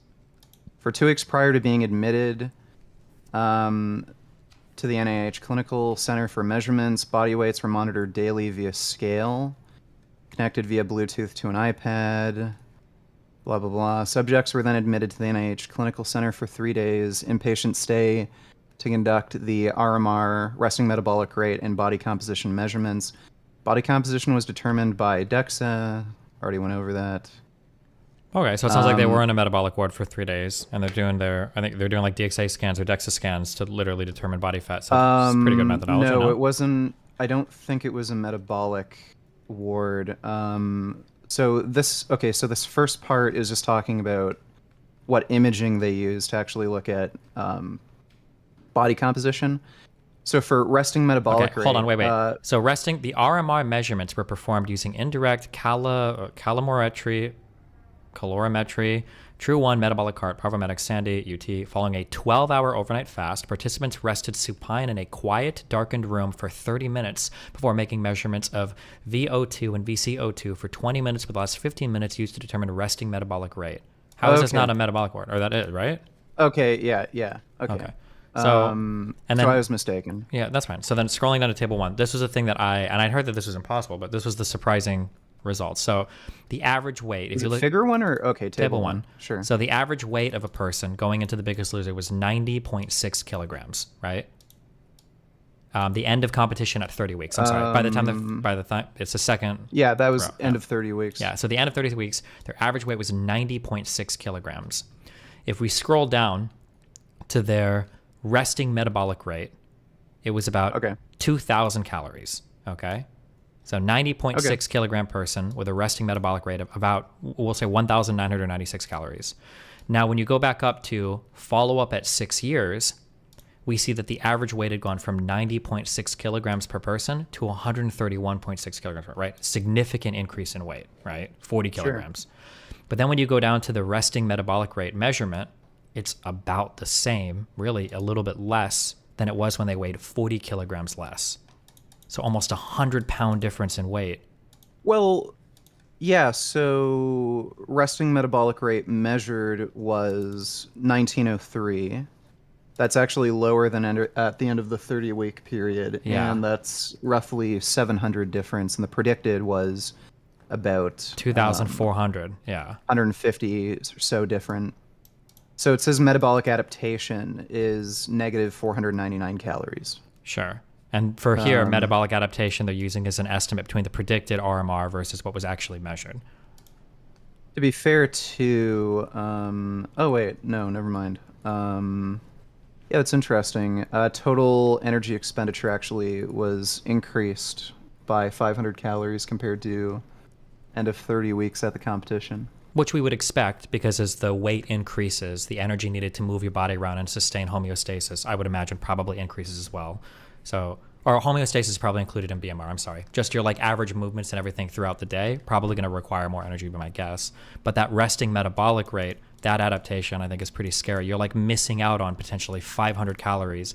So the scary thing, I guess, is you take one guy who's 130 kilograms and you try to have him lose weight, and then you put him next to another guy who's 130 kilograms who just crash dieted down to 90 and then came back up. That guy that did the crash diet and regained, he's actually gonna have a harder time due to a sustained metabolic adaptation of getting back to the weight that he was before, which super sucks, I think, assuming this is true. So I'd have to look into this more. It's interesting you brought this up, but I've seen starvation experiments that last about 4 to 8 weeks. Mm-hmm. And the difference in resting metabolic rate is only about 120 calories at the end of the experiment. Okay. Most of which can be accounted for the weight loss. But it doesn't take long afterwards to basically be at the same resting metabolic rate. It only takes a few more weeks. That's Sure. only after And I about imagine that, 4 to like- 8 weeks, though. Sure, yeah, 30 I'm- weeks of crazy wacko crash dieting, and there might be a genetic component to this too. Mm-hmm. Maybe. Well. Yeah, because these people are these people are overweight. Sure. But I don't know what the genetic. You think the genetic thing impacts their metabolic adaptation to crash diets? I mean, Yeah, so they are overweight. There is a huge genetic link between genetics and obesity. That may also impact weight gain after starvation. Because again, like there's a reason why you see this sort of frequency of, this sort of relationship between genetics and obesity. It's probably a survival advantage. And that's why you see like so many people who are obese now. It used to be a survival advantage, and in a situation, Wait, what is the thousands of survival years- advantage? Well, the survival advantage is if you're in a situation, say thousands of years ago, like your ancient ancestors used to be in, where food was scarce or would be seasonal, and you'd go through periods of weight loss, would be extremely advantageous to easily gain weight. So there may Wait, be... hold on, hold on. I'm sorry. I'm very confused. I didn't understand that. Could you said that it would be a survival advantage to be able to easily gain weight? Yeah. What is the advantage here? That somehow you've secretly... You don't starve to death. No. What I'm asking is, how do they easily gain weight? What is the adaptation that we're talking about here? Well, it would be a metabolic adaptation, like what you're seeing in the study. Okay, but I feel the like that metabolic- wouldn't be like a survival mechanism. I feel like that would be like a default. Every single person's body would become more efficient, because that just seems like a strict advantage. When would you not want to have a superior resting metabolic rate? Well, again, it has to do, like, there are genetic differences between individuals, right? True, but my understanding is our metabolisms are more or less basically the same. Well, yeah, I mean, if you account for body weight, there isn't much difference between individuals. But what I'm saying is there may be a genetic link between obese individuals and their ability to easily gain weight after starvation. Sure, there might be. I guess I'd be interested in seeing other studies that show the impact of like long-term crash diets and how well they keep that weight off. Because, like, I've never seen anything like that. And I've met people who were POWs in World War II who like were like pencil thin, who were starved by the Japanese. They never like talked about ballooning in weight like that. They actually had trouble gaining weight. I would be really I don't believe that. I would be curious seeing research on that, because my understanding is that as a result of World War II, who was the potato famine? What was it called? I don't think it was the Irish. I think it was somebody else. But I'm pretty sure it's a well-researched thing that there was a well-researched thing where people in Eastern Europe, it might have been Polish people, that all of them had large famines related to food. There was a lot of starvation, that when the starvation happened, because those people had developed metabolic syndrome, generally speaking, their children in the womb were starved of calories, and their children developed metabolic syndrome. This was cited in research to study how traits can be passed on from parent to child without it being a genetic trait. This would be like an epigenetic biological transfer from parent to child. But they were so starved from food that when they started to eat more, they had all developed metabolic syndrome. And then when the women got pregnant, their bodies were holding too many calories from the children, and those children developed metabolic syndrome essentially as a result of that. So you were passing on obesity to your children that way. But that was from a starved persons or starved people. Okay, and that was in Poland? I'll look into that. People saying it was in the Netherlands. Okay, Netherlands? Okay, I'll look into that later. Sure. Oh, Okay. Dutch hunger famine. That's why I couldn't remember hunger famine. Dutch hunger famine. Yeah. Okay, I'll look into that later. Sure. Yeah, from the research I've looked at, I haven't seen great evidence that kind of crash diets actually significantly impact your metabolism, but that, like, again, the study periods are much shorter. So if you're talking about like many months or even years, perhaps, It might have an effect. I'll look into it though. Sure. Also, I'm not to doubt that you're doing a monster load of activity, but the idea that you're eating 1,000 calories a day and you're doing 6,000 calories worth of activity a day, that's really insane. That's like Michael Phelps levels of activity almost. It's just under 2 pounds of weight loss per day average. It'd be like 1.7, so it would be a bit less than that. To burn that much fat a day, almost 6,000 calories a day of fat, that's an insane amount. For me, like, I've always done a fuck ton of training, even when I was a kid. My parents probably... I remember I actually developed overtraining syndrome. So I'm pretty used to very high levels of activity. Jasmine kind of gets annoyed at how much I exercise, actually, when I'm really getting into training. But, like, yeah, that's basically been all I've been doing all day. Just training nonstop. All right, well. I'm looking good, too. Well, that's good. Good for you. Yeah. Plug the OnlyFans shamelessly. Good. Okay, well, congratulations. Good job. All right. Well, this was a nice chat. Oh, yeah, I was going to work out with Turkey Tom tomorrow, so... Like in person? That should be fun. Yeah. Oh, shit. Yeah, so that should be fun. You guys are streaming it, right? No. He was actually thinking of maybe shooting like a video or something some other time, but yeah, I was just gonna chill with him. Okay. Well. Yeah, if you ever come to Toronto, we should should hit up a gym. Gotcha. We'll find one. Okay. Yeah, sure. Okay. All right, bro. Take care. Have fun. Okay. Disclaimer. Hopefully he's not listening. There's no shot. You're burning 6,000 calories a day. I don't even know if you can burn 6,000 calories on gear. That's an insane amount. That is so many calories. I feel like you could literally put your finger on your stomach and feel the fat melting away. Burning over almost 2 pounds of fat a day. That's insane. It's an ungodly amount of fat. But maybe, you know.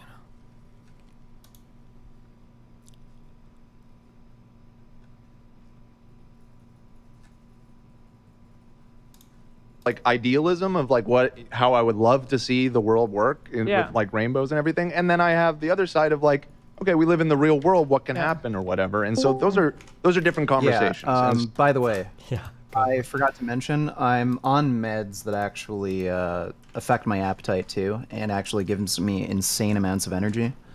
Oh, what kind of meds? Is like amphetamines or? No, the one's Wellbutrin. It's an antidepressant, and there's an antipsychotic I'm on for mood stability, and it's also dopaminergic. Oh, okay, so which is appetite regulating, I think, right? Crazy amounts of energy, and absolutely annihilates my appetite. Gotcha. It's pretty easy to diet. Okay. All right. But take care again. Yeah, have fun. Actually, I have an evolutionary question, and I'm so curious. Why isn't everybody a 10? If there are like objectively nicer looking faces, or objectively nicer, yeah, we'll just say faces, why wouldn't like evolution like gear all of us towards just looking like that? What would be the evolutionary advantage of having some people being just fucking ugly? Because people didn't care in the past? You really think so? Is that the case? So, yeah, I mean, for now, I would, public health care would be great. You know? Like, that's the thing, is in my opinion, we're in such a bad spot that, like, you know, I'll take just getting Medicare for all. Like, that would be a huge W, sure. And that's in my opinion, not far enough, but I'll take it. I'm not going to say no to that, right? People think that, I don't know, listen, people think it's being pessimist to say it's human nature to be greedy. Show me one time in a big organized society where that wasn't the inevitability of like deep-seated societal destroying corruption. But But do you want to live in a society that encourage that? Or Do I want to that- live in a that perfect checks it? utopia? Yeah. Yeah, but no, I'm not saying perfect utopia. I'm saying quite a few people that run our country, and I'm not saying you feel this way because this isn't your opinion, but this is the prevailing attitude in this country, is that it's a good thing to arrange the way we run society Does this around. work? Let's embrace that greed. Let's use it for good, like you said, rather than, hey, this is a fundamental part of human nature. We should check it. Yeah. So that's the difference. Well, right? it's to me not that big of a difference. It's the same thing. I think there's a fundamental difference. There. I'm not saying like there are people who are going to be extremely innovative and effective that are going to be motivated by wanting to be really rich and By really getting money. powerful. Yeah, I mean, Elon Musk is a good example. The guy's a fucking psycho piece of shit. I hate him on a level, but like what he's achieved with Tesla is undeniable in terms of moving EV to mainstream. Bro, wait, this is me. This is my take.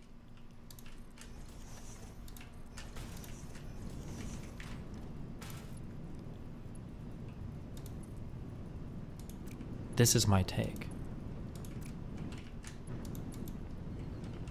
Can I just like...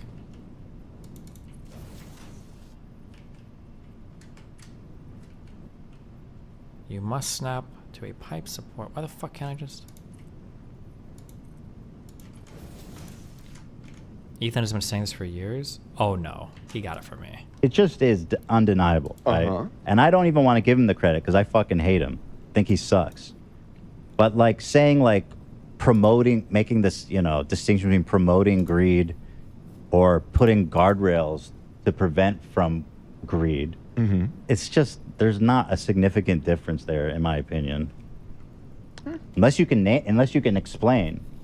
By the way, people were saying this is worse than Dead Air. The show's over, right?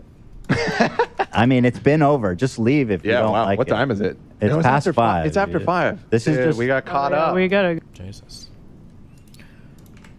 Can we rewind? Okay, let's settle down. Let's calm our brains down with a little bit of unk. Can we do that with a little bit of unk, guys? Is that okay? So, you're not happy with your job? Nope. You found a better job? You're wondering how to quit your current job? Yep. Maybe you're miserable at the job. You searched how to quit your job. Let's talk about it in this video. Okay. Uncle Adams. Hey guys, it's Uncle Adams here, and according to my keyword software, roughly 85,000 people per month are searching the words, how to quit your job. First and foremost, I want to say that I'm kind of disappointed with the other videos that pop up on YouTube when you search how to quit your job, because pretty much everyone is saying to give notice and this and that. Okay, yeah, and that's fine, but here's something I want to say right off the bat. If your mental and or physical health is being jeopardized, you might have to walk out of that bitch right now, okay? Everybody says, give the 2 weeks and get them on your resume and blah, blah, blah, and yeah, okay.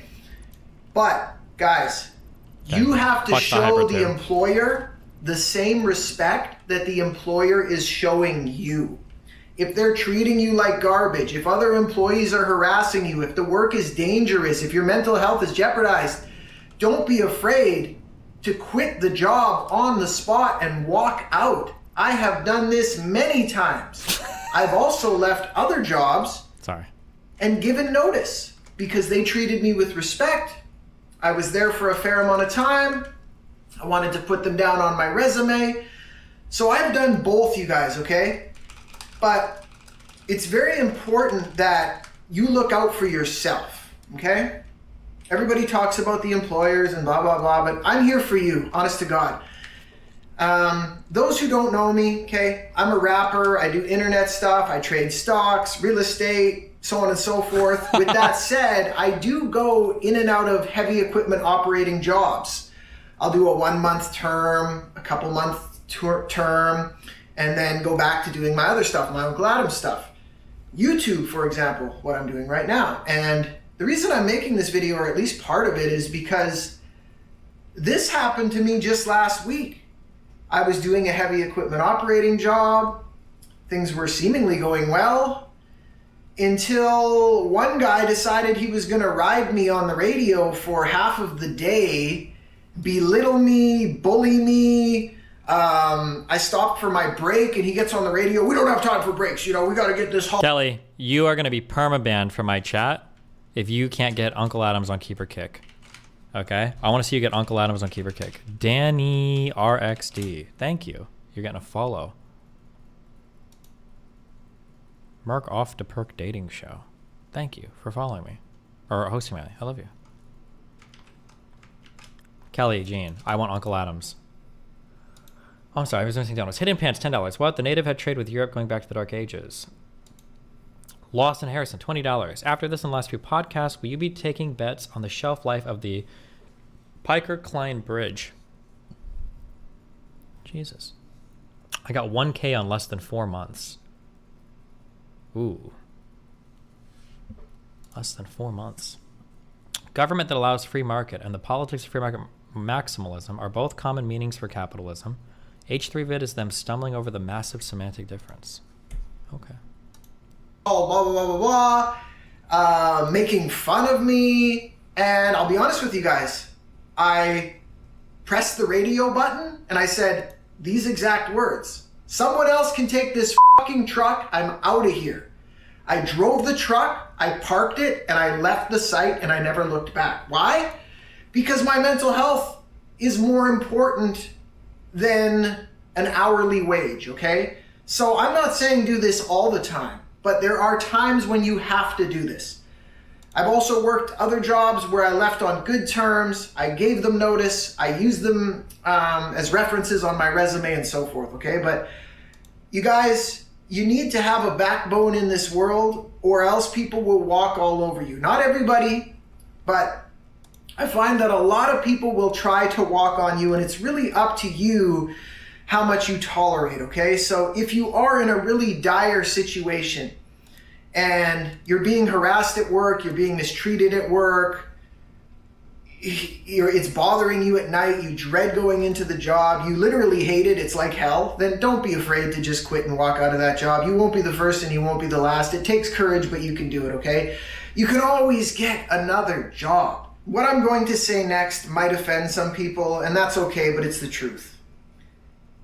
It doesn't take any courage to have a job, okay? Now, why am I saying that? Well, everybody goes to school and then everybody gets a job, okay? So you're just doing what everybody else is doing. No offense, but just keep that in mind. It's not some amazing thing to have a job. Everybody can get a job pretty much. It's quite easy. But to try to find a way outside of that, to read books, to acquire assets, to look into real estate, to look into stocks, to look into passive income, online courses, YouTube channels, cryptocurrency, NFTs, and more, that takes creative thinking and is outside of the box, outside of the typical get a job. That's all people think. Get a job. Get a job. How much are you making? 20, 25? Okay, now you're making 26. Now you're making more money. What you don't realize is that earned income is the highest taxed income there is. And the rich don't do that. I've read about this, and I know a lot of people will say, oh, Uncle Adams, you owe $70,000, blah, blah, blah, blah, blah, you can't hold a job, blah, blah, blah, blah, blah. People will say that kind of stuff in the comments, but what I'll say is this, I can hold a job. Believe me, it doesn't take courage to just let people abuse you, abuse your body, and basically make money for a company while you're just kind of a little worker ant. Okay, I can hold that. I just choose not to tolerate that. I will do it for certain times. There's a certain time and place for it. I'll take that earned income if the respectable workplace is there, and I will turn that income into passive income, into assets, and so on and so forth. But this video is about quitting your job. I just wanted to touch on that, okay? So keep in mind, guys, if you do quit your job, if you've had enough and you walk out today, you can always get another job. And believe me, companies are going to hate this video, but the company doesn't care about you that much, okay? The HR department, human resources, is there to protect the company and not you. Remember that. They will look into incidents, they'll act like they're there for you, but ultimately, who pays them? The company, right? They are on the payroll of the company, and they have the best interests of the company in mind, all right? So, you can always get another job, and don't forget, guys, these companies would replace you in a split second. True. Lay you off and or fire you in a True. split second if the work dried up, okay?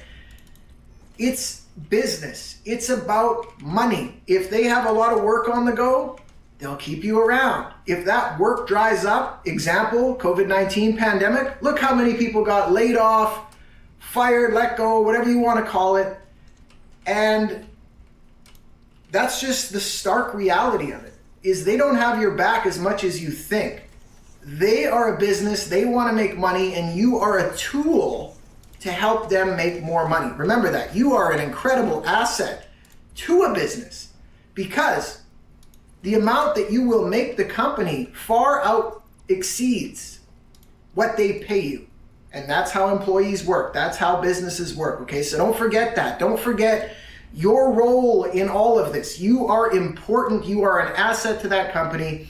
And if they're not treating you with respect and dignity, don't be afraid to walk out and find a different job or start exploring other avenues, reading books, Think and Grow Rich, Rich Dad, Poor Dad, The Cash Flow Quadrant, and many others, okay? So honestly, guys, remember, put yourself first, never mind the business. If they're treating you well, yeah, okay, give them notice. But if you are living a nightmare, if you're in a living hell, don't be afraid to walk out of that job, all right? Take care of yourself, take care of your physical and mental health. Until the next video, I'm Uncle Adams. Thanks for watching. Bye, guys. Based on Uncle Adams. Okay, sorry.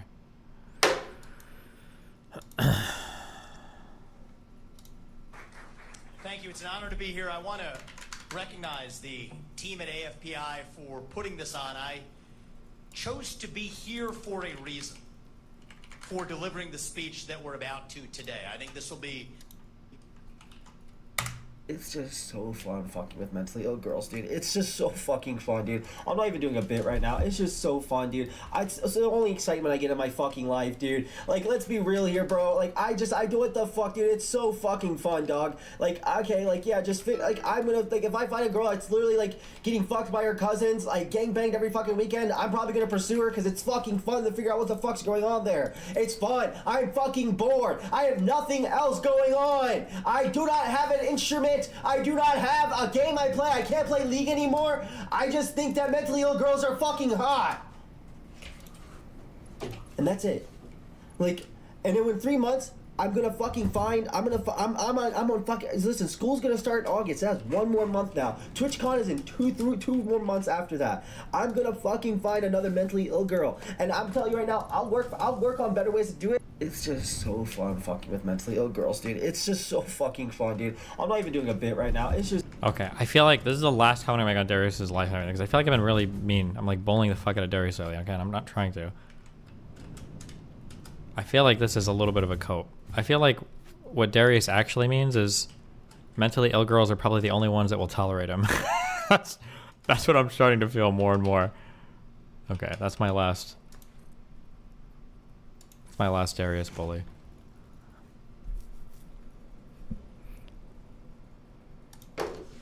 quite possibly the most consequential... Nigga. No. Where are you at right now? Darius, why is Xena coming over? How is this gonna go? Can we get predictions? Do we have any markets on this? You got no content. Just say it. Just say it with your chest, bro. Where am I at right now? Well, no, I'm saying how is this gonna... Nice. I'm saying how's this gonna go? Oh, I'm such a good... I think it'll go fine. We're gonna hang out. It's gonna be a very nice time. I think all that matters is what happens after. What do you It's gonna mean? be cool. Because I think when we're with each other, everything's fine, but we can't always be with each other. You know what I mean? When we're not with each other, that's when the worries start because you can't see me all the time, right? That's how that works out with people who are obsessive. Yeah, like once I'm gone, like they're always like they want like. Okay, I'm just gonna say I don't give a fuck. Like with you and like your partner or whatever, like I'm Mhm. sure when like you're with Alina, you're like having a good time, but then like once you guys separate, it's like that's when she's like, "What are you doing? Why don't you call me as much?" And like she gets a little bit much, right? Okay, And that's sure. what I'm imagining is what I'm gonna have to figure out how to deal with because I don't really like that a lot. So All right. it's a bit much, dude. I just hit like a 4,000 times X on my bet on the crypt. I'm on cloud 9 right now. Damn. I lost it all, then I got a 4K full on the crypt. Easy, man. Easy stuff. Good for you. Nice. Easy stuff. But yeah, I think it's gonna go fine. But I do think I have an issue with mentally ill women where it's easier. Maybe it's just as my aesthetic, and maybe I'm just saying random shit. But I feel like it's easier to like focus on their problems than my own, and that's probably like a big reason why I gravitate towards them more. Because they have a lot of shit going on, a lot of stuff I can like talk about, and I don't have to like focus on my own shit. I don't like focusing on my own shit. It's boring. Okay. Gambling gonna claim you. No, nigga. I claim gambling. I gamble, I take their money, and I leave. My numerical number is 7, which means I'm lucky, which means I win. Is that what that means? I think so. That's what Zena told me. It's Mer's birthday. You're gonna tell her happy birthday, or you're gonna give her perms back? Whose birthday? Merc. Oh, she removed me. Oh, days. Between like You're 100 weird. billion. You're being too weird. What? Makes it. You're being kind of weird. Makes Was I? sense. You said something about nudes in the VC. You said something. Well, I think you were joking, but What did I say? No, I didn't. What? Or wait, did I? I might have actually. you did. You did. Something about seeing her titties. I said what? Something about seeing her titties in a dream. She showed them while she was Probably. streaming. Oh, I did see that, but you said send them the DMs. You were like joking though. Didn't I tell her to send me a video of her eating a girl out for her to say the F slur? Wasn't Yeah. So you're being sexual. Well, you were joking, but it's still like I think she's like Grace, to where like you can't like make sexual jokes to them or they get like really defensive. Oh, well that's fine. Like, weird. Well, that's okay. Well, hold on. Then that's super great. That's fine. Then she has like a big boundary on that. She removed me because she feels like I don't respect it, and then we just don't talk anymore. I don't know. That's okay. I don't know. I think that's I think it's healthy. I think it's a healthy way to resolve issues. So. That is healthy. That is healthy. I've been trying that out myself. Yeah. I texted Sushi a couple days ago. Why would you even say this? Where's Xena? Zena's not gonna do it. Zena understands. Like, Zena's ex was calling her crying on the phone when we were talking last time. Which, We're fine. wait, an ex or? Yeah, that one guy that hangs out with Island Boys. Not the sneak. Yeah, okay. I don't know who. Okay, because I feel like he does too. But Yeah, okay. there's like two celeb boyfriends she has. That's like the Sneeko, and then that's the one of the guys Gotcha. like a Island Boys like Mhm. adjacent Mhm. over. But yeah. Why would you? Yeah, Why are you texting Sushia?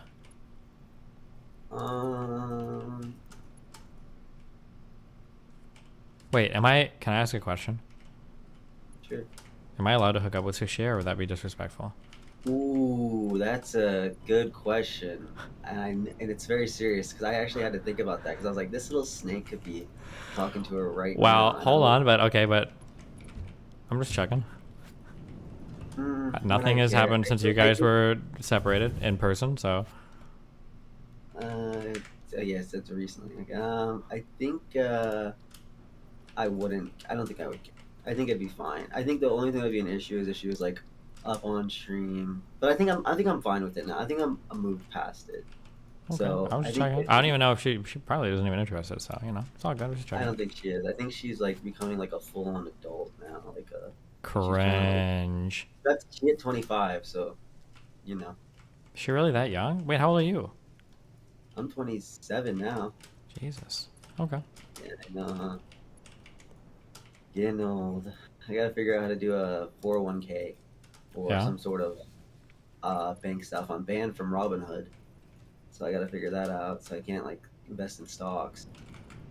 But I'll fix that sometime soon. If let's say you are in debt to a lot of things, how would you like handle that all at once? Like, is there like a way to like just like like figure that like Do a debt I feel like- consolidation loan if you really wanted to. How much debt are we talking? If you're serious, I feel like you're fucking memeing me. If you're serious, tell me No. how much you owe, on what kind of debt. So I have enough to pay off. I think now all my debt and my But debt. if you're not, so I need had- number. If you're not gonna tell me numbers, I can't. I don't know. Yeah, I'll tell you. So I think through my mom when I was 18 apparently fucked some shit up with my credit, and it's about let's say $5,000 to $6,000 in personal loans. Okay, personal loan. So what is their interest rate? Less than what? 10%. Well, no, hopefully. they're already in collections. But there's still probably an interest rate, right? There's interest even in collections. Probably. Oh wow, I didn't even know that. I thought once it's in collections, they just want to get that amount. They can't like add it on unless they get you on some sort of payment plan or something. Okay, interesting. I don't know. I wouldn't know beyond the. Do you know if that debt is secured or is it unsecured? What do you mean by what does it mean to be secured or unsecured? I don't know. Okay. Well, I know that it's on my Credit Karma. Okay. And that needs to get handled. So. Gotcha. Okay, so 5 to 6 can collections, right? Yeah, and then I have a good hefty amount. I don't know what a good hefty amount number. I don't know what that number is. Okay, I'll just be as transparent as possible. Good. When I was when I first moved in, I was trying to make shit work with sushi, and ended up kind of incurring like kind of a personal debt to my roommate. Okay. Over not paying rent for like 6 or 7 months. So it's like there's like a good chunk of change there. It's like 1,000 times 7. It's like $7,000 to $8,000. Okay. But like the thing is, I won big on gambling, so it's like straight. So it's like it's good, but I just need to figure out how to. I can pay that off just by I literally just have to give him a check. But then imagine being such a okay. I was literally working to try to get a job that whole time. But like, there's a whole bunch of shit that happened in between getting a job. I just didn't want to work at McDonald's, and my rent was too much. And I wanted to have I'll be honest, I was a little bit privileged, and I wanted to work a job that was paying me at least like $50K a year. So I waited a while. So it was pretty stupid. But I know with that specifically, I could just pay it with a check, and that handles it. But the other one, I don't know how I would contact. The place, especially when you remember that time I got sued. Okay, so that was real. I did get sued, and that was for the thing with my mom. And I did call my lawyer, and I did tell my lawyer, "Hey, I can give you this amount of money, and we can get it handled." But apparently, they never got it handled, and because I obviously I know that because my money wasn't taken, but I thought they would like call me or something. I thought it was like we were under some sort of thing. So now I'm more wondering, like, are they just gonna like garnish my bank or something? Like, am I just gonna have to wait for that, or like? I don't know. Look at the laws in your state. Sometimes for judgments, they can just take it out of your bank, or at the very least, they can garnish wages. But you don't have W-2 wages, so that probably doesn't matter. Yeah, I don't have any. Yeah. I'll have to figure out. What, brother? Why are you in here? You here to straighten something up, nigga? Pussy.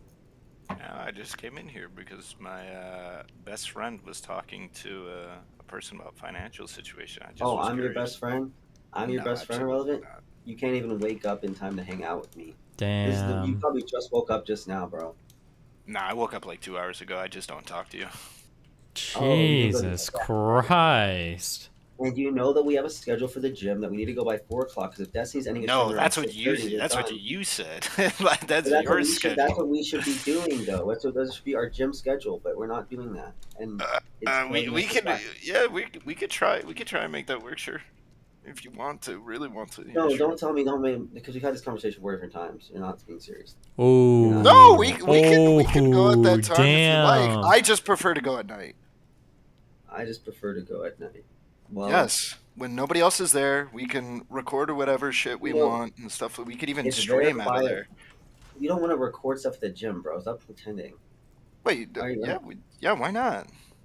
Okay, if we had a normal schedule of waking up from 9 to 5, like getting our stuff done before stream, we would be able to pay for a Equinox membership with Hassan, and we'd be able to like take pictures with him and shit. Like we could literally do that because we'd be able to stream more, and our quality of life would be better. We would like. What do you mean stream more?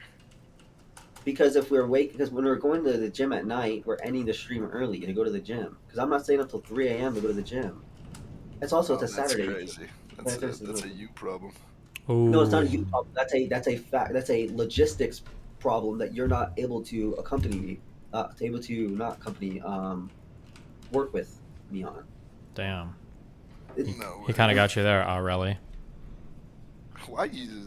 No. It feels dirty when you say it. It feels weird. Don't say that shit. It feels weird. No, I'm not gonna wake up at. I'm not gonna wake up at like 9. That's not gonna happen. No way. Okay, how about 10? No, fuck no. The earliest you will get me waking up is noon. There's Jesus. no negotiating that. That is the earliest I will wake up. You just don't want it as bad, bro. You just don't want it as bad. Yeah, I guess, yeah. Noon is fine. Noon is perfectly fine. Wait, how is noon the earliest you can wake up? Because I like being awake at night. It's non-negotiable. Wait, can I take one guess as to why, and you tell me if I'm right? Kill yourself. Kill yourself. Dude, how do I know everything? I'm just so smart. Okay, never mind. Okay. All right, just kidding. That isn't the main reason. But okay. Kill yourself. That's anyway. all good. That's all good. Don't worry about it. Listen, bro, you want to know the truth, motherfucker? Half the time I fucking my sleep schedule up because I know girls in California I'm talking to. So listen, yeah, you know, we're all there. We've all been there. Ain't no way. Ain't no way, bro. Ain't no way. All right. No, so yeah. I like staying up late at night because everything is better at night. So I like doing that. Noon is fine. Noon is fine. That gives us an hour to be able to get to the gym and get our shit. Bro, I've been trying to do a stream where we go to the store for the past like 2 weeks and what store you want? Okay, niggas is talking about how the gym is sleeper content, but he wants to go to fucking Walmart. That's his goddamn content. Ain't no way, bro. One gym stream a week is fine, but doing a gym stream every day, it's like, what are they gonna see our normal routine? Like, if we go to the store, like I said, I'm trying to buy a bunch of stuff for stream. We can go to Michael's and buy a wheel or like markers, or like we could just like buy. We go to Spencer's and go to the back, and there's like dildos. Okay, yeah. We're gonna do that once, literally once.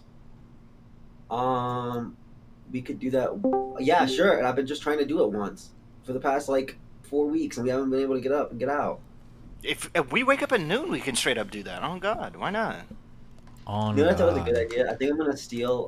Splitting bud. If I keep getting paid the way I am through these companies, I think I'm gonna take Dan's idea for doing storage wars. I think I'm gonna just IRL stream purchasing storages. Yeah, that'd be actually cool. We should do that. Oh yeah, we have to be up before 5 p.m. to do it, fucker. So I said I would be up by noon. You fucking. I don't. Your ears not working? I will be up by noon. That gives us 5 hours to do fucking anything. That my mom's life you want. Jesus. Wait, what'd you say? That my mama's life you won't. Wake up at noon? Yeah. You want to bet money instead so we could run your pockets? Yeah, sure, I'll wake up at noon. noon. My pockets, nigga. Okay, yeah, I will wake up tomorrow at noon. Give me $50. Yeah, alright, bitch. Tomorrow at noon? Yes, tomorrow at noon. I will wake up at noon. Can we go for like a week straight? Yeah, sure. You want to give me $50 for that? Yeah, if you do it for a week straight, I bet fuck, I'll take that. Okay. Yeah. Alright. I'll profit in that. Okay. I'll wake up at noon starting tomorrow. Give me $50. Okay. Because when Zena comes here, we have to go to the gym every day. And we have to... Why do you have to go to the gym every day when Zena's there? Because he has body dysmorphia and he needs to correct it every single day. First off, no. Pussy. You do have body dysmorphia. Wait, with all the shit you do, Darius, why not just get juiced up? Why not at least like get on that fucking big TRT shit? What are you doing? Wait, what are you? I just said he has body dysmorphia. Yeah, but fucking cure it. There Ain't you go. There's no the fucking shot. cure, bro. No shot, dude. No girl has way.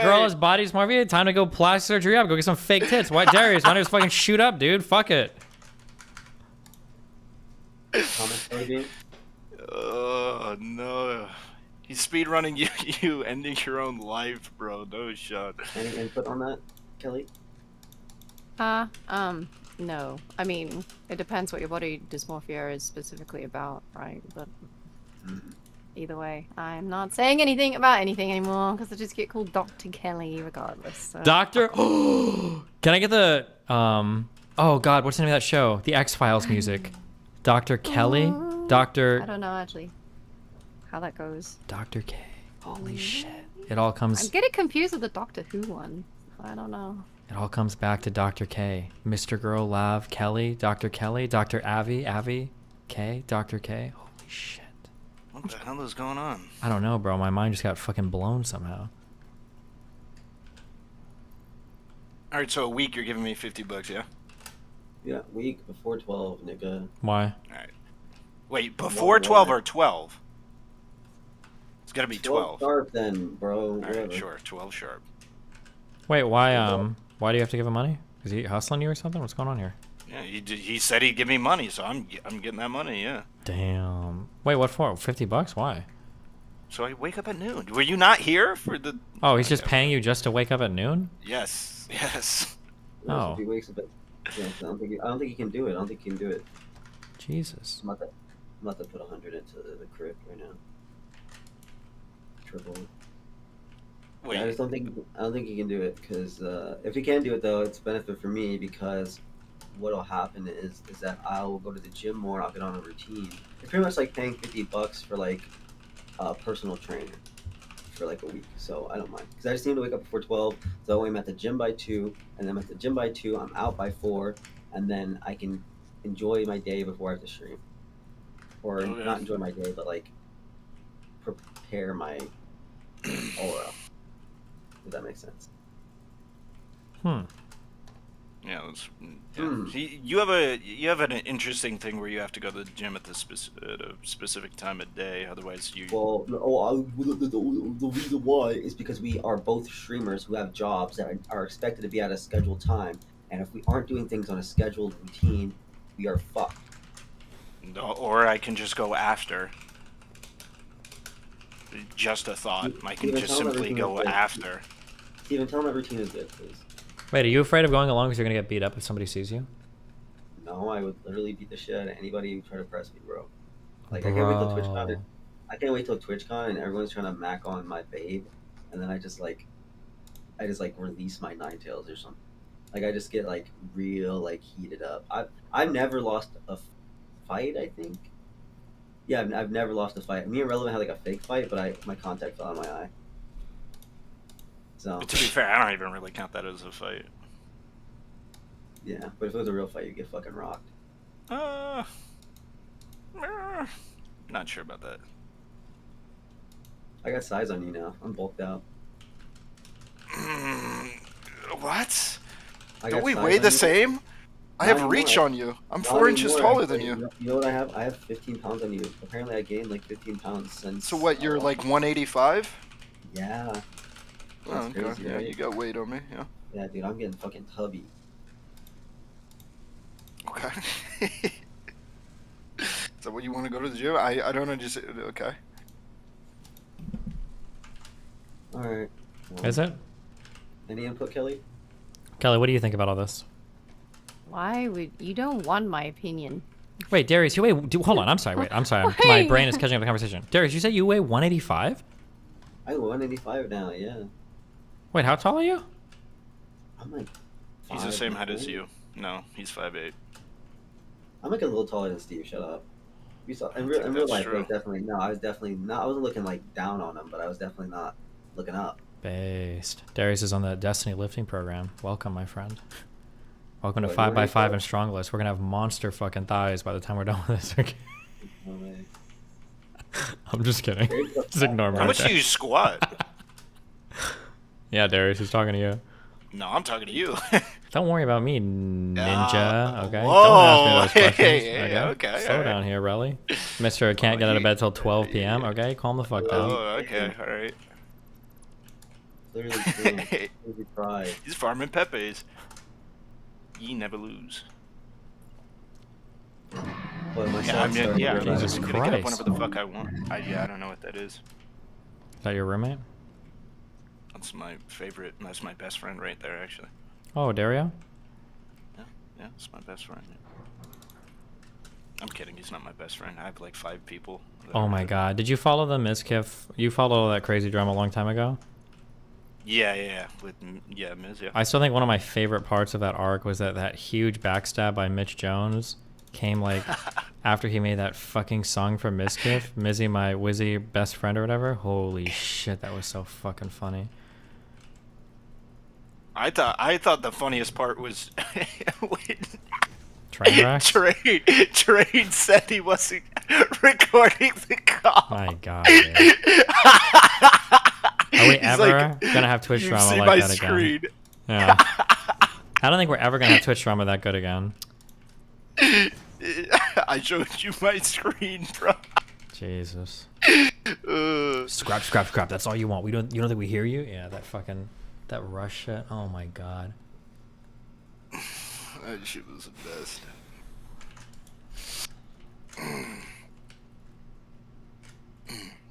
Yeah, no, it was good shit, but yeah, I don't know why the fuck Darius came in here. What's up, Kelly?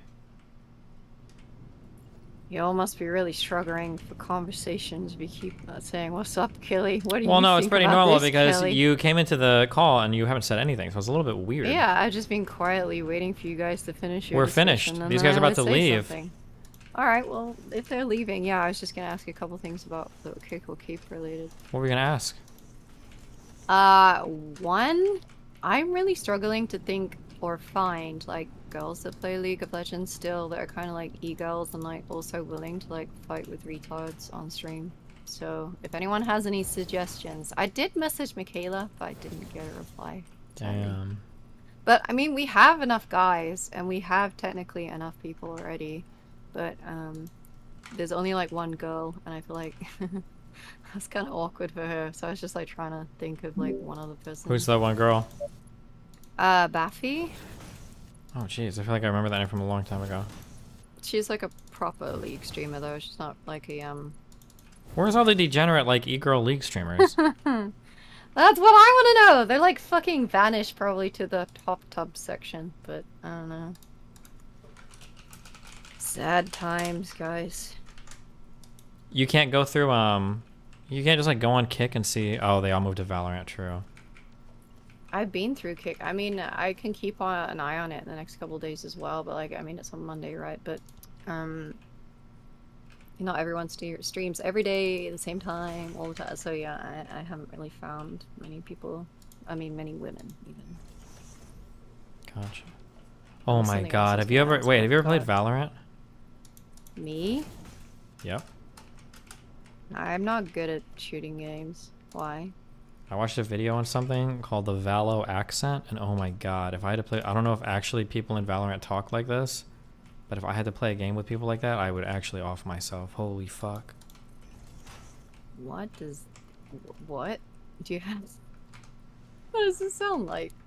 Fuck it, we'll watch. Okay.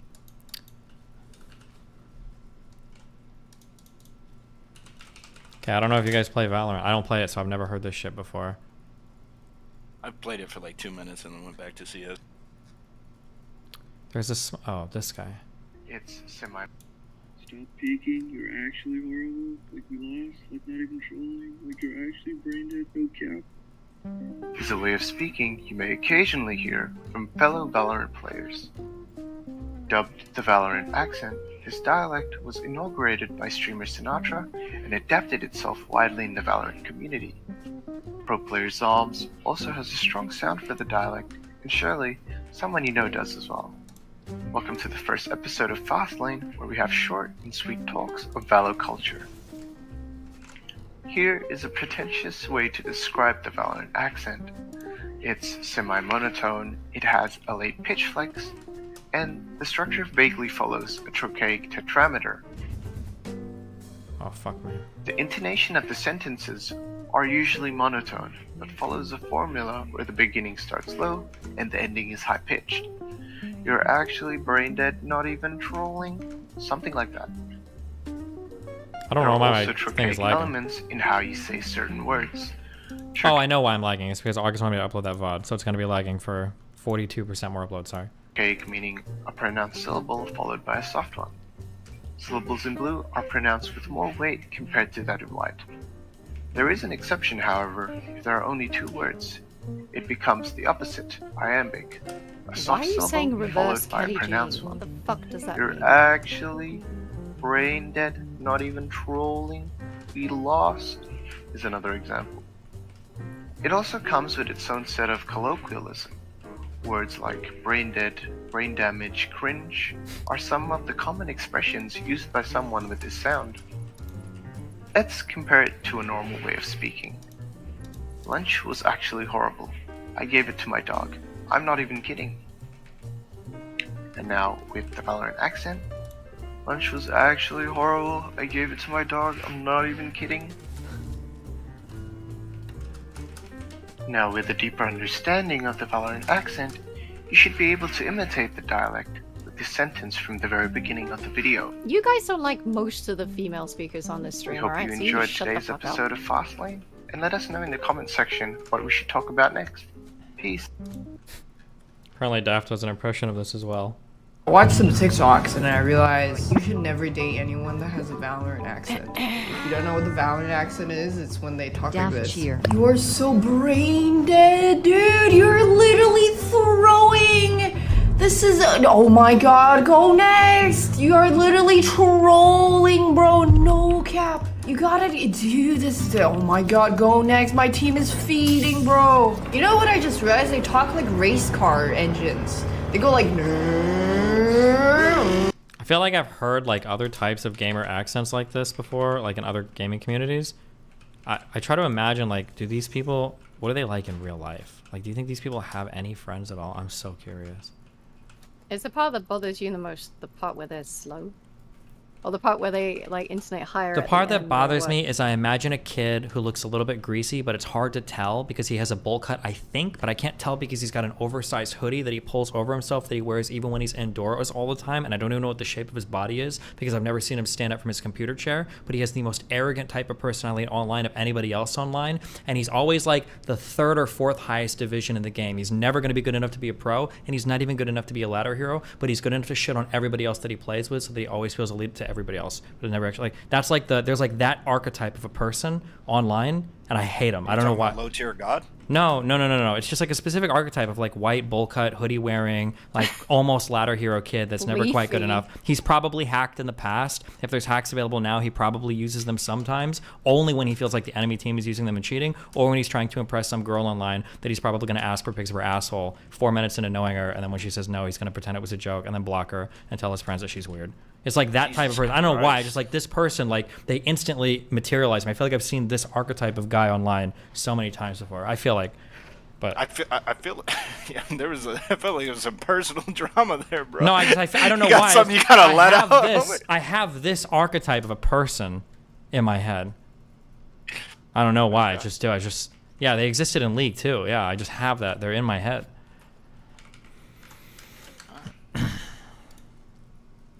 Rage there. I'm not raged at all. 94% uploaded, guys. Don't worry, we're almost done. Why are you uploading something? Because August told me to cut the VOD, and when I cut the VOD, it automatically starts uploading. Okay. Problem? No, What are I you up just to? don't. What's going on in Relly's world? I'm trying to figure out stuff to be able to. Trying to figure out where we're gonna be staying for TwitchCon. I thought you guys already had everything booked and all that. Nope. Hell no. You guys aren't staying with like, I thought Erudite and them and a bunch of streamers got like a streamer house. Are you guys not? Yeah, I think we're leading with those people. Right Do they now. not have everything booked yet? Huh? Do they not have everything booked yet? No, I think they do. And they're knocking on our door for like trying to figure out what the hell we're doing, and they've been very generous and gracious to even accommodate our late participation. So. Wait, so if they're accommodating you, then everything's figured out, no? Well, we got to figure out like which rooms we're doing and like all of that stuff. And What? So Huh? originally I have no idea we were what the going fuck with, is You're like, How is this we a don't problem? know like what groceries we're gonna get. I don't know what the fuck you're talking okay, about. kill yourself. Okay, I'm going. All I don't know what right, you're okay. talking about I'm right gonna now. explain. What I'm the gonna lay fuck this out. is Okay, happening? so we had one group. We had an original group. It looks like they went fucking radio silent. They didn't know what the fuck they were doing. So we were like, oh, okay, maybe we should go with another. And Erudite was like, yo, what's up? We got space, and so they're accommodating us while we figure out exactly what kind of rooms they have available at what prices and shit like that. Okay, it ain't that deep. Wait, what do you mean rooms available? At what I thought they just had an Airbnb. Yes, and with like a fuck ton of rooms, nigga. Like they have like they got a fucking pad, bro, and we got to figure out like where we're gonna be. I don't want to be bunking with somebody I don't know. Beta male. Gotcha. Well, actually, I have to talk to you about it as well.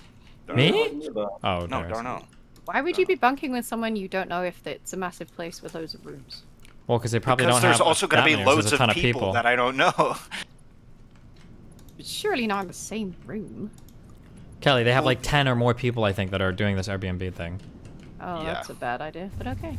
Why is that a bad idea? It sounds like a great idea. Okay. Jesus Christ, Destiny, what happened? Okay, that was way more than I thought. Jesus That's a lot of power, bro. Christ. Looks like That you wasn't got even hit what by, I like, was a thinking, troll but in yikes, Skyrim. okay.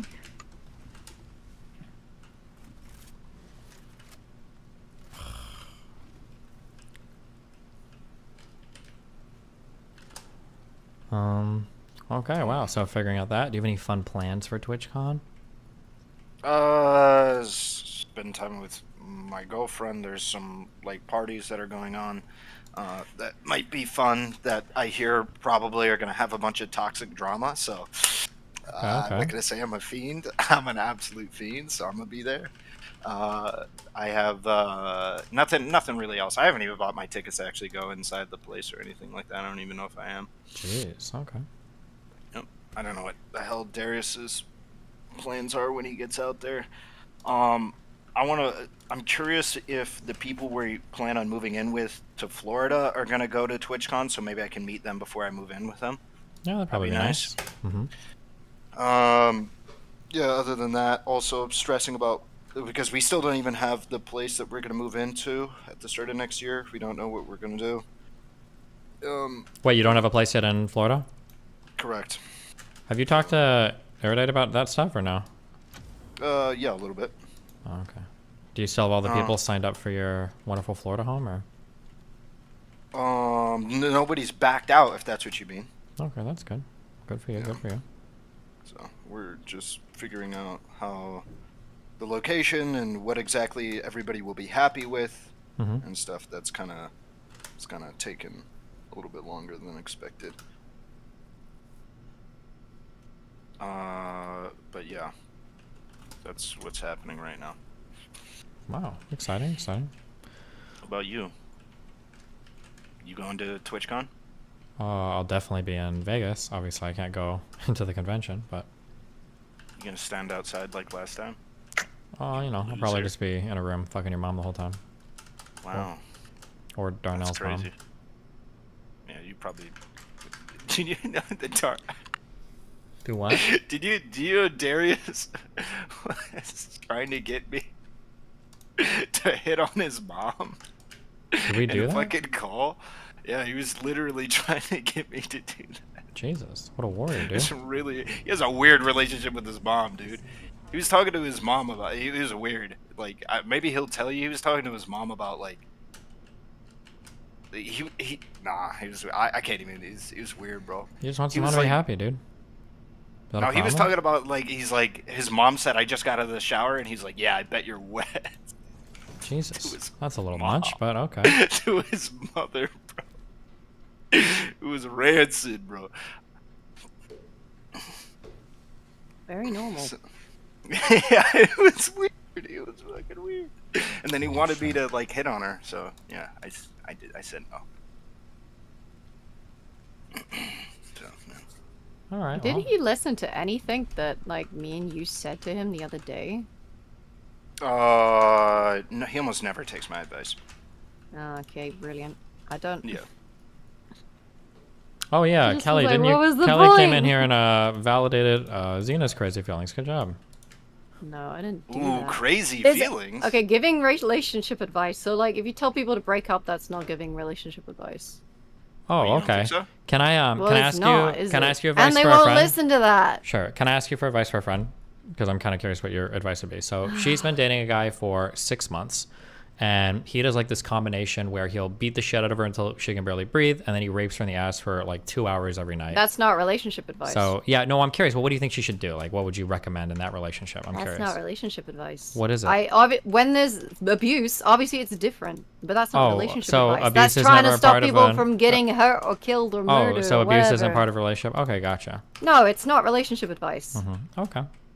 Obviously, there's a difference Mhm. between a fucking intervention and relationship advice. Gotcha. Okay, another question. There was a guy and a girl, and they were dating each other. But then the girl, they basically they met in college. She was a foreign exchange Why do we student. do these hypotheticals? And she, and shit well, when we because I'm know just trying to that there's a prove to you how difference? fucking retarded you said, or how retarded your statement was when you said breaking up isn't relationship advice. Obviously, it not. is. Oh, okay, cool. For it Then to I be have another relationship advice, it would have to be about the relationship. Yeah, if you're just like that saying it end should it, end. then it's not advice. Okay. Well, it can't be advice about the relationship if you're suggesting just terminate it. That's it. You want to give advice within the relationship, like Yeah, as a you want to whole, validate right? the person because Wait. they want to do No. anything they can to hold on to the relationship, and you're going to tell them what they want to hear so that they feel good, and then you feel good walking away because the person said they felt good. Yeah, it's like a toxic cycle of like bad feedback where people that just want to feel good about themselves instead of telling people they actually need to hear say things to people, and then they make bad decisions. But at the end of the day, you feel good about it. So who the fuck actually cares about the other person? No, it means that unless there's something like abuse going on, telling someone to break up with someone is not going to work. So the best that I can do is mitigate some situations within the context of what they're telling me. Oh, okay. How many relationships do you know of where the people have been dating for 2 months and they are screaming and crying at each other that have gone for longer than 12 months? I mean, they both have a lot of issues, right? Okay. So Does that just mean they curious, shouldn't date how many? people? Yeah, it could be. Yeah, totally. Do you think I that don't somebody think having a that's lot of issues fair. can't? You don't think that's fair? No. That somebody with a whole bunch of issues, maybe that should preclude them from starting a relationship?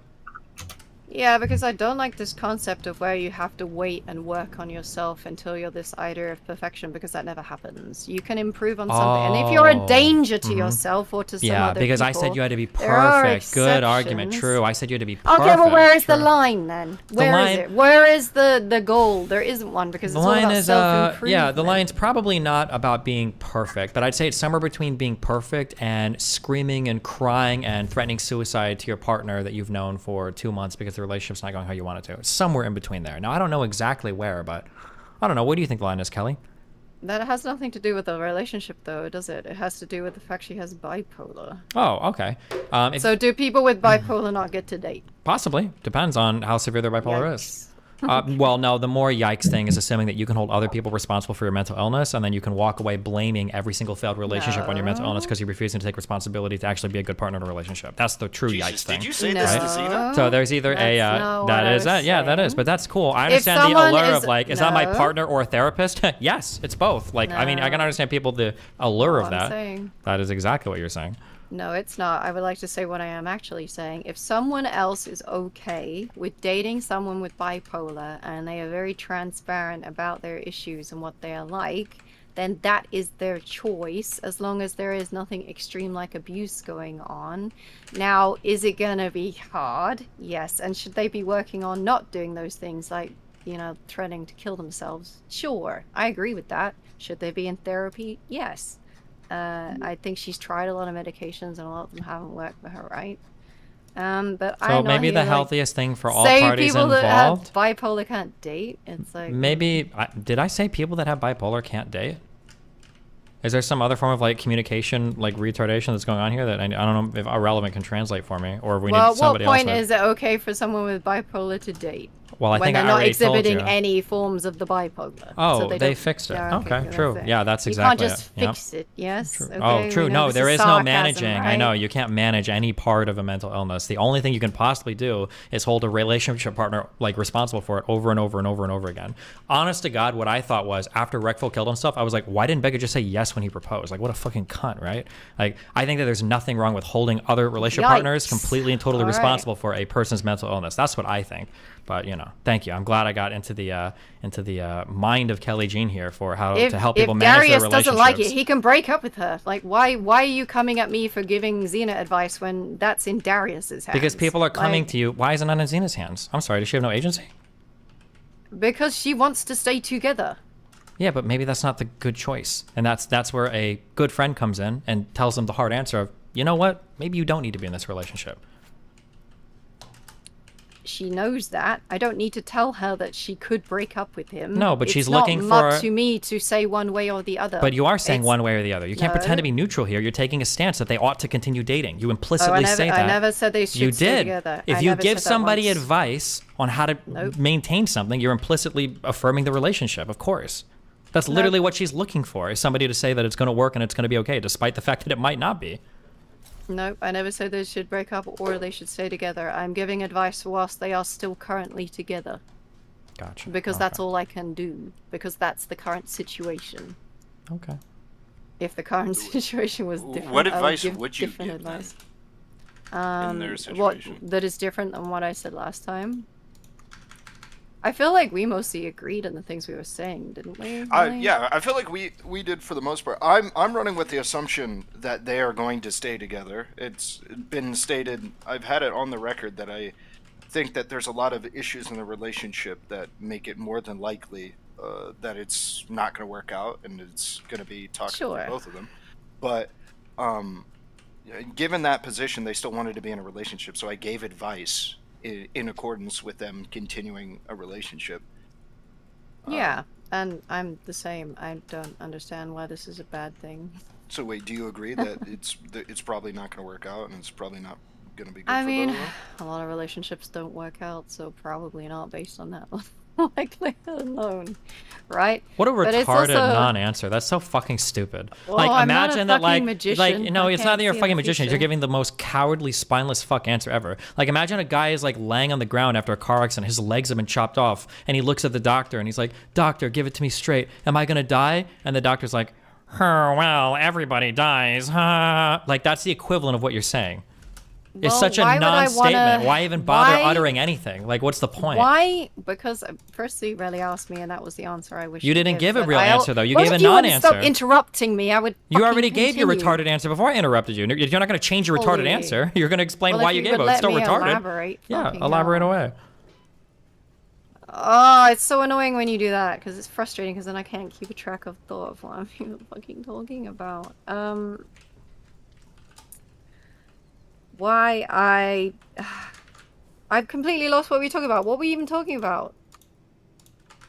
Your mom. We were talking about whether or not you would advise Darius, or whether or not you think their relationship is going to end. Oh, in, okay, and like, a saying that toxic most mess. relationships don't work out isn't a good enough answer. Okay, so Yep, their specific relationship. Do you think it's probably going to result in kind of like a toxic mess for both of them?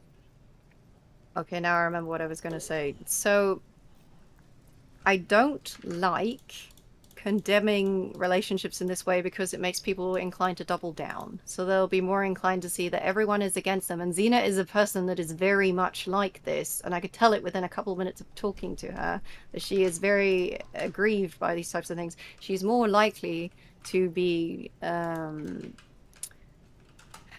just, I don't know, not spiteful, but to be more stubborn about it. If someone's saying, oh, it's not going to work, she's going to be going out of her way to sort of be like, yeah, it fucking will. It's like that. I don't find that type of thing to be helpful to say, because like she's going to listen to it and then she's going to be like, just lose her mind. Like, how does that benefit Sure, her?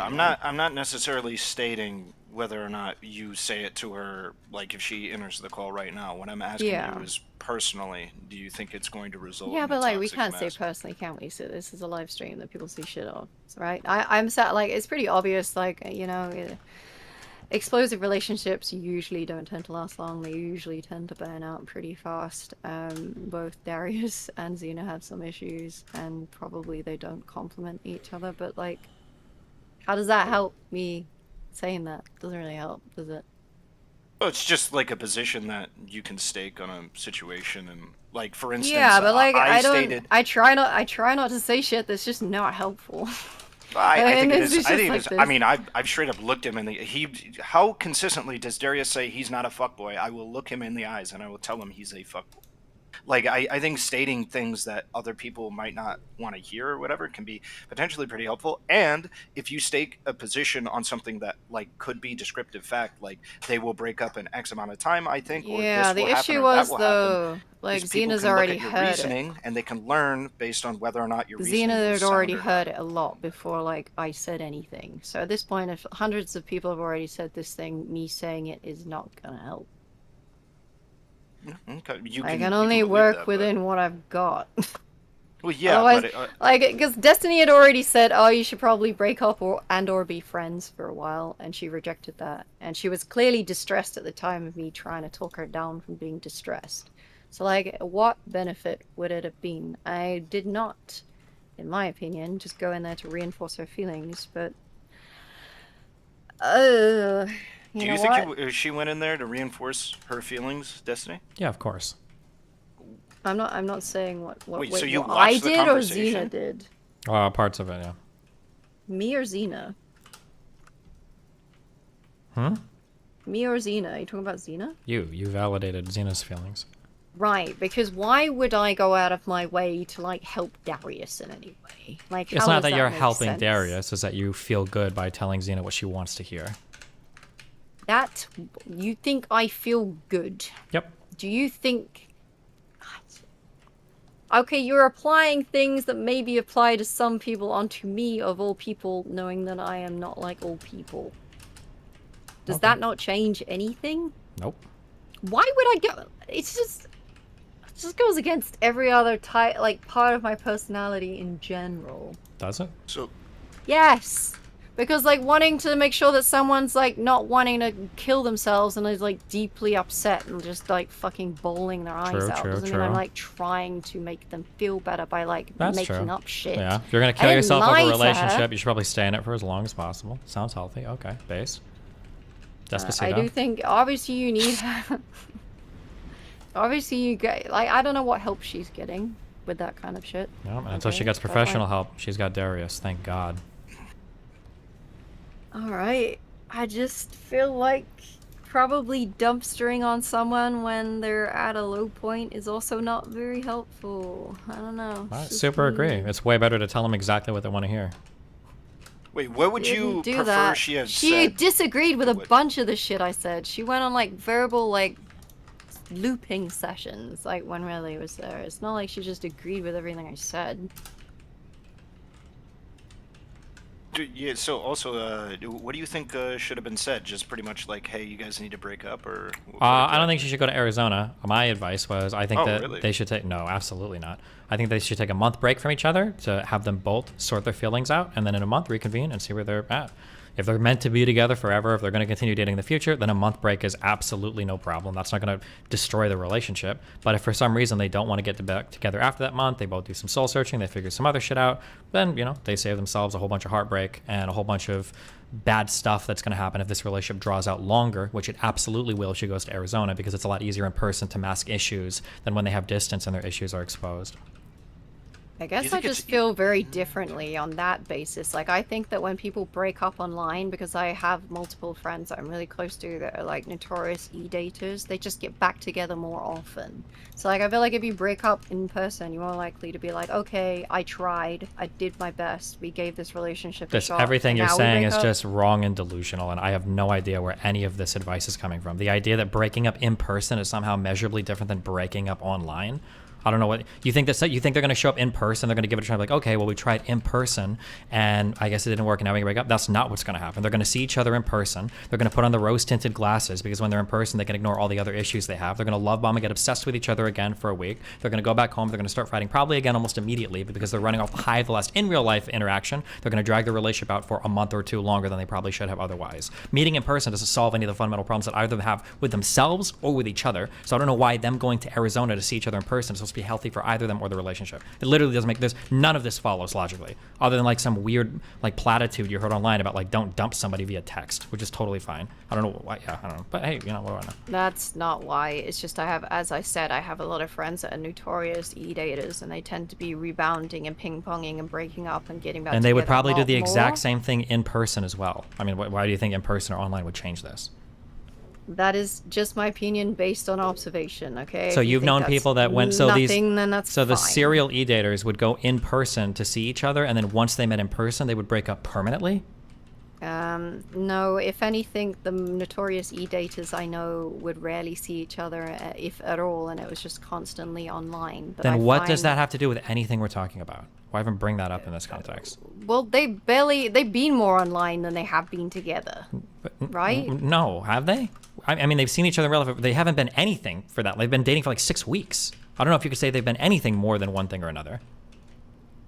Yeah, they spent like what, a week together in the span of the last couple months. Yeah, so why do we? If they can't even manage like what do you think are some problems that are typical of an online relationship? I don't know. E-daters have this like special kind of mental illness that I don't really know how to. I don't know why you're properly saying describe. e-date. I'm talking about a long distance relationship. There's nothing wrong with parts of a long distance relationship. That's not an e-dater. So what do you think are some problems that are typical to long distance relationships? What's the difference?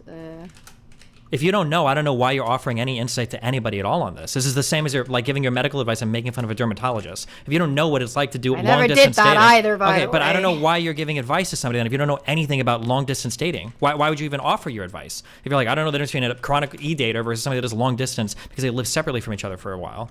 Why would you? What drives you to even For say a anything? while, they've always been separate. They've only seen each other for a few days. They've only right? been dating Like, for I don't know 6 what you weeks, mean. and he's planning on moving down here. So in the grand scheme of a relationship, yeah, 6 weeks is not a long time.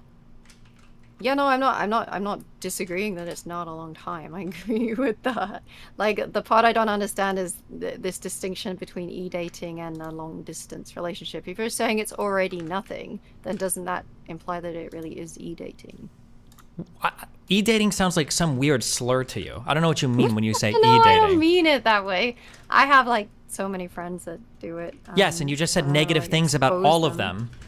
Yeah, I do think negatively of it. They tend to. So like, then it is a I'm gonna negative get thing. Why into did you that. just say you don't think it's a negative thing, and then you just told me Huh? why you think it's a negative thing? You just 180 your answer in like 2 sentences.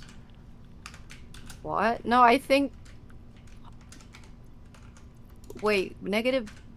What? I'm so confused. What?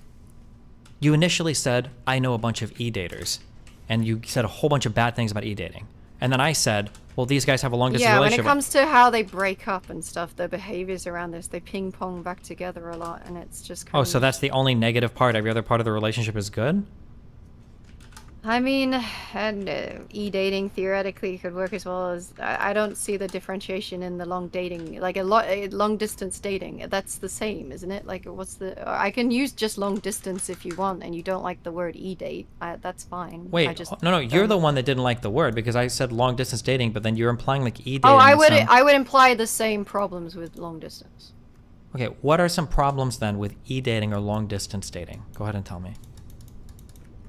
Well, when I was talking to them specifically, and since Xena doesn't want to break up, I was saying, like... No, I'm asking, because if you're helping to diagnose her problems, I'm asking, what are some typical I'm not problems? diagnosing anything. If you're not diagnosing her problems, how are you giving her solutions for her problems?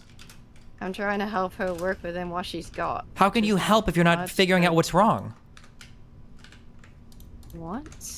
How Like, can you they help somebody both with a know- problem?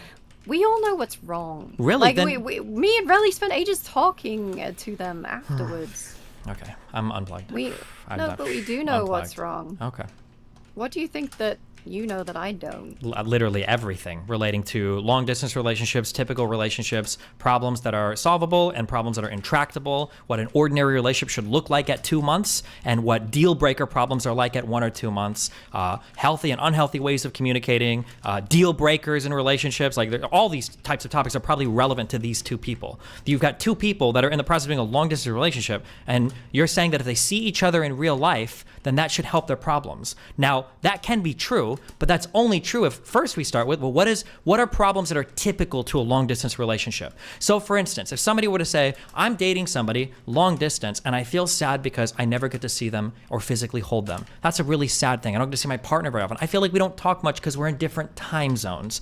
I get a little bit sad sometimes because when my partner goes out with his friends, I'm not included because I'm not there. Those might be typical problems of long distance dating. So if a girl like that were to come up to me and say, do you think that my problems are going to go away or get better if I see my boyfriend in real life? I'd say, yeah, those are really typical problems of long distance relationships. And if you see somebody in real life, a lot of those problems will be alleviated. If a girl says, hey, so I've got a problem with my boyfriend. Sometimes when he logs off Discord, he doesn't say goodnight to me, so I slip my wrists at night. Do you think if I see him in person, this problem will go away? I would say, no. That is an atypical problem. That is not typical of a long distance relationship problem. Sounds like there's something way worse going on there. And in fact, you two might be really toxic for each other. You should reconsider the relationship absolutely before you meet in real life, because since you've got a problem with the relationship and the problem is atypical to long distance relationships, you meeting in real life might actually exacerbate the problem, make it worse for both of you.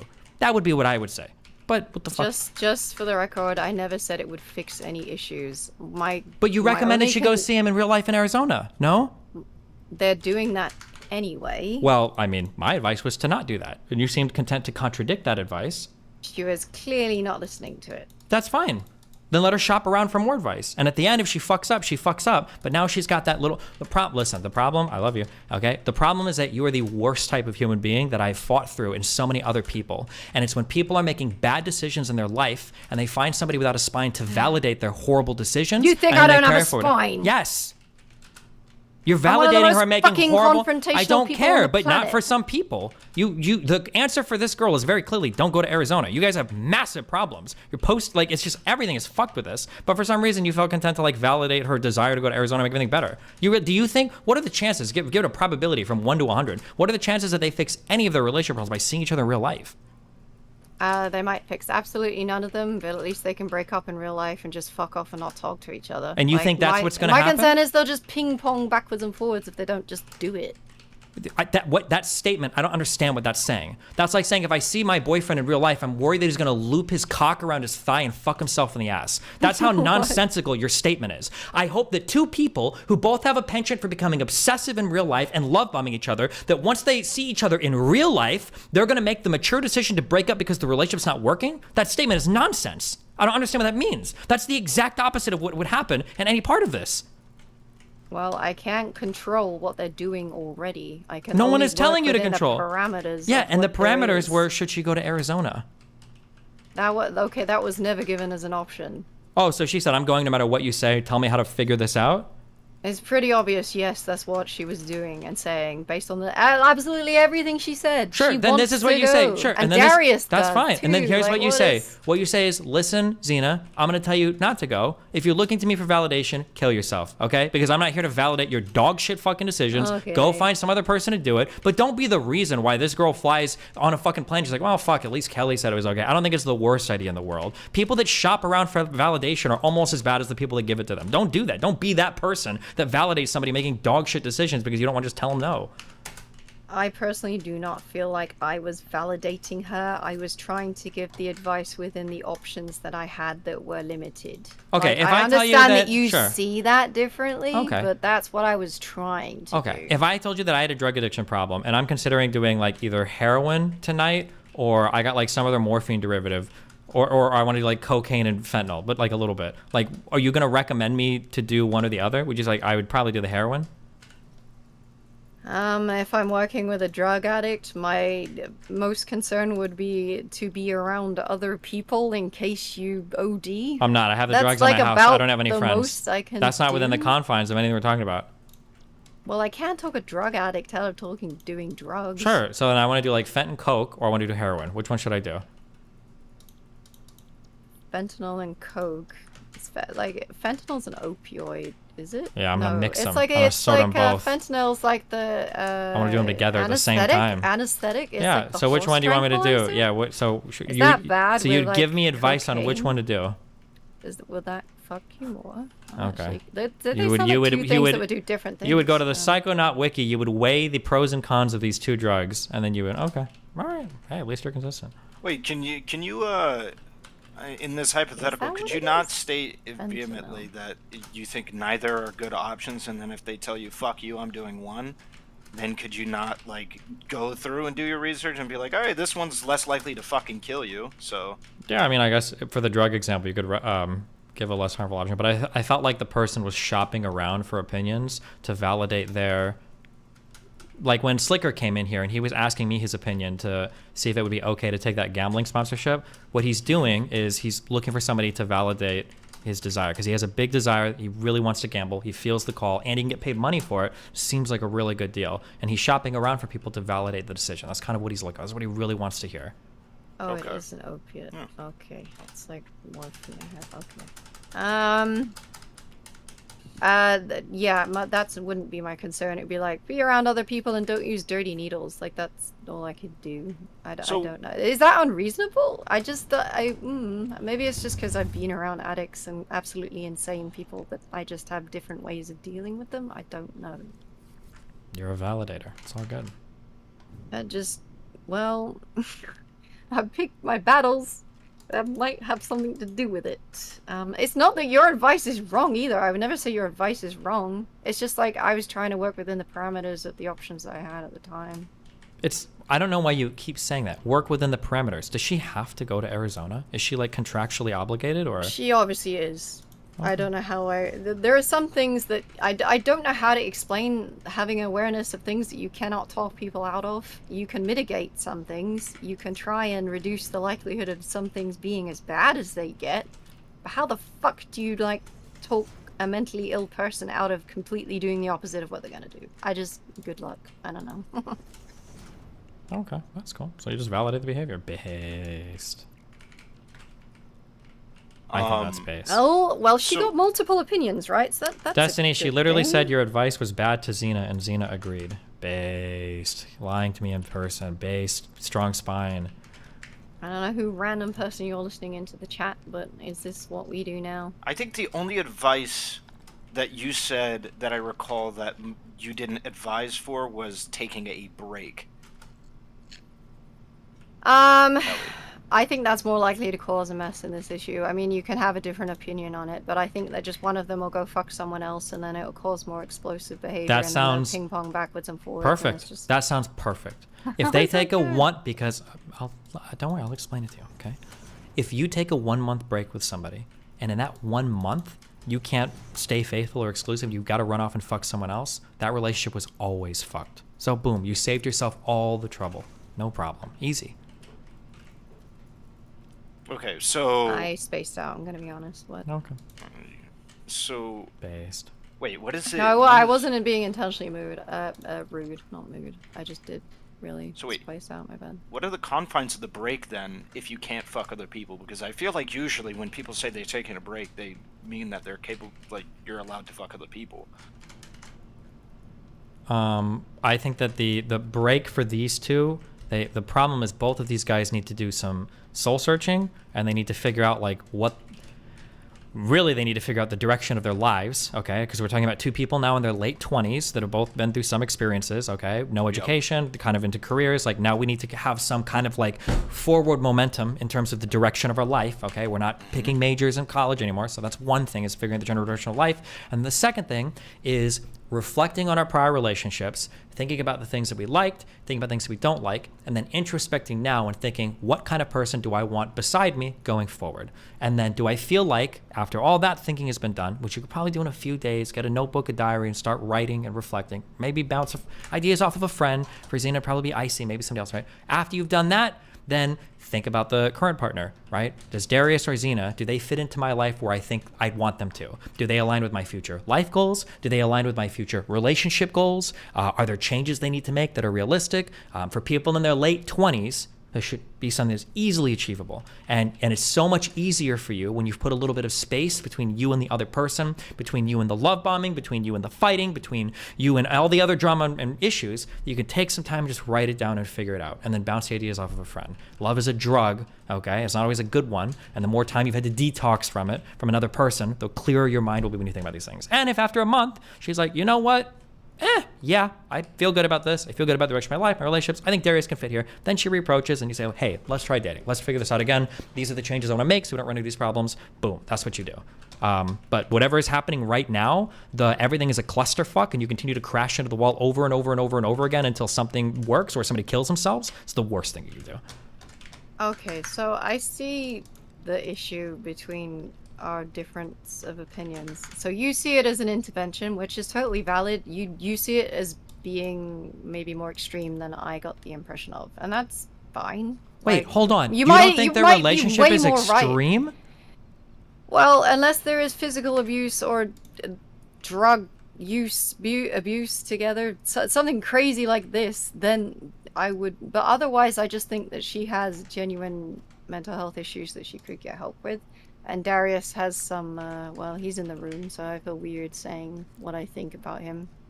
Wait, why? Just... I don't know, it doesn't feel very good. Oh, you're calling a rapist again? No. Hey, no. I mean, yesterday you got, like, really upset with Xena and you were, like, saying, oh, she hates my whole personality because there was, like, one part that she had problems one with. part, it's like the flirty part. I mean, like... you're baiting her to come in here. No, but, I'm not being unkind, I promise. No, you're not being unkind, but she's gonna want to correct things if people are talking about her name. But I think that I am not as like alpha wolf dog as she wants me to be with like our relationship, or I'm not like as publicly like okay. Oh, like, the defending in the conversation, part, I'm not yeah, trying to that's defend true. and be like, no, we're gonna stay forever. No. And I don't do that in private too when we talk about stuff. I don't try to like just say like, oh, we're gonna be together forever. Don't worry about it. Yeah, I do think like that that, that part is something she could adjust with, though, right? Because she said she has Well, it's started that, to and then try it's, like, to. And it's like issues with how I act on stream. When there's like a woman on stream, I like goof and gag. I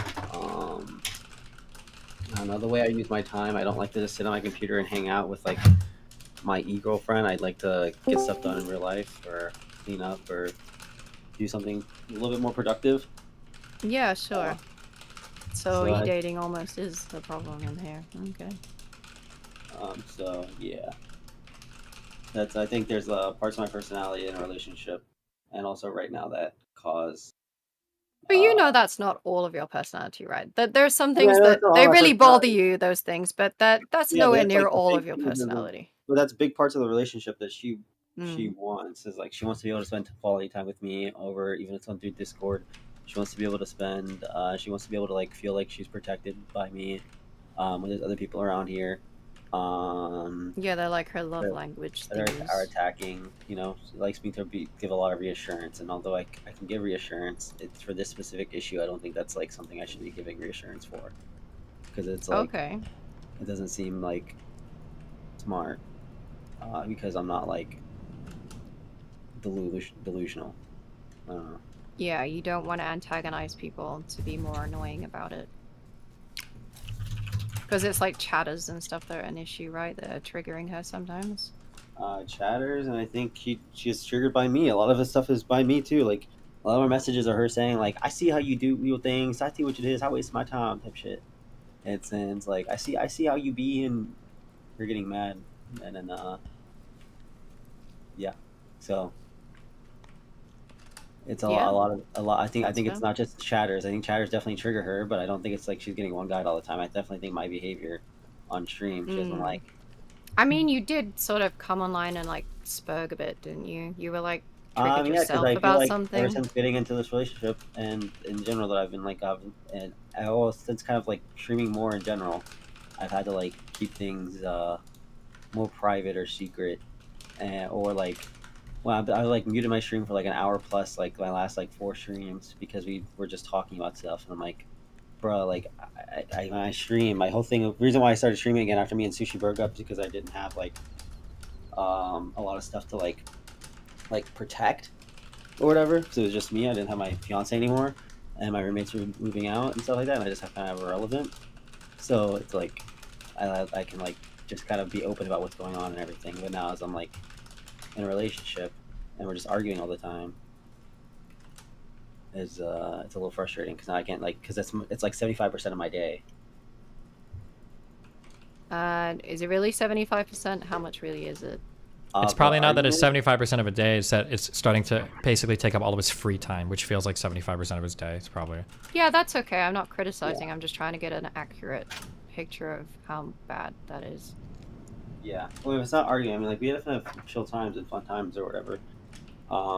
And stuff like that's fine. It's just like, there's at least, well, hasn't been one today, but before it was like one argument a day about something that was like, me, there's literally just me just giving reassurance to them about something, and I just don't like doing that.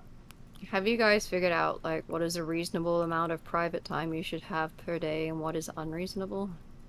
I don't think we really talked about anything too specific. I think every time we have conversations, it comes to, I feel pretty bad. I mean, she'll come in here and she's gonna watch the fucking VOD. But I feel pretty bad because I feel like she can say whatever she wants, but at the end of the day, like, I can just say like I feel like I have full control, and I don't want to have that at all. Like, I can just say like, well, I kind of want to talk to you like once a week, and she won't. She'll just kind of like, she'll be like, well, I get it, you're a man, like, you got to make your money, you got to do your thing, and you got to like have your man time. And what? And then she blows up later on, you mean? Well, not she blames up later on maybe about it, but it's not like, I don't know, it's not like a real thing. It just feels like I'm not like, I tell her she shouldn't want me to do that. Yeah, the problem is that she's not, here's the issue. The issue is that, and she does this phrasing and framing a lot. The phrasing gives away the framing in her mind. What you do is you say, Xena, would you like it if I did this thing? And then Xena's response isn't to talk about herself. It's to talk about what she thinks she should be. So you'll say, Xena, I want to go fuck 20 girls. Is that okay? And instead of Xena saying, I would be okay with that, or I wouldn't be okay with that, Xena says, well, men like to do that, so a woman should be fine with that. That's how she's phrasing everything to you, and then that's the framing that she's using in her mind. And I think that whether you can put that to words or not, that's the issue when you're talking to her. That's why it feels so annoying, is because it feels like every time you ask her if she's okay with something, instead of telling you what she actually wants, she's like saying what she thinks she's supposed to say in like very clear terms, which is like really like stupid and toxic and probably negative for her. She needs deprogramming from red pill shit, probably. And I also noticed the same thing, where she started looping really hard and talking about things that she thought she should feel about things, and it was a bit strange, but...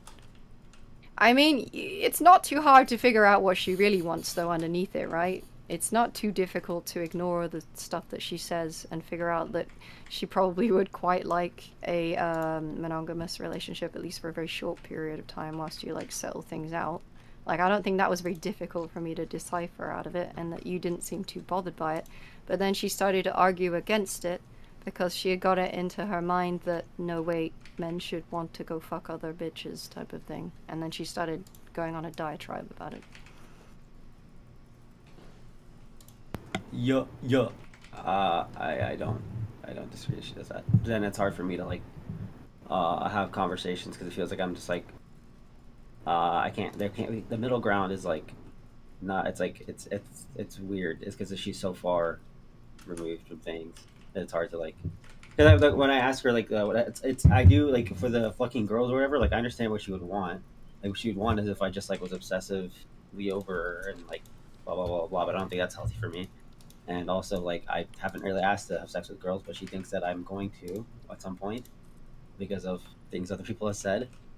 So I mean, you do like Tinder streams and things like this, right? It's not like... I mean, yeah, but I would also say that in general, I would heavily, if you want to do like an open or poly, whatever fucking relationship, I think most of the time, I think that almost always needs to be sorted out at the beginning of the relationship.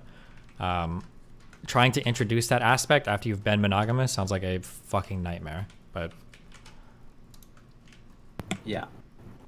I don't know how to, if we're gonna have a conversation on like, what's it called, like polyamory or any of that stuff, like she keeps saying anything where she's like, oh well, eventually she'll be comfortable with it and want to do that, but it's like how do you ever tell? Like I thought when me and Sushi were together, like at the start we kind of agreed to the relationship being poly, but then it was like some shit happened and she was being whatever, we kind of like I cut think it off. she said quite explicitly she doesn't like the idea of poly, but she doesn't mind open. Yeah, open. Well, let's just say open then. Even open, like the problem was that like later on, I still wasn't uncomfortable with it because I still needed time to get comfortable, and we were like 8 months into the relationship at the time, and at that point, I probably should like I view myself right now as someone who very much could do poly, but like I can imagine that she has the same thing where like in 8 months she still isn't comfortable with it, or then a year later she's still uncomfortable with it. 2 years later she's still uncomfortable with it, and it's like I don't know how you figure that out at the start of the relationship. Well, the reason why is because I think you have to speak to the natural desires that a person would have in a relationship, right? So I like fucking around. I'm probably always going to do these styles of relationships. I have a very hard time imagining me ever changing it. But if I was like the opposite, and I was like, I really want to have one partner, I want to have faithfulness to both of us, if I were to utter a statement like, but maybe in the future I could change it, what it sounds like you're saying is that like, if the relationship is going really well in every other area, maybe I can like hurt myself in these ways, which I think is a terrible approach to a which is relationship. what the vibe I'm getting when she says like I should be okay with it. So I'm like, I'm not even gonna entertain that idea right now. Yeah. And then the way that realistically, like ever bringing that up is going to entertain ideas of like, well, is it because I'm not good enough right now, or I thought things were going well? Why do you want something different? Like, why? Like, if you don't envision that as like the kind of relationship you want, like right at the beginning, I don't know how you can ever add that into a relationship. That just sounds like a fucking nightmare to me. But I could be wrong. I don't know any experience with there, so I'm speaking totally out my ass there. Just seems like it would be really, really difficult to do. Yeah, I don't. I think it was difficult with sushi, getting to that point too. So I imagine it's going to be relatively difficult here. I think the only thing I've with the break thing, I probably thought that maybe we should have done. I actually brought it up a couple times to her, where we probably should take like a week break, no contact, but then she gets like pretty angry. But I thought we should probably have like a week no contact, because if I still don't know like what is a like it's been like 6 months since being sushi, right? So like I'm like still trying to figure out like where I'm at with shit. Wait, what? Wait, what? It's been like 6, 7, 8 months since me and Sushi like broke up for real. Okay, what do you mean you're trying to figure out where you're at? What did that sentence mean? That was a very like I was engaged to her, and like I'm now getting into another relationship like less than a year later. Like seems like there's like that's not like a good idea to hop out of a relationship. How long were you with Sushi for? Like 2.5 years. Oh, okay. I don't think you need a year to get over a 2-year relationship, but I think in being everyone's engaged though, like I don't know, it was pretty big for me. Pretty big deal. Wait, I'm sorry. How long did you say you were dating again? We were dating for like 2.5 years, but we like, got engaged and stuff. Okay. Like we were planning for marriage and talking about future stuff and everything. What? When is that? Never mind. Are there still feelings there? Because you mentioned her. Yeah, I was gonna earlier just now. ask like when was the last time you talked to her, but I'm guessing you probably still talk to her on the regular. I've talked to her like infrequently, like just saying hi and then like updating like what's going on or making like jokes or something. That's usually it. I mean, we still have like. Wait, can I verify that? Yeah, go ahead. Go. Wait, for why real? why the fuck you think I'm lying, nigga? Fuck you. Oh. because at that dinner I realized you lied to me like 9 times. How did I lie to you? Hey, How no did way. How did I lie to you at that dinner? How did I lie to you at that That's dinner? fine, bro. That's fine, dude. I don't want to. Do you want? No, that's not the topic right now. Keep it going. I mean, it's hard to figure out a relationship if you're feeling a bit off because you're not sure about any. But so, like, even with an open relationship, there's still a lot of commitment there. And if anything, there's more work you have to do, and that's more work, like time that you're dedicating to something. So if you're not sure that you want to dedicate something, then yeah, you need to figure that out pretty fast, to be honest. Here is the clip of Kelly and Xena. Oh, brilliant. And then process it. I mean, he's also very good at being able to make that disconnect himself, right? So for him, it's great advice, but not everyone is very good at doing that. Some people are, some people aren't. And if you know in yourself that you're not capable of doing that, then it's not good advice for you. Bro, you actually made me And I'm not. Dude, you are so cringe, bro. I never lied about anything at dinner. What's wrong with you people? What dinner? What is this? What is the context of that? Of what? They're talking about a dinner. We all went to dinner. Darius, this is my advice to you, Doesn't okay? This is what you're explain. looking for. If you're ever going to find a successful relationship, are you ready? Okay. You need to find like a dummy mommy. That's what you need.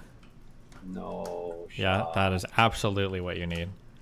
Oh, dude. I think I'm you're actually, like, I think you're a little subby boy. You need a woman that is going to take care of your emotions and feelings, somebody that is incredibly confident, has themselves put together, somebody that can like manage your stuff more, and can like provide a ton of emotional support and care for you.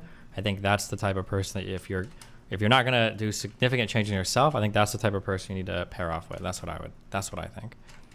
I'm trying to imagine dating Tree of Logic.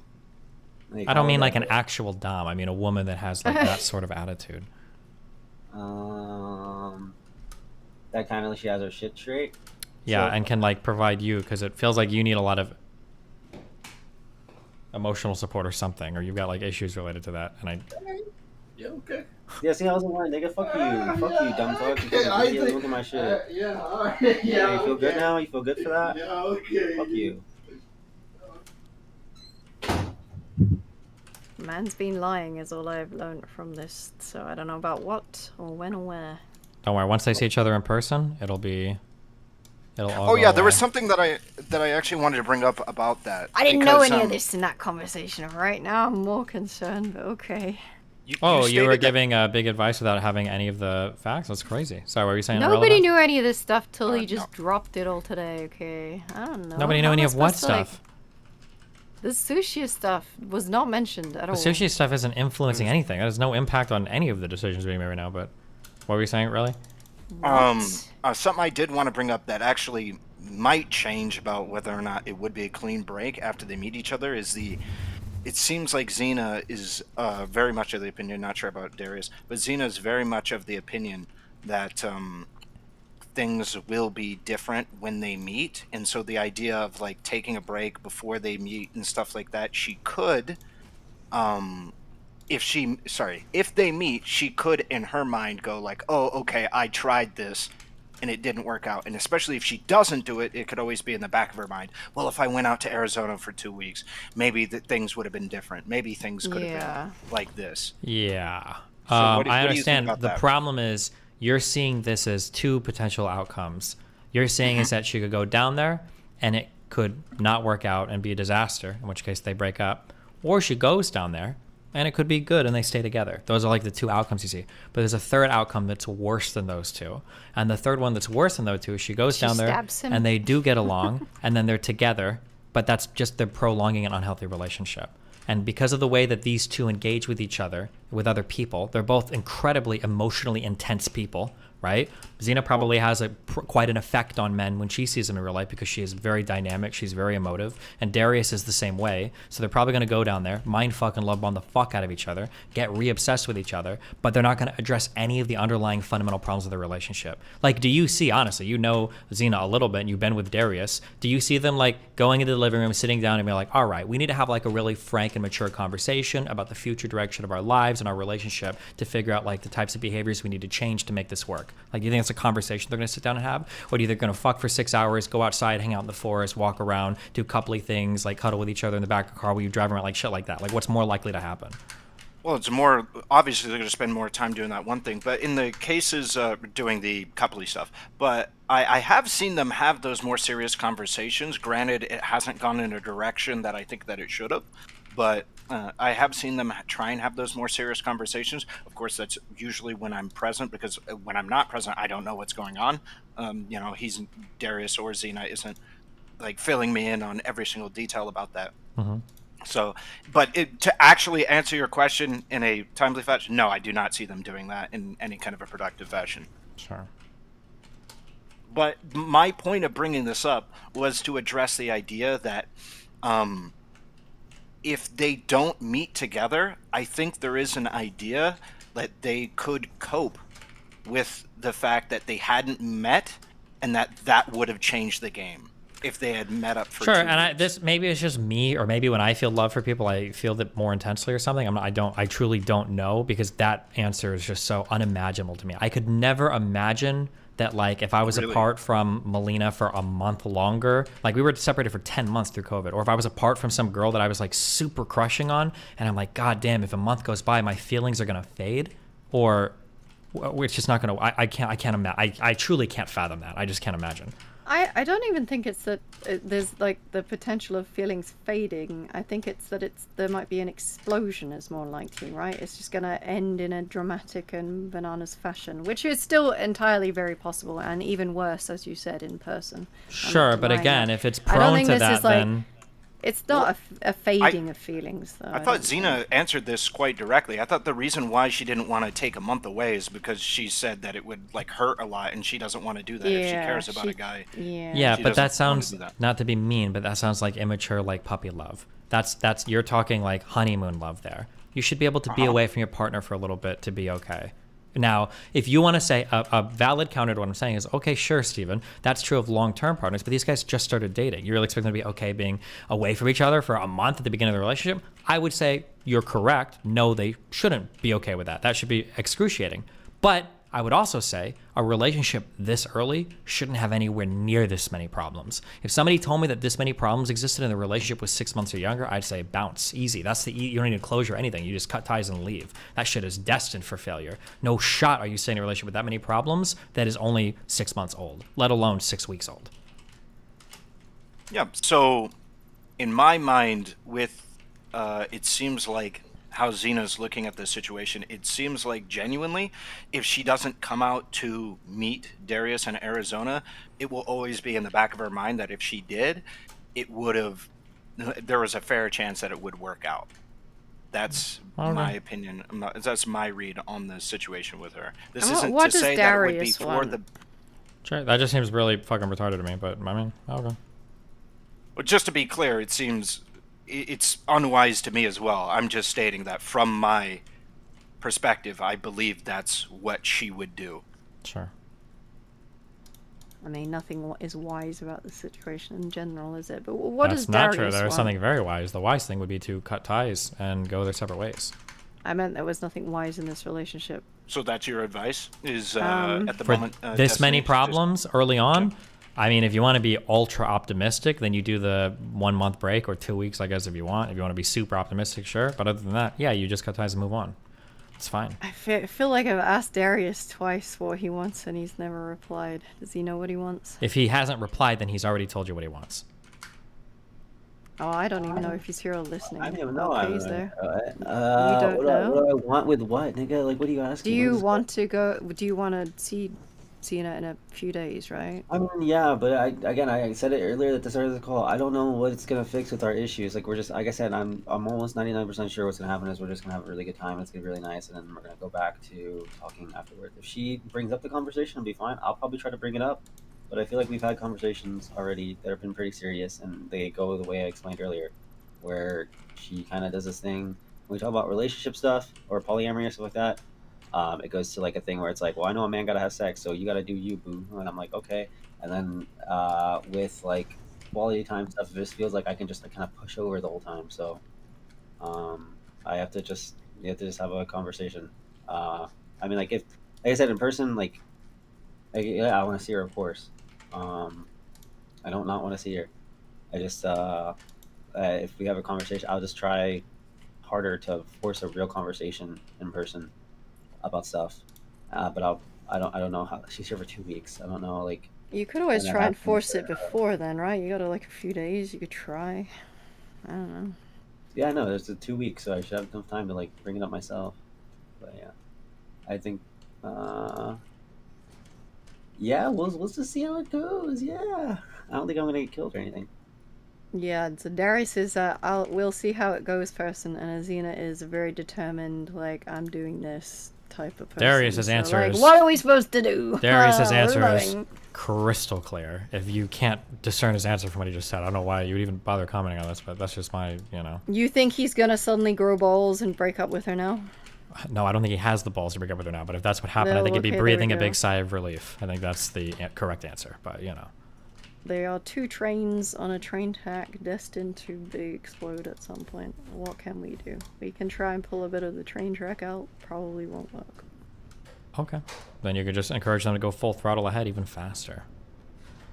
Did I really do that? I think that's a bit Yes, that's unfair. exactly what you did. You said my advice was stupid. You said that I don't understand how these types of people work because I separate out emotions better than most people. And then you recommended that Zane to do the exact opposite of what I said, which, by the way, you're right, but you're right, and that would mean that your answer is the exact opposite of what it should be. If you think that I separate emotions out better than most people can do that better than most people, that's an even stronger rationale for somebody to take a break. Because when you've got proximity to somebody, it's even harder to sort through your feelings, honestly. So it's an even better reason for them to take a step back and reevaluate their relationship with some distance between the two, time and space between the two. But, you know. Yeah, okay, so I think because at the time I was unaware that you were seeing this as a more serious event, almost like an How are you not seeing this intervention. as a serious event when they're screaming at each other on disc? They're screaming and crying online. It's like a 6-week relationship. I think it's just due to the way that I mediate people with mental illness is different. So what does that mean? You enable them and then validate them and No. encourage them not to like work on themselves or fix anything? Is that what you mean by... Do you think that different people need to be spoken to differently? Do different people need to be... Yeah, I would say so, Sage Kelly. Yes. Kelly Stottle. Yes. Okay. Well, that was all I was trying to do. No, I do we're not have a just... Oh, okay. decent amount So, of like, experience with bipolar. if a I black was person trying comes my in here best. and I call them the N-word and you're like, why would you say that? And I go, Kelly, do you not think that some people need to be spoken to differently? Do you think slurs are comparable? No, I think what you did was worse, actually, Situation. but... Oh, okay. Well, I mean, you might even be right. This is only what I've managed to do with my limited experience of, like, my dad's wife has bipolar and a friend of mine has bipolar. Like, this is all I have learnt dealing with them. And I could be wrong. Maybe I'm doing everything wrong. I don't know. But I've also tried different attempts at dealing with people. And I also, like, other people have had undiagnosed mental illness and things as well. So I'm having to sort of guess how to navigate with them. I was doing my best. I'm sorry, I might have wasn't missed it. trying to enable anyone. But when someone is bawling their eyes out and clearly distressed, how I speak to them is not going to be to trigger them. Yeah, usually. I understand, because you have no spine, and when somebody cries, you give them what they want. This is why spoiled pretty women have so many enablers in their lives, is because usually if a pretty woman cries to somebody, they usually get whatever support they're looking for. It's the same thing that 6-month-old babies do. They cry in the crib, somebody will come running, and they'll take care of them. That's exactly what you're doing. I know. Okay, so I do know a bit more about bipolar to know that a woman crying fully grown is not like a baby. Like, the way that they think and the emotional distress is very real, but their thought processes are not like ours, right? So, like, trying to talk to them like they are us is going to not work. Talking to them like they're a retarded child also will not work. And you might see it as enabling, and maybe in this situation you're even right, and I fucked up. I'd have to, like, go back and listen to everything that I said. But that was not my aim. I do You think ignore that everything Merc said. I am You very need to- careful. If I see that someone is... When people say, oh, you need to take off time to work on yourself, that's nonsense. Because if people did that all the time, we'd never do anything, because we'd always be working on ourselves, because we're constantly a project. Right? Yeah, There is and no- like I just there is felt no like fixing. my thing is what made me cry was I felt like it was like a disrespect that. Hi. Hello? Hi, sorry. Yep. Yeah. So, like, depending on what someone's issue is, will depend on how I navigate with them. If that seems like enabling, maybe you were right. I don't know. I'd have to go back and listen to it. That wasn't my intention. But usually when I'm dealing with someone that is very distressed, that is usually my priority when I'm talking to them. If that makes me look like I have no spine, that is very strange. But Do you think that, like, telling somebody, for instance, that they shouldn't, like, take breaks sometimes to work on themselves because it's a waste of time, do you think that's, like, a good thing to tell somebody with mental illness? I think that... Okay, so I think that the work on yourself platitudes are just usually quite stupid, because no one ever really does work on themselves. Like, like, going to therapy's good, and maybe there are some things that she really does need to do. We did have a conversation about medication. She said she tried a bunch, and some of them made her worse. Like, I did try to speak through some of these things. I feel like if this is, like, your approach, you just tell people with mental illness to kill themselves. I feel like it would be, like, the better and it'd be way less bullshit. Well, what does work on yourself mean to you to say to someone who has bipolar? What would they do? Work on yourself means that you examine where you are in life. You look at the things that are happening, the outcomes that are occurring that you want to avoid. You try to figure out what behaviors you're exhibiting that are leading to the outcomes that you're trying to avoid. And then you figure out what steps you need to do to rectify those behaviors. So for example, let's say that you don't have any friends in real life. You do some introspection, you find out because you smell really badly all the time, and you figure out the reason why is because you have really bad hygiene, and then you figure out why, and it's because you stay in bed all day, maybe you have depression. Then the rectification is you try to get medication or do what you need to solve that problem so you can practice proper hygiene, and then hopefully you get more friends. That's what it means to take some time to work on yourself or introspect. I do agree with you that a lot of people don't do that. That's why most people are low-quality trash humans. And if you've got big problems, especially mental illness-related problems, your life is just going to get incrementally worse every single fucking day until you finally do kill yourself. Oh dear, this is the point we've got to. Well, I want people not to do that. Maybe from your opinion, it's like you think I'm encouraging this. To be fair, I hope that's not the case. That was not what I was going for. I did try to speak through some of the things you actually mentioned, medication and such. The thing is, some of the things you said are super reasonable and good advice, but they're not very implementable by someone that's in a manic episode. So what's something that's not implementable? How is someone who is manic and threatening to kill themselves going to be introspective? If you can't be introspective, then your mission, when you're in a is state... to kill yourself? Listen, if you want to drag in any psychiatrist or psychologist or therapist, they will agree with every single thing I'm about to say. And if one of them disagrees, feel free to drag them in and I'll pay their hourly rate to come and coach you on this, okay, if you don't believe me, okay? If somebody is in the middle of an extremely emotionally dysregulated state, the last thing you have them do is make important decisions or commit to important things in that state. The first thing you do is to try to manage the emotional dysregulation. So if somebody's in the middle of an ultramanic episode and they want to fly to another state to visit somebody, you don't validate and encourage the mania. You, I don't know, have them go on a walk, have them take some medication, have them take a shower, have them, whatever they've worked out with their therapist, whatever their coping strategy, have them take an antipsychotic, whatever they need to do, whatever the coping strategies they've identified are to deal with their particular mental illness, that's the thing you do to bring the emotional dysregulation down so that the rational part of their brain can take over, and then you can begin the introspection. I have never in my life, and maybe they're out there, and maybe I'm the retard, but I have never in my life heard a therapist tell me that if somebody is having an episode, the good thing to do to make them feel good is to encourage the delusions or encourage them to continue to make bad decisions to alleviate the stress of being uncomfortable during the episode. Usually it's to bring the emotional dysregulation in line. That's what I've heard. Yes, so I did speak about some of those things that you said as well. I spoke about therapy techniques. I asked her if she had any grounding techniques, other things that can calm her down, and we did talk about that. I did make some suggestions of things that help me, and that I don't get on with a lot of therapies, for example, but these things were helpful for me. So I didn't not do a lot of the things that you are saying. It's just maybe. Then why did you just ask me what you're supposed to do when somebody's in the middle of an episode?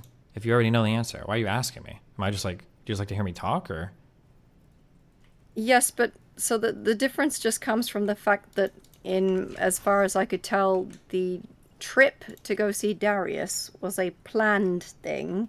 It was not a manic decision. So this was a decision and things that were made and planned prior to the manic episode. If she had been saying, Kelly, I'm booking a flight now to go to Darius's house, I would 100% agree with you, because that would be a manic decision.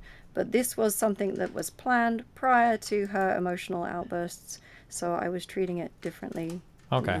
Now, I'm not aware of that because it kind of looks to me like the past 2 weeks of her life have been an emotional outburst.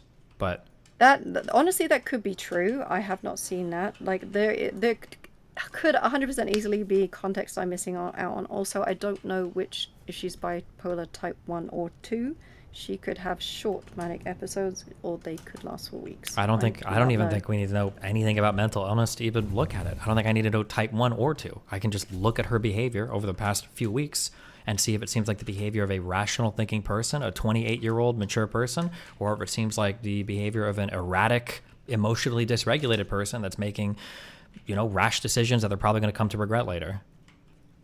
Well, it is important because someone who has a different type of bipolar might be in that manic episode for much shorter than someone that, so there is a significant difference between the two.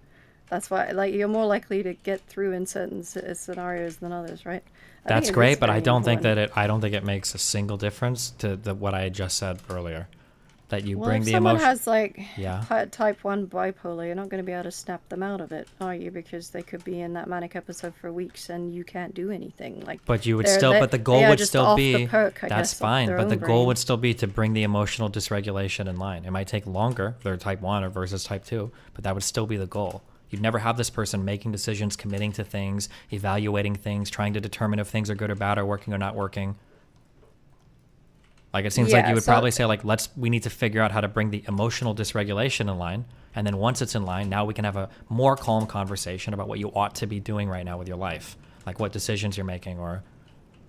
I think that's where we differ a bit on bipolar. There is no really bringing it in line. Don't get me wrong, she's not managing things perfectly. Hold on, what do you mean when you say there's no way for a bipolar person to ever bring their decision making in line? Do you think that bipolar people just live emotionally dysregulated for the entirety of their lives, or it's uncontrollable or unmanageable, or there aren't techniques that they can practice to be aware when they're emotionally dysregulated? Okay, sorry, because that sounds like exactly what you said. So. No, I spoke with her about these techniques myself. I agree, and we spoke about medication too. There are things that can help. I just think that a lot of people have a misguided idea of what that managing looks like when you are actually managing it. Okay, hold on. Don't tell me what a lot of people think. What am I not understanding? Tell me. I don't know how to put this into words without it coming out poorly. But be as poor as you want. Go for it. Be as mean and well, firstly, I don't know if she has type 1 or type 2 bipolar. Go ahead. Okay, Dr. Kelly, go ahead. No, even if I give examples from my personal life, my dad's wife's been an absolute fucking cunt to me and to my dad on multiple occasions. I don't know how exactly I explain the ways that I have managed to deal with people that have bipolar to be effective and it not just sound really offensive to somebody. I don't want to say it. And also, okay. So when her dad, so you don't even want to say what you would do with bipolar people, but you have no problem giving advice to one on stream, or? Well, I literally spoke about a lot of the same things you said. Medication. But that's not what we're talking. We're not talking about what you both said. We're talking about you said. I believe we started this tangent off on you saying it seems that you and I have very clear differences on how we would approach these people. So I'm curious because I don't think that we have two different approaches. I think my approach is correct and your approach is wrong. So I'm curious what you think is the difference, because I would advocate strongly against whatever it is you're advocating for, and I feel like you'd probably advocate strongly against what I'm advocating for. So I'm curious where the difference is. How much emotional dysregulation is a bipolar person allowed to have that is still within the realm of it being effectively managed? Honest to God, I wouldn't know the exact answer to that. I would say what you probably would do is you'd probably work with your therapist to develop some sort of technique to understand when you are at a certain level of emotional dysregulation. I could think of examples of what that might look like, but I'm not going to know the exact answer because I haven't dealt with people in real life that are bipolar. So what do you think is the appropriate level of emotional dysregulation for a bipolar person to be at, and how would you measure it? Tell me. Well, I know that all I can hope is that they are seeking the help that I know that they need, and usually they are. But the thing is, no matter how well they're managing it, there's still going to be mania. There's still going to be bananas sometimes. And obviously, the good parts are when they're not threatening to kill themselves. That is something that is deeply concerning, right?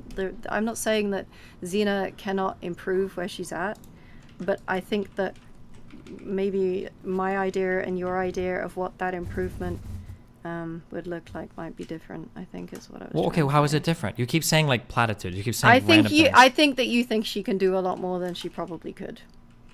What do you mean do a But lot I more also than don't wait, like can you say saying something? this. Wait, say why? Why not say something? What do you mean? Because it makes like either way it comes out negative, right? This like one way is like saying, oh, you have mental illness, but you can overcome all of it, or you can overcome none of it, and it's like, no, but like obviously there's management systems to deal with it, but she's not. They're very limited. They're very limited. That's I fine. don't know. She's mentally ill. She's not retarded. You don't have to lie to a person about what their prognosis is and say like, oh no, you're bipolar. You could be normal the rest of your life and it's no problem. People that have addictions to alcohol, you don't tell people with an alcohol addiction who's a recovering alcoholic that's 5 years clean. Bro, 5 years clean? You can probably have some sips of wine now. No, alcoholics know that they have that disease and they live with it for the rest of their life, but that's fine. You build your life around that. So I don't know why what you're saying right now just reinforces everything I said earlier about you being an enabler. I don't know why you would be like unconfident telling somebody like, hey, you've got this particular mental affliction. It's always going to affect you to some extent. Here are some techniques to be aware of it and to manage it and to manage your behavior on it. Because either way I lose, because other people with mental illnesses feel deflated, like that they can do something about what they have, but they've been trying and nothing has improved, and they feel like a failure and a bag of shit. No, and then there are other people that are like, well, okay, yeah, you can't do anything about it, which is obviously bad. You should not be implying that nobody can do anything to improve their situation, regardless of how mentally ill they are and such, obviously, as well. So it's like, I don't know where in between these two I can say something that is productive and it not just be useless or offending. The reality is that from what I'm aware of, basically all mental illness is manageable to some extent. Some to a large extent, some not. When people are disappointed in life, people's disappointment doesn't arise from their afflictions. Their disappointment arises from the difference between the expectation and the reality. So I feel like it's healthier to tell somebody, hey, listen, you've got bipolar. You're probably always going to have to deal with some level of mania or depressive episodes, or manic or depressive episodes in your entire life. So because that's the reality, let's learn some techniques to deal with them. That type of person is going to have better outcomes than you going to a person like, oh, you know what, fucking, I think you can probably deal with all of it. No problem. Let's fucking go full steam ahead. Because what happens is the person that I talk to is going to have a realistic outlook on what they can expect for their life and then adjust accordingly. And the person that you talk to is going to fucking kill themselves when they realize that life isn't all peaches and roses like you're trying to sell it to them because you're too scared to give them an accurate prognosis on their condition. But I never said what you just said. You said what I just said verbatim. You said, I don't want to say something about the realistic outcomes of mental illness because people are going to be sad when they hear it. I said both sides of that. They're not, so no, my side it isn't bad.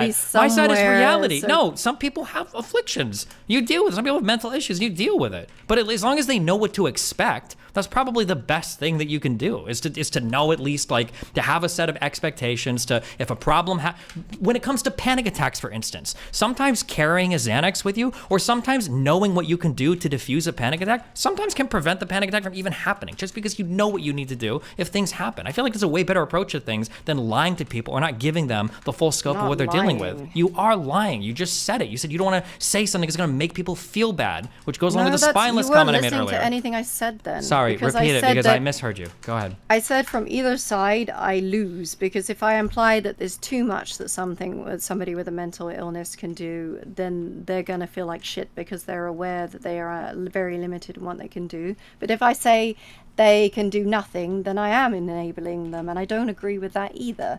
But what it is like, how do I have a realistic view of what is the absolute best that someone can achieve in this situation? I don't know, because I simply don't know Xena well enough to say I don't understand, like, first of all, it's not about whether or not we win or lose. It's about setting expectations for people that have mental illness.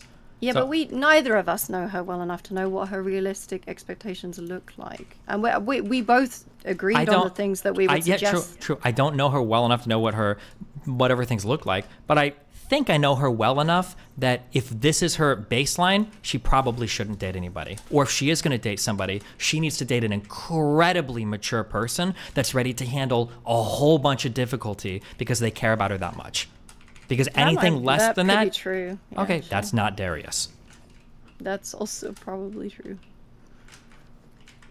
So if she needs... But hey, I don't know. Maybe Darius is going to fucking grow up right now. I don't know. No, it's not a matter of just growing up. The care that Xena needs, if this is her baseline and it's immovable, the care that she needs is extraordinary. She's looking for a boyfriend / caretaker at this point. Now that's your effort because you think Xena is retarded and can never change. I don't think that. I think her condition probably is a lot more manageable, but I think the issue is she probably doesn't have people in her life to help reinforce or practice therapeutic techniques that she would pick up from a therapist. She probably is surrounded by a bunch of people enabling her to do stupid things like run off to Arizona to try to date a fuckboy that she's known for 6 weeks and is already threatening to kill herself over. That's, I think, the bigger issue. You're saying a bunch of things that I just didn't do. Okay, I think you did. What part of what I just said do you think you didn't do verbatim? Well, as we've discussed, like, you think that her going to Arizona is a manic decision. As far as I was aware at the time of conversation, it was a pre-planned thing. It wasn't just something that she was doing in a manic episode. Sure. If I'm wrong on that, I could be wrong on that based on, like, Let's my say limited that's true. information. Let's say that she didn't make that while she was manic. Do you think if she became manic after making the decision, she should still probably not go? Again, if she has long extended periods of mania, I would agree. Yeah, like, she shouldn't go. I don't know if she has long extended periods. Okay, so you know what? That's I got the totally fair. impression they were short. That's total. Well, hold on. What you just said was fair, but that means that the conversation should go, well, Xena, you made these plans before. You told me you have manic episodes. Do you think you're having a manic episode right now? And how long do they last? Do you think it's going to be gone in a day or two? Or do you think you're still going to be manic when you go to Arizona? Because if you go to Arizona while you're still manic and then you see this guy that you've been dating for a few weeks that already makes you feel suicidal, maybe that's not the best idea. Wouldn't that be better than just trying to give blanket feel-good advice to somebody who's seeking validation in the middle of a manic episode? I wasn't telling her she should go. I was just working within the assumption that she was, and there was little I could do about it. I'm not here to say she should or shouldn't go. That just doesn't. It's not going to make a difference. Okay. I know that you feel differently. That's. I like. It's probably like you're probably even right. Like, I don't know, but like I work within what I feel were the limitations at the time of me speaking, and I don't. I have never ever had any success in ever talking anyone out of doing things like this in my life. Maybe you have. Really? I don't know. No, never. Do you think it's because you don't try? No, I have. I've told people to dump their boyfriends so many times because I think they are shit. Sure, and I you would know just what? say they are shit. And that's fine. And you know what? If they don't do it and still some do shit that. happens and they get fucking raped and murdered, at least you can go to that bitch's funeral and be like, I told that motherfucker not to go. And your conscience is clean. What the fuck? I got a DM 1 week ago and it said, thank you for your advice. I took your advice and I declined instantly. And then I said, good luck, babes. I love you. Slicker took my advice. Maybe he took other people's advice too. But you know what? If Slicker would have went gambling and he ruined his life again, you know what I could say? Fuck that piece of shit. I told him not to. It's on him. I don't know how you can say people would never take your advice if you say to do something. It seems like you're so eager to give up, but you know, who knows? I don't know. It's just I see, like I say, like again and again, even to I don't want to expose her because that's not. Yeah, like one of my friends just constantly dates guys that I think are just shit, and I will tell her over and over again, like, he sucks, he doesn't have a job, and this is like a pattern of the same types of guys, like, just stop talking to him. She doesn't fucking listen. Nobody ever listens to this good advice. I've told so many people to break up with their shitty exes. So then you give bad advice? Because nobody listens to the good advice? I'm saying it doesn't make a difference. Oh, okay. It doesn't make a difference. It just doesn't. Holy like, shit, you moved from Dr. Kelly to Dr. K to Dr. House MD. People are stupid. They'll do whatever they want anyway. It's not even stupidity. As you said, love is a drug. Yes. Yep, which is exactly why Xena's in an extra exceptional place where before Darius lives down here, she actually has physical space away from him where she can take some time to reevaluate the relationship. What an amazing opportunity where she's not in space near him to be blinded by that love drug that would prevent her from making good decisions. So why send her down there? She still is on the drugs. I don't know why. Not as much, like because it fades, because the person isn't in front of you. You can still feel a little bit, but it's going to be way more intense in person. I don't think she thinks it's faded at all. But hey, that wasn't the impression I was getting either. Okay.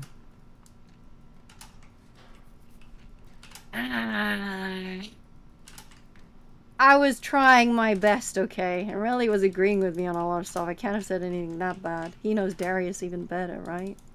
Yeah. So to be perfectly fair, I did agree with a lot of the stuff that Kelly was saying because I actually had a similar opinion or a similar take on the idea that when offered with the idea of not immediately going to Arizona, but instead, reevaluating or doing some talking and stuff like that, that was kind of shot down as an idea. It was like, nope, I'm going. I don't really do this. The break was taken off the table entirely. That was a no-go. So with those things off the table, we did work in her framework to try and give her some advice on how that would work. Granted, I think the takeaway from that was that she was contorting herself to be able to make Darius happy, it seemed like. And it was up to her to decide whether or not she was contorting herself like too much. And I think the takeaway was supposed to be that it was very excessive and probably not something that long term would look too good. Sure. And you know what, Relly? Yes. I'm going to shit on you for a second, okay? But not really, okay? But a little bit. Depends on how you take it, okay? Okay. When I view you, okay? When I view you talking about these types of issues, this is just the impression I get, and other people might get a different impression, in which case, if there's stuff I haven't seen, maybe I would disagree. When I view you dealing with these issues, I view you as like kind of a guy that's kind of like trying to figure things out, and you're kind of like working on it and, doing whatever, and you're just like, yeah, you seem like a normal person trying to figure it out. Now, that's the impression that I get. So in that case, like mental illness and really difficult relationships, these are really, really hard things for anybody to work on, even for therapists, okay? You're never gonna find even a professional who's like, oh, bipolar? I know how to deal with that easy. Just let me talk to him. Like, it's hard for everybody. So I give you a lot of slack, okay?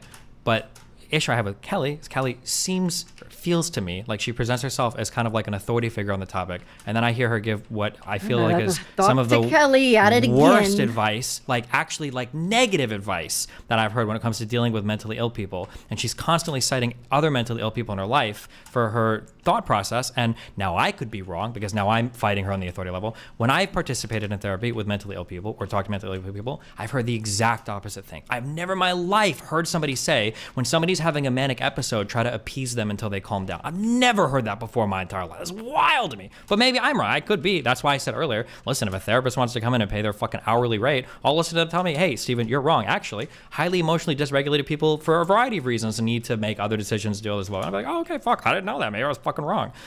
I've always been told that if somebody has an issue where their mental illness is causing a high level of emotional dysregulation, before you do literally anything, unless it's a life or death situation, you have to bring the emotional dysfunction in line. Because as human beings, the best decisions we make is in our prefrontal cortex. And when you are having a fucking episode, that place is totally fucking shut down. You are not making rational, good decisions. Your cognition is offline, and you are flying blind through absolutely fucking crazy territory. And any decision that comes from that is going to be probably bad. But that's just what I've heard. I could be wrong. But that's why I hold Kelly a bit more responsible than you. So, Dr. Kelly.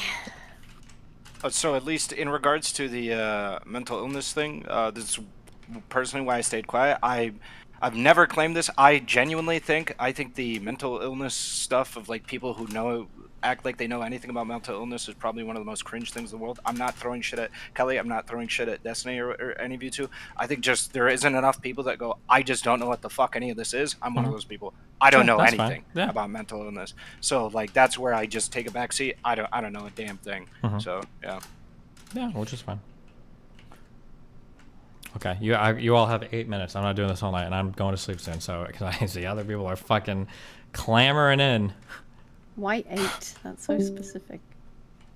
Why 8? Because 11 o'clock seems like a good number to me. Autism round number. You're right, Xena. Hi, Kelly. What's up? How are you doing? You sound calm today. That's good. Probably not Very type good, 1 then. Just to check, do you have type 2 bipolar? I think I am type 2. I think that's probably more likely. Type 1 is a lot more extreme. And as much as Destiny thinks you're probably extreme. Then no. Okay, then that's way more extreme by type 1. The one that I have is the is the one where like you can go in a month of be like a whole month to 3 months manic. That's the one that Okay, that would be I type stopped 1. listening. No. I don't think she has type 1. She just stabbed a But I motherfucker don't twice, think so. right? Yeah, no way. That's not that extreme. Wait, If it's who not did at I least stab 6 stab wounds. Pause. What? That's not how you define it. Who was Come beating on. me? At this point, Destiny, I will send you the police report because I'm so tired of people only focusing on the fact that I stabbed someone. It was in self-defense. I woke up to the man fucking me and nutting inside of me, and then he broke my fucking phone because I was dropping him off. It was a really fucked up situation. There's a whole police report. And I Okay, still I have the believe you. messages of him apologizing for it. It was self-defense. Y'all only focus on the stabbing thing, so I meme about it. But yes, I didn't just randomly pick up a knife and fucking stab somebody. Sure. I don't think it was random. I've heard you tell the story before.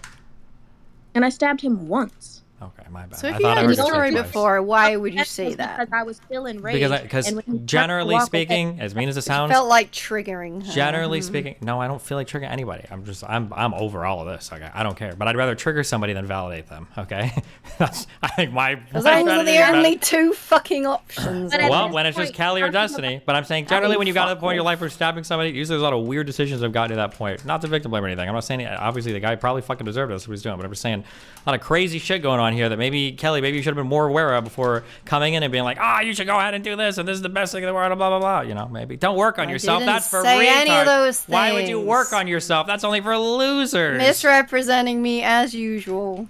Misrepresenting Based. You do this all the time. You say shit I never said. I'm based. You're based. Despacito. So cringe. Despacito. Despacito. Okay. Continue. What's up, zines? Well, yes, it was once, and the only reason it wasn't full self-defense was because when I pulled out the thing, he did turn around. In Florida, if they turn around, you can't. But obviously, I was still in mid-rage of being attacked. So That's okay. And I don't know. Ignore him. I don't want to misinterpret or misrepresent, but basically like something that was said to me by like even my mom. Like I'm like, if you're in if you're gonna do a relationship with somebody who has a disability or unstableness or whatever, once you figure out how to work on those like coping things alone or whatever, but you're in a relationship, like you guys have to learn how to work through those together. So Yeah, I agree. Good advice. because at least this way, if I'm going to be in a I did the time alone. I know myself. I don't have to listen to people be like, oh, get to know you.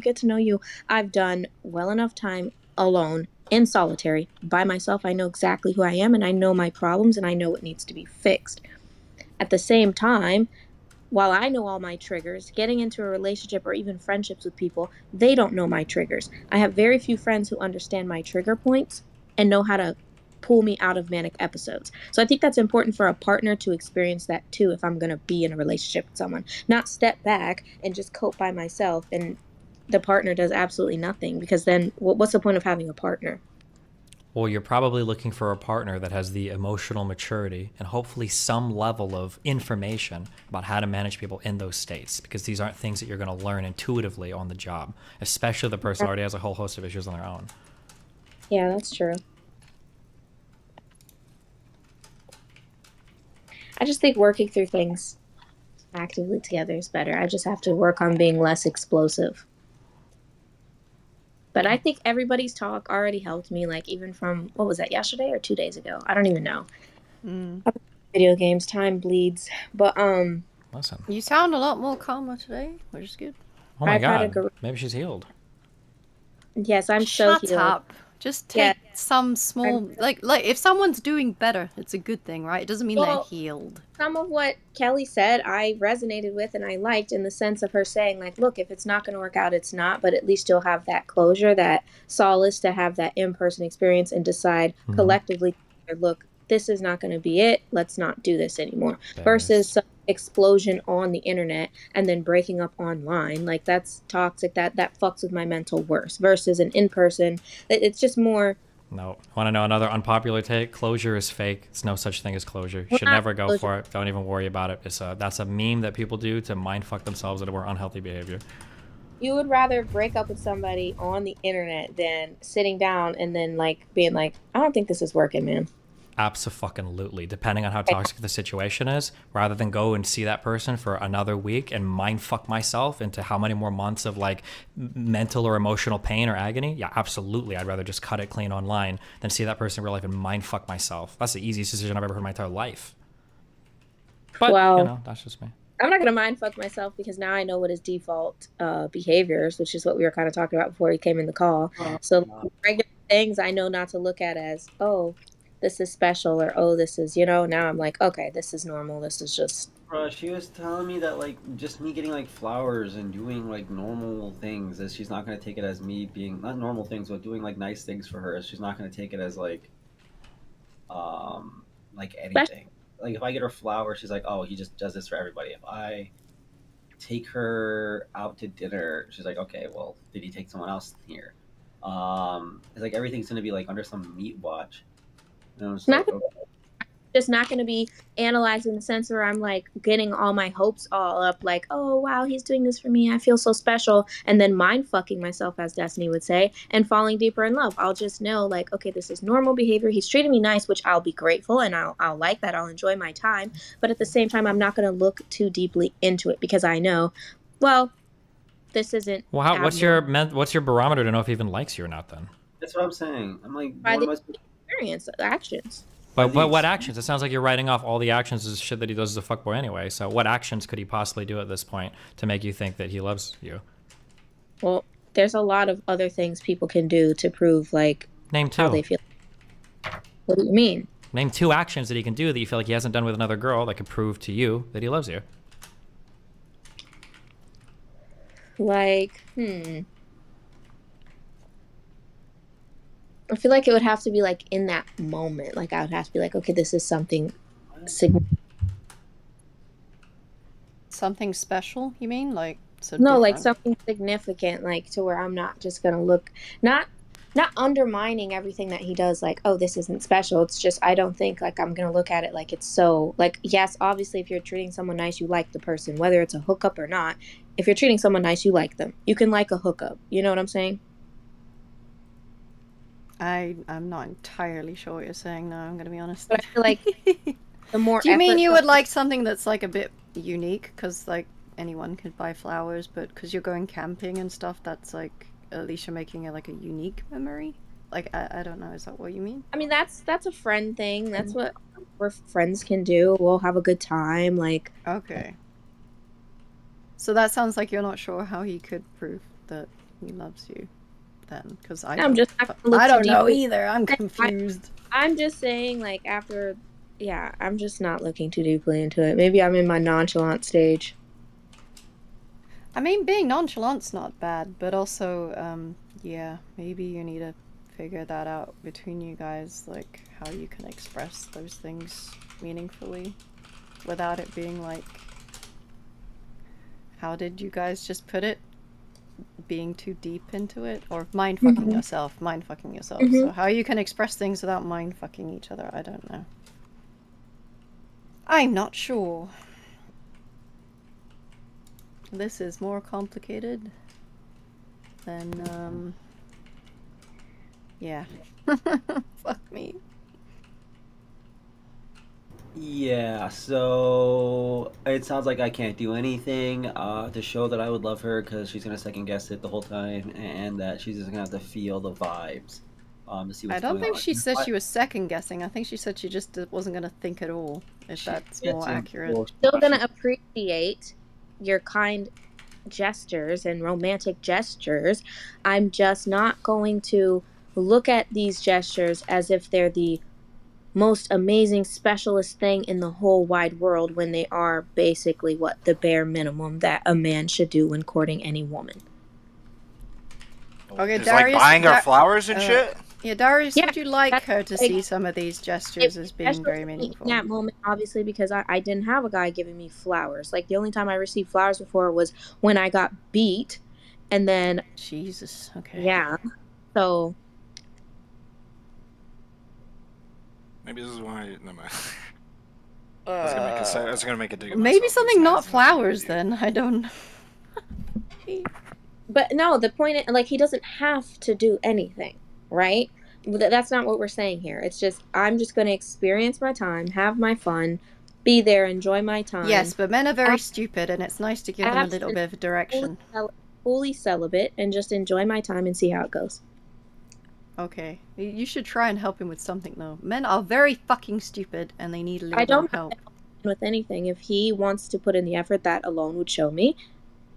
And if not, then it's like, okay, then that's fine too. That just will show me that. He might not know how to do that, because quite frankly, if I was dating you, I would also have no fucking clue at this point in time what you would want. I am so confused. How? What? Wait, I don't does think that she's make it- confusing at all. What do you mean? What? Well, she's saying that she won't appreciate these things. They should be the bare minimum. I would appreciate Oh, sorry, them. you would appreciate them, understand. but they're the bare minimum. But also that they're associated with when your exes used to beat the shit out of you. Sure. So I'm I feel like here's a random thing. I don't even know Xena that fucking well. Like, I think I've seen her twice in my fucking life. Sounds to me like one of the things that would be nice, that would set every single person apart from apparently who she's been with, is like an actual committed one-on-one relationship where you guys are like sharing life, time, assets, like have joint things together. Not necessarily like a house or something like that, but some sort of like step in that direction. That would be a unique thing that would be offered to only one person. That's why people do monogamous relationships. It'd be something reserved for just the person you love the most. That sounds like a really obvious step in a direction somebody could take. Yeah, that's kind of true too. I mean, we have a joint Tinder account, so. Man, I don't know. Good See, luck. Merc got a SQC tattoo? Yeah. Cringe. That's wild. I got a Destiny one.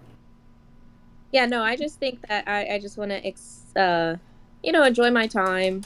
Like, it's the dating stage, right? You just enjoy your time, get to know somebody, and just don't think too deeply into it as it goes, and then slow it down, take it one. Instead of taking a break, I'd rather just slow it down.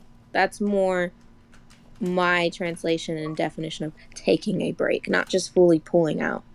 I mean, if you're gonna be grateful of whatever, I think it'll be fine, right? I think Darius just maybe got the wrong idea of what you were saying then. Yeah, I don't think he understood what I was saying. I wasn't saying, like, oh, if he gets me flowers, I'm gonna be like, whatever. Obviously, I'll be happy. Yeah. They're flowers. They're beautiful. Like, he's not, that's a nice thing to do. I get my mom flowers. Like, that's something nice. That's special. But I'm not going to hold that as when someone says, oh, what do you like about him? Oh, well, he gets me flowers. Bitch, a nigga's supposed to get a bitch flowers. Oh, it's still nice. This is my problem. Yeah, I don't know. Yeah, I think, and yeah, I'm not gonna speak. Oh, he listens to me when I vent, okay? If you're dating someone or messing with someone, or even a friend listens to you when you vent. Oh, he's there for me emotionally. Okay, friends are there for you emotionally. Sisters are there for you emotionally. You get what I'm saying? Like, just doing a lot of actual deep thinking, and I'm like, okay, let's Isn't that the gold standard for a lot of people's like relationships? Is like a best friend that you also sleep with? It's hold on, Well, listen, yes. hold on, wait, hold on. I'm sorry. Oh my gosh. Okay, this is super standard in relationships. It's probably especially true with women, but it's probably true with men as well. When people are in relationships, they like to feel like they're getting a special part of you that not everybody else gets. If you're getting something, even if it makes you really happy, but you feel like everybody else gets it, you don't feel like the person loves you. You feel like they're running game on you. That's the difference. That's why it's important to feel like you're getting something unique or special from somebody that they don't give to everybody else. I mean, I did say unique and special earlier, but I never got a proper response back from when I said it. That's why I was fucking confused. Like, okay, if we're at the Grand Canyon and I'm falling off the cliff and he saves me, I would save somebody too. You get what I'm saying? That's not... Oh, Xena, come on. A lot of people don't put their lives in danger for other people, okay? So be careful. No, I'm saying if I was just slipping off the cliff or something, like, I wouldn't be like, wow, he saved my life. Oh my God, I'm going to be with him forever. Like, I don't know. I just want to be more logical and just detach in a sense, like, and just look at it outside of myself. What is wrong with you guys? They're all like saying, let her fall. Like, what is wrong? Fucking What? Jesus Oh, Christ. I'm playing a video Let game. her fall. Normal behavior. Well, I don't know, Darius. What are you thinking? I don't know. What the fuck am I supposed to? I don't know. I literally don't know what I'm supposed to do here. Unironically, I don't know what I'm supposed to do here at all. I mean, like, we can do specific things, but I'm always gonna have to.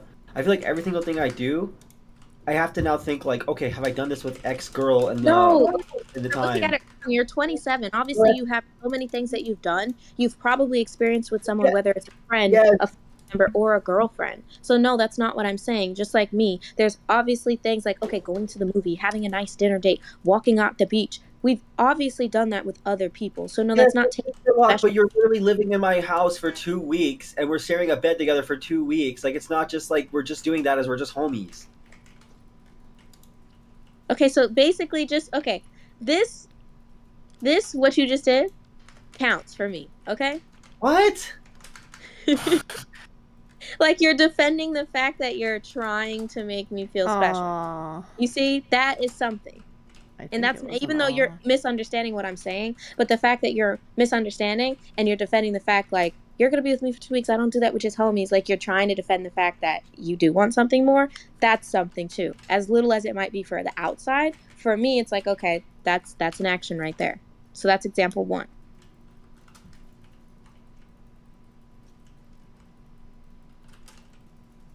You know what I'm saying? You're fucking trolling me.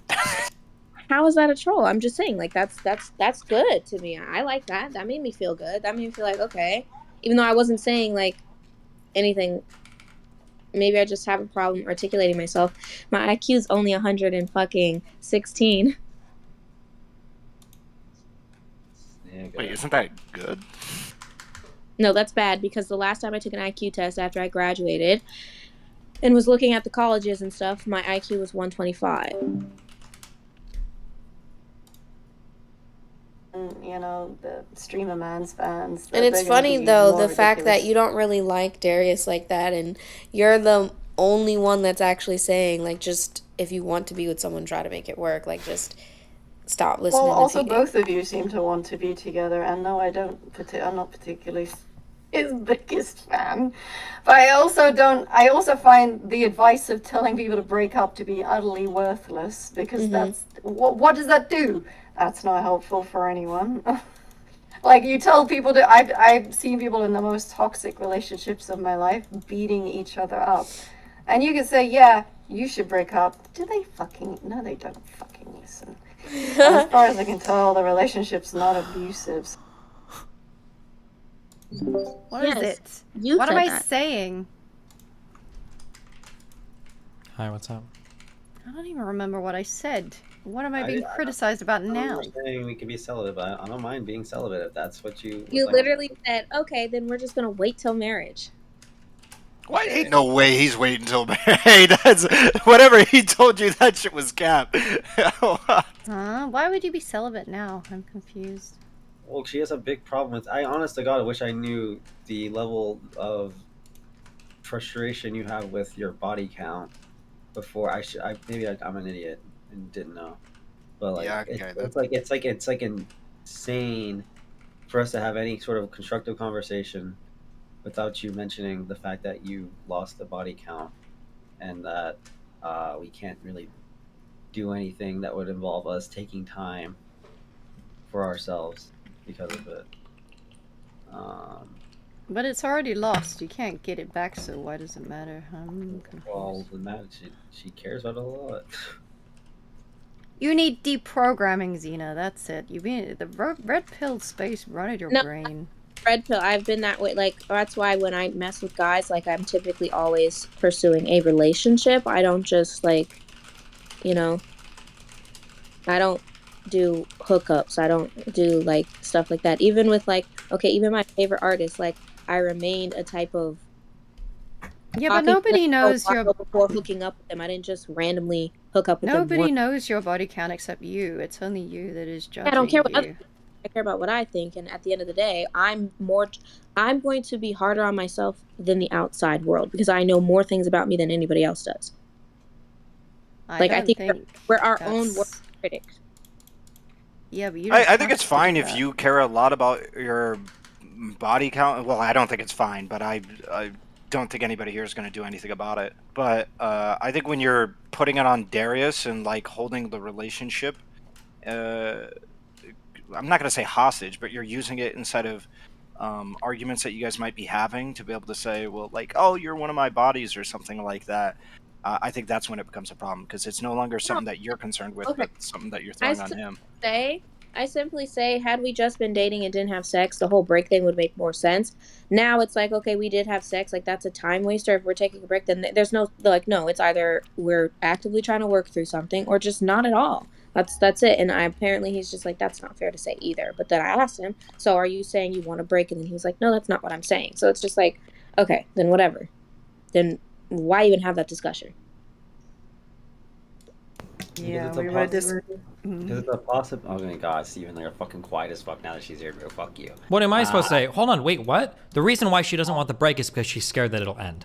And she's using this whatever she's saying right now as a cope about like, oh, we can't do it. Blah, blah. She's using that because she's worried that if you take a break that the relationship's gonna end. That's the answer to that. But I'm not gonna sit here and argue with people. I told her that's probably a good thing. Yeah. Probably if you're worried, like if during that time that we're gone, if like I decide to like end the relationship, then probably the relationship wasn't good in the first place, like or wasn't going to end up good. Right. So that's why I'm saying, then why take a break and have the anxiety of wondering if it's going to work, if things are going to be like, if you're already emotionally attached, I'm going to have that anxiety of wandering the entire time. Like, let's say we did like a month break. That's going to be a terrible month for me just for it to end. And when we could have just ended it before that, and I could have been actively like, I don't know, talking to new people and getting my mind off of it and finding new people to like, develop emotional whatever with. Yeah, as we were saying earlier, getting Darius to make a decision, though, he has no balls, unfortunately. Why is it just on Darius to make the decision? Maybe he does have no balls. Because Why is he the only Xena clearly wants to stay together, but Darius is the one being wishy-washy and not, like, he clearly wants to see her, but he also doesn't know how the relationship's going to work, right? Okay, both partners have agency. If a relationship is staying together, it's because both partners are Yeah, making the they decision do. 100%. But Xena wants to stay together. So With why a would she be wishy-washy breaking partner, up? though. Oh, okay. Thank you. But then when I asked Darius, he said he wants to make it work. So I don't know, like, is that not the case? Yeah, but what I'm saying, I want to make it work, and I'm giving you ideas for how we can make it work. You're saying, no, this isn't going to work. We need to do something else. And when you're saying, you're going to come over here, and we're going to... Dude, this is so gay. Why are we having this conversation? Like, when you're saying you're going to come over here, and you're going to fucking, like, hang out with me, and we're going to, like, have a whole thing or whatever, and you're going to, like, inference, like, everything I fucking do. I'm like, okay, this isn't, like, interesting to me. This is just, like... This is just fucking weird. I don't know. Like, you're... Like, you coming over here for it to be a litmus test on if I don't even fucking know. I don't even know what the fuck you want me to do.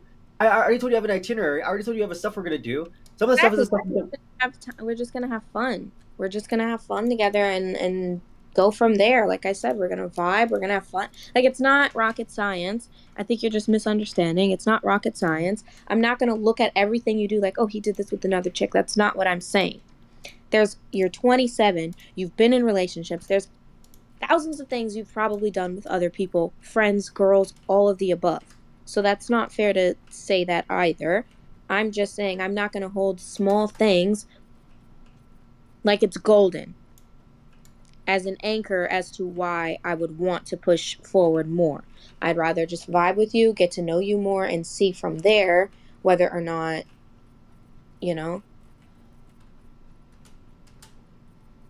which isn't bad. I don't think I'm saying anything bad at all. I feel like, if anything, this should be taking the stress off of you. So, like, every move you make isn't going to be fucking scrutinized.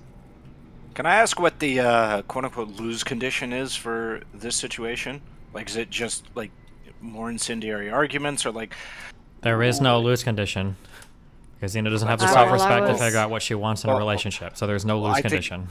There is no lose condition. The important part, though, is establishing for her to say there's a lose condition, and even if it ultimately doesn't get acted upon, then there was one stated in the past that she can reference as a goalpost that she had set, but then for some reason she crossed over it. Even if we assume she isn't going to actually, like, if we spend the time with it, we both like just realize like this is like maybe in his world, because I don't do friends, right? But let's just use his terminology, that we're just better as friends. In that sense, like, there's no actual deep passion or romance or draw to actually wanting to build a future together. I think we can experience that by spending time together and talking and getting to know each other more, and then deciding from there. And then obviously if that's not the goal, then it will just cut ties and healthily. Like, look, unfortunately I want this and da da da da da, and I don't think that you're going to be like it from the vibe that we're experiencing together the past 2 weeks we're spending together or whatever the fuck ever. Let's separate. Let's part ways. That's the So lose. essentially what you're saying the lose condition is if you guys just don't want to be in a relationship anymore. Yeah. Okay, not if you guys continuously have toxic arguments in the same way. Oh, That, well, so like let's say that you guys have the while let's I'm say there. that you guys have the same amount of toxic arguments that you guys do while you're here. Like Well, let's then say every other day somebody or every 3 days. Then that's a lose situation. Okay, then that's one of the lose situations. If we're gonna continue, like, that's why I said I wanted, like, that's why I even came in here calm. Like, I've been calm the last few days. Like, I'm just gonna draw back a little bit, like, pull back a bit, and then when I'm there, obviously, like, I want to avoid any type of argument. If something's displeasing to me, like, honestly, I'm more than likely just gonna bite my tongue. I'm just gonna have my notebook and just write down things that I don't like for my own self, and I'll just draw on that. I'm not gonna point it out to him like, oh, you did this and I don't like this and da da da, and stir up an argument that's unnecessary, and just wait at the end, and then I don't know, tally it up out myself and be like, look, had I brought this up, this would have started an argument, and then count how many arguments we could have had, and then go from there. Like, okay, this isn't gonna work. We're not, like, let's not do this. Like, let's just lose each other's numbers and cut ties. Okay, I hope you have like a figure or an idea in mind, I guess, for this. Stating problems that you have with the relationship, I guess it depends on the problems that you have with your partner. Sounds pretty important. Again, depends on the problems that you have. Yeah, but if we approach those problems without an argument, that's why I said, like, my then it explosive, sounds my assertive tone, work on that.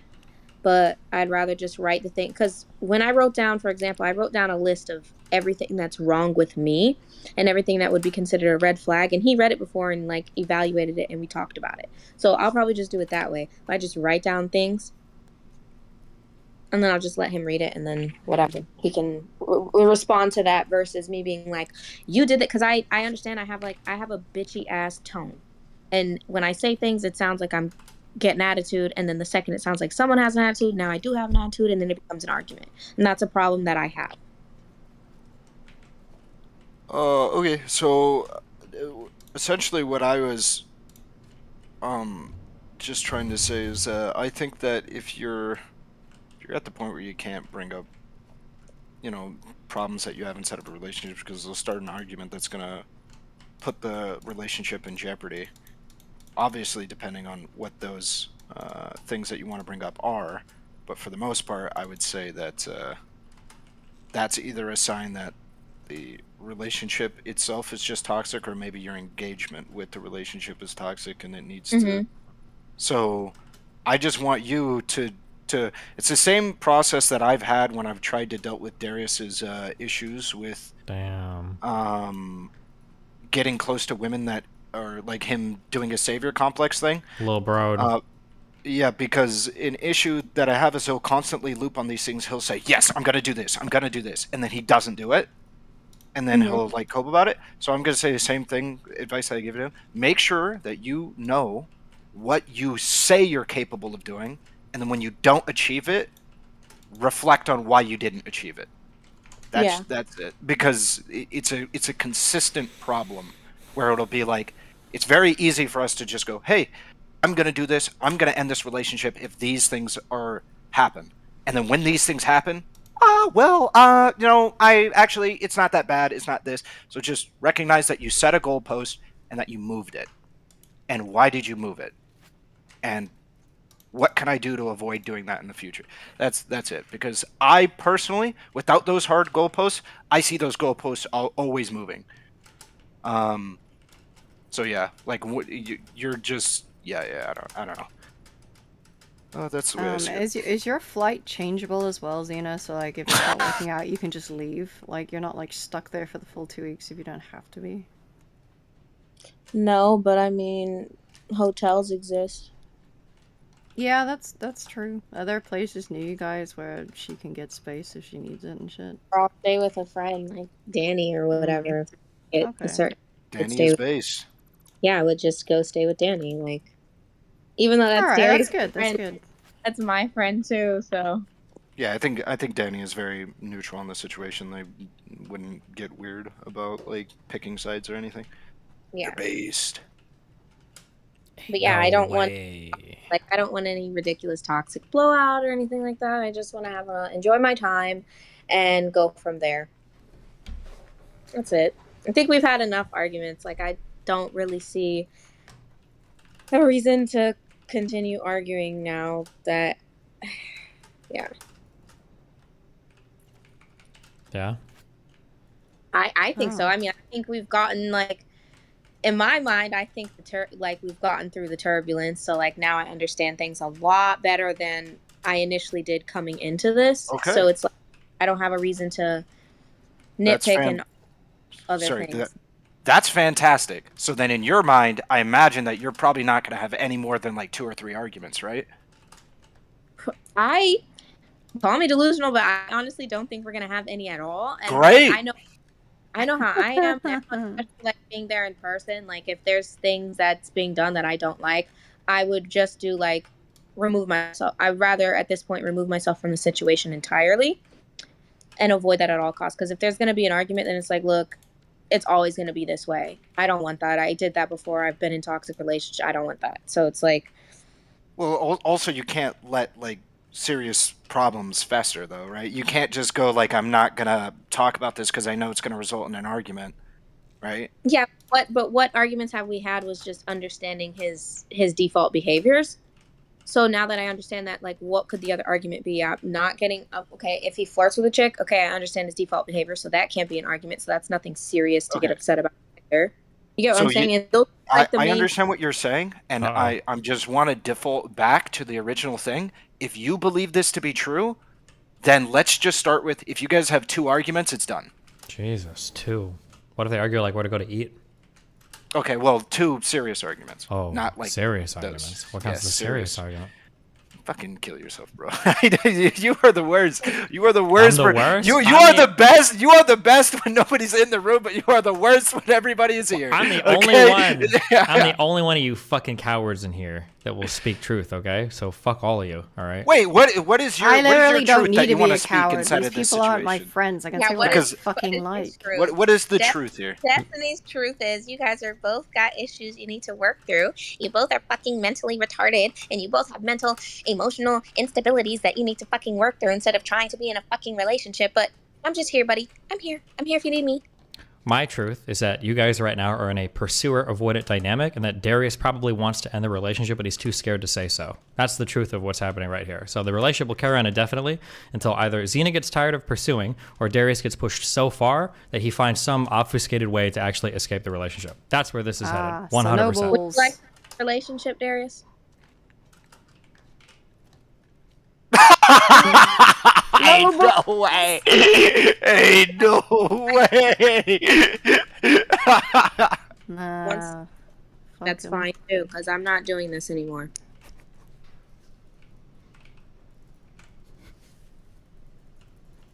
What a little cringe lord. Okay.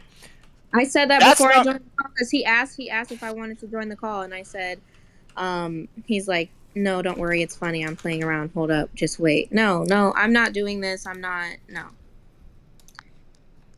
Okay, well, Destiny, that's not even necessarily what I'm saying. Could you give any because Xena's gonna fly out here. She's gonna hang out with Darius. What do you think is the best way to resolve this as productively as possible? What advice do you have? I feel like I've said everything. What else? I don't know what else I can say at this point. What else do you want me to say? Well, your opinion is obviously that they should take a break, right? And they should not. This should not was my occur opinion. and stuff like Yep. that. Yes, but if they are going to do it, is your opinion just like I'm not going to give any take from there? If you're what going to you be guys should toxic, then you should just be as toxic as possible. So I'm not involved in that. Okay, There are times where alright, I've gone in and I see a relationship with a girl and I'm like, this is probably dumb.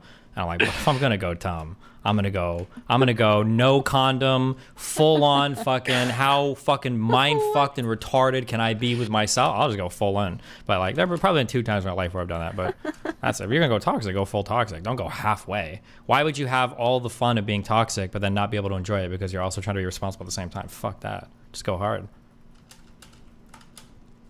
All right, Scorched Earth is Steven's response. Scorched Earth. Okay. You said what? I love you guys. I'm going to sleep. Be careful. All right. Good All luck. right, love you too. Good luck. I love all of you. Bye.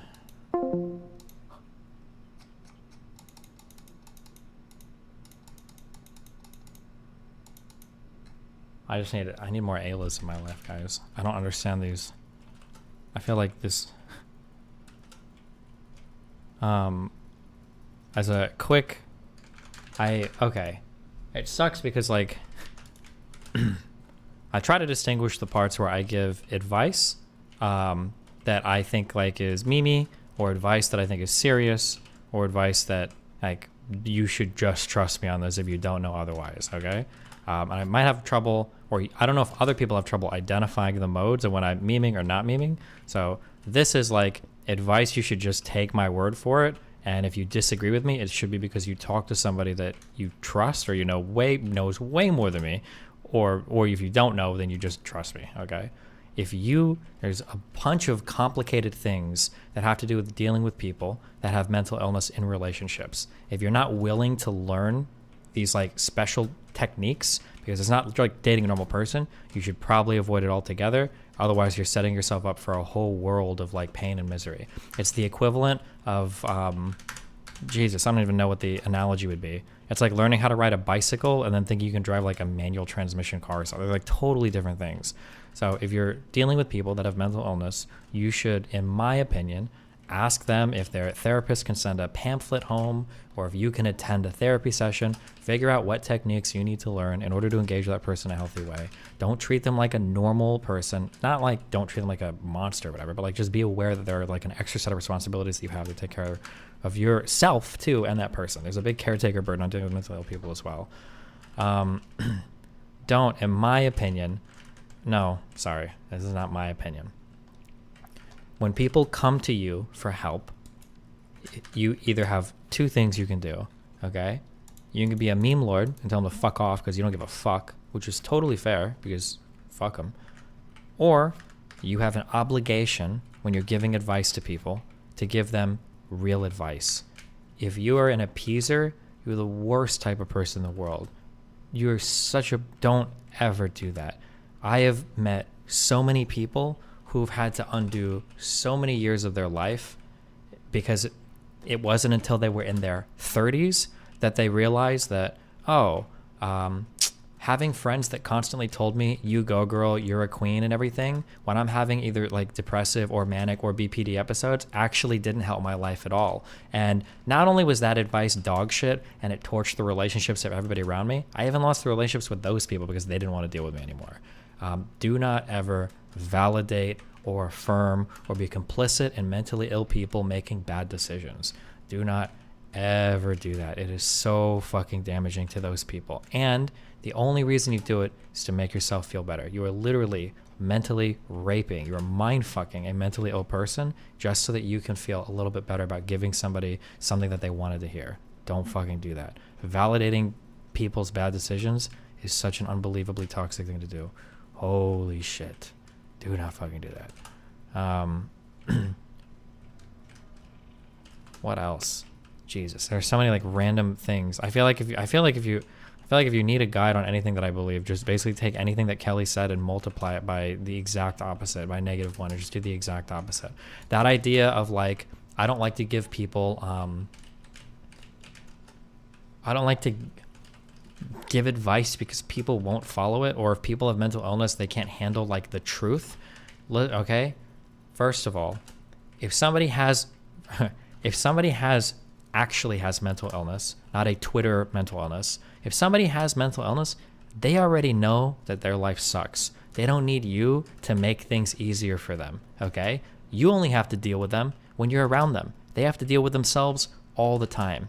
People with bipolar know that having bipolar sucks. People that have depression, they know that having depression sucks, okay? You don't have to try to soften the blow for them. This is their life and they live it, okay? So don't ever fucking fool yourself into thinking that you're easing the burden on somebody. You're not.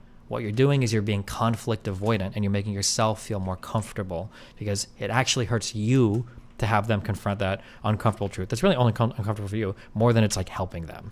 Yeah, Jesus. What else? I don't know. Man, God, fuck, this whole convo triggered the fuck out of me. What the fuck are we supposed to do for these people? I already told you. Find, like, go with them to therapy, talk to them, ask them. If you're talking to a mentally ill person and that mentally ill person, if that mentally ill person is talking to a therapist, they'll know what they need to do, probably to make themselves what they're supposed to be doing. This is going to be a guess that I'll make. Okay, I'm gonna make a guess here. I could be wrong, but my guess is going to be is that most mentally ill people, if you talk to them and you ask them, hey, I know that you deal with this shit. Can you tell me like what I'm supposed to do or what helps you when you're having these episodes or feelings? What can I do that helps you the most? My guess is going to be that most people that have some sort of mental illness are probably going to be super relieved that you asked that question, because most people with mental illness, when they're having issues, usually people just talk to them and treat them like normal people, and that's probably the most frustrating thing that you can do. If somebody's being depressed or having a depressive episode and a normal person looks at them and go, why don't you just get out of bed? Or if somebody's being manic and somebody's like, why can you just calm the fuck down? Or what's wrong with you? Or why don't you just do this? Or why aren't you doing that? Or just stop doing this, right? That's probably the most annoying thing to do, because their brains are wired a bit differently, and a normie person giving normie advice probably just makes the mentally ill person feel even more isolated at the end of the day, because now they feel even more misunderstood. And not only do they have to deal with the afflictions of their own mind, now they've got to deal with being surrounded by people that don't understand them, who are getting increasingly frustrated because you're not taking their advice because it doesn't work for you, right? Just, yeah. Yeah. Most people that have mental illness know like what they need to do. The best thing that you can do, in my opinion, the best thing you can do for them is figure out what their coping strategies are and then help them with those strategies if you can. I think that's the best thing you can do. But, you know, sometimes you just want to do that, you know?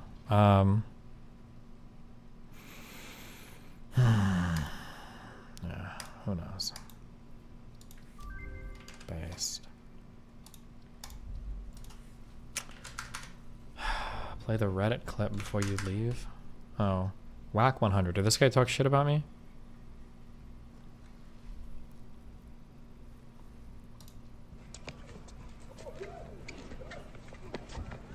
Oh, dropped him.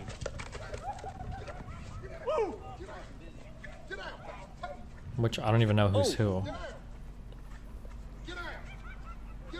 It's the guy you were on with Adam22. Oh, this guy.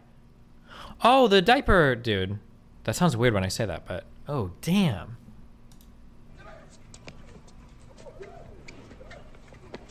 One? Oh, damn. 2v1.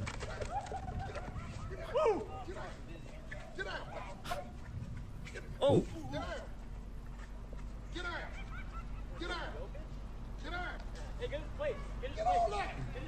Get all that! You touch me, nigga! You tried to rush me, nigga! Damn. Damn. I pay little property taxes. Y'all got that buffer? Bags of walking, homie.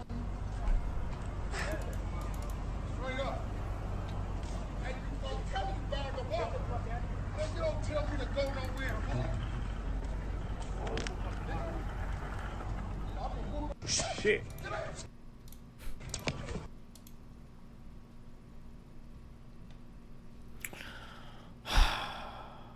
This is,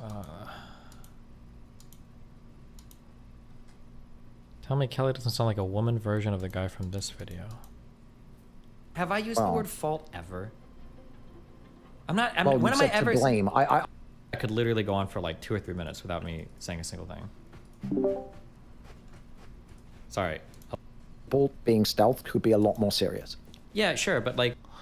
Oh, no, I'm trying to find him talking. Okay. Alright, love you guys. Ripperino, Cappuccino, Pappuccino, Hoppuccino, Mappuccino, Dabbuccino, Gappuccino, Appuccino, Al Pacino, my Deuterinos.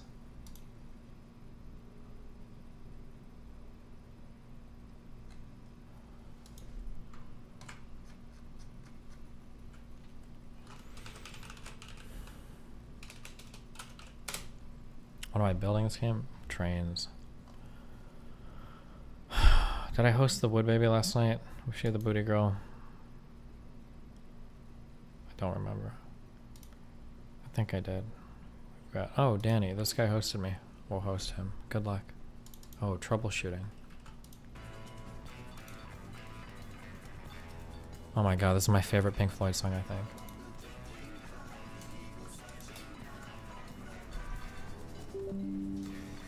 Shit's fucked, ayo.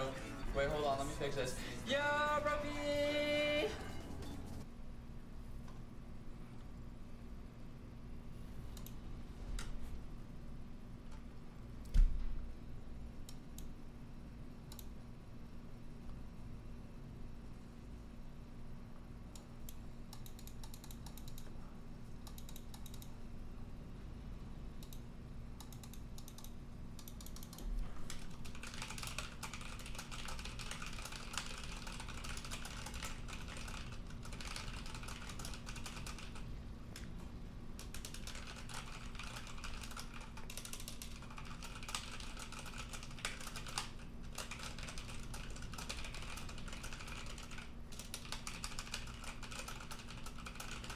Typing.